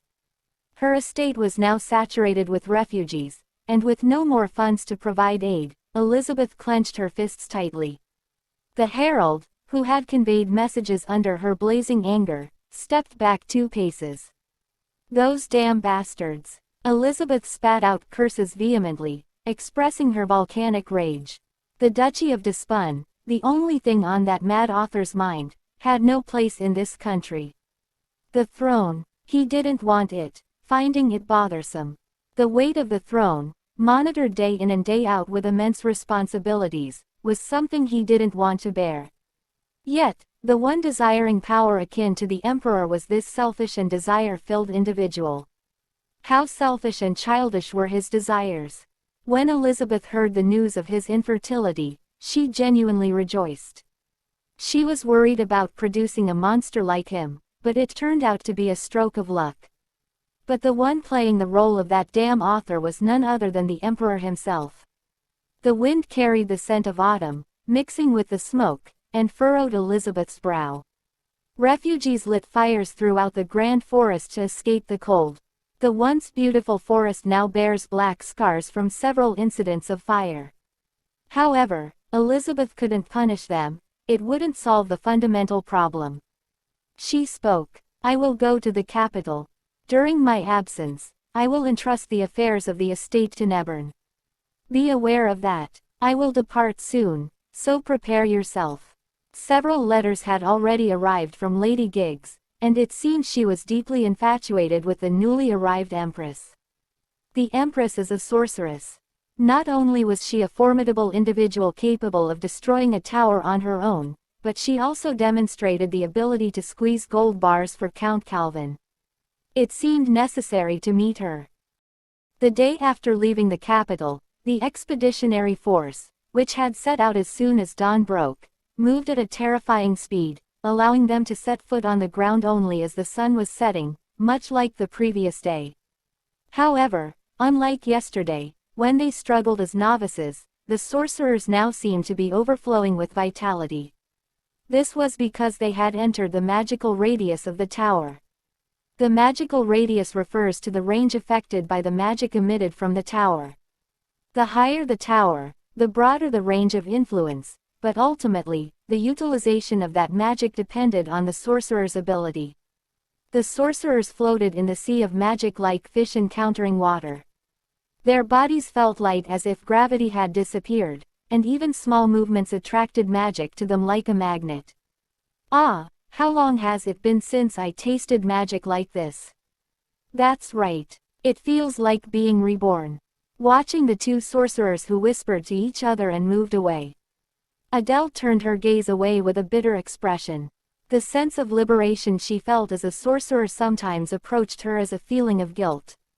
This was because the magical radius coincided with the activity radius of the magical beast, something that could only exist with magic. A voice was heard from outside. "Your Majesty, Lionel Balder, may I enter for a moment?" He entered and asked, "Is there anything uncomfortable?" Adele smiled as if satisfied, looking around, and spoke. "It's as comfortable as the Empress's palace, so don't worry." Lionel stepped back with a gentle smile at her jest. In the deep, quiet night where even the crickets ceased their cries, Adele, who was immersed in the sweet embrace of deep sleep, suddenly opened her eyes. Fumbling in the darkness with a blurry gaze that blurred the boundaries between dream and reality for a while, Adele slowly regained her senses and tried to sit up. However, something bound her limbs, making it impossible to move an inch. Scissors. No, it was different from the feeling of scissors. A sense of danger surged from the artificial pressure. Adele, who had been struggling to get up somehow, completely gave up and thought. Magic was intricately pressing on her body. If someone could manipulate magic so freely, they wouldn't be an ordinary wizard. Adele pondered hard about who might possess such skill within the Sorcerer's Guild. "What does someone want after binding me?" Adele sensitively focused her attention and listened carefully. After a while, cautious footsteps were heard, and then she felt someone slowly opening the door of her tent. Soon after, a sharp and crisp sound cut through the silent air carefully. It was undoubtedly the sound of drawing a sword. Adele immediately raised her magic. The opponent's magic, which had been pressing on her, confronted her magic as if in a brief struggle, but soon, it gradually retreated against her power and disappeared without a trace. Meanwhile, like a cat burglar, the intruder, who had sneaked into the Empress's tent, rushed at her in an instant, brandishing a dagger. You shouldn't have. Despite the would-be assassins being startled by the Empress's voice, who had said she wouldn't scream, he quickly recovered and forcefully thrust the dagger toward the Empress's throat. However, I said you shouldn't have, didn't I? At that moment, the assassin realized he had taken on a mission he shouldn't have, enticed by the promise of a large sum of money. Before magic paralyzed even his face, he bit down hard on the poison pouch he had been holding in his mouth. When Adele, who had belatedly realized this fact, opened his mouth with her hands, the poison had already spread throughout his body. Oh no, Adele sighed, taking a step back from the convulsing assassin. Shortly after, the assassin's body slackened. Undoubtedly, there was an accomplice among the accompanying sorcerers. Moreover, it was a top-tier sorcerer who could intricately control magic to the extent of binding an unseen opponent's limbs. Even within the Royal Sorcerers Guild, such a skilled individual could be counted on one hand. Despite that, daringly committing such an act, they must have been confident they could kill me. She meticulously observed her surroundings and quietly entered Lionel's tent. A faint lamp flickered briefly, casting a dim light inside the tent. It was regrettable to wake him from his sleep, but Lionel was the only person she could seek help from at this moment. Lionel had neatly covered himself with a blanket, lying straight and sound asleep. He even sleeps properly. Adele, gazing at his meticulously sculpted face, reached out to shake him awake. However, the moment her hand touched his shoulder, an unexpected event occurred. In an instant, Adele's world was turned upside down. Lionel's eyes widened. He muttered, "Her Majesty." He can't believe she was there in such vulnerable position. He thought he might be dreaming. Her nose. Her beautiful face. This must be dream. This can't be real. If this is the dream, then can I? He thought to kiss the Empress and check it by himself. Lionel can't believe it, so he thought to kiss the Empress Adele. He leaned on, and when he was about to kiss her, she screams his name, Lionel, and he gets back to his senses. He finally realized it's not a dream, she was really in his bed. He asks, "What are you doing, Your Majesty, here? At this hour?" She hesitated a bit, but then first she apologized. Sorry Lionel for sneaking in your tent. But first can you let me go?" He didn't realize that he was still holding her. He realized her and was ashamed of what he did. But Adele had no problem, because after all she came unannounced. Lionel asked, "Did something happen? Why Her Majesty is here at this hour?" She told him that they tried to assassinate her. Both of them went back to the Empress Adele tent to see the dead body of that assassin. But surprisingly the body disappeared into thin air. But the blood spot was left there. Lionel muttered, "It seems like someone tried to erase the evidence by removing the body."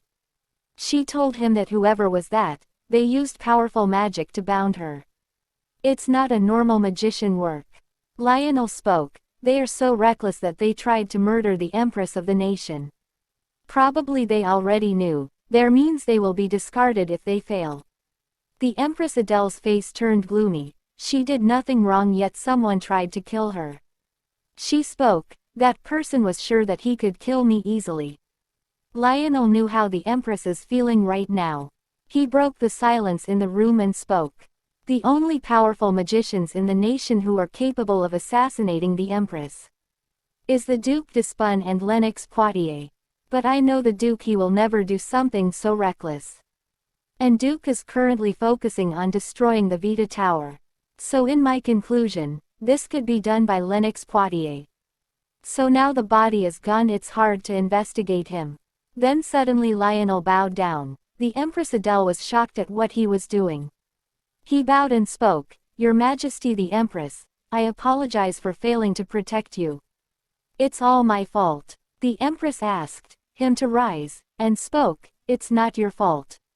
Lionel was disappointed that he knew who was the culprit behind this, but still he can't do anything without the proper evidence.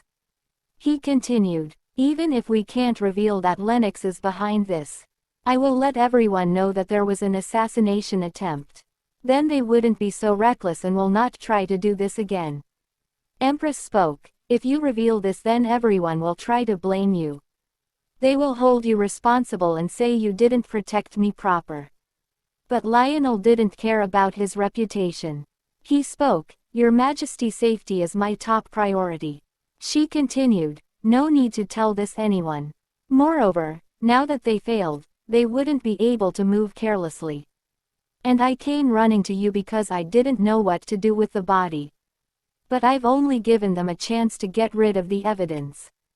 Go and rest Lionel." But Lionel wasn't happy about this, so he insisted to stay back and protect her.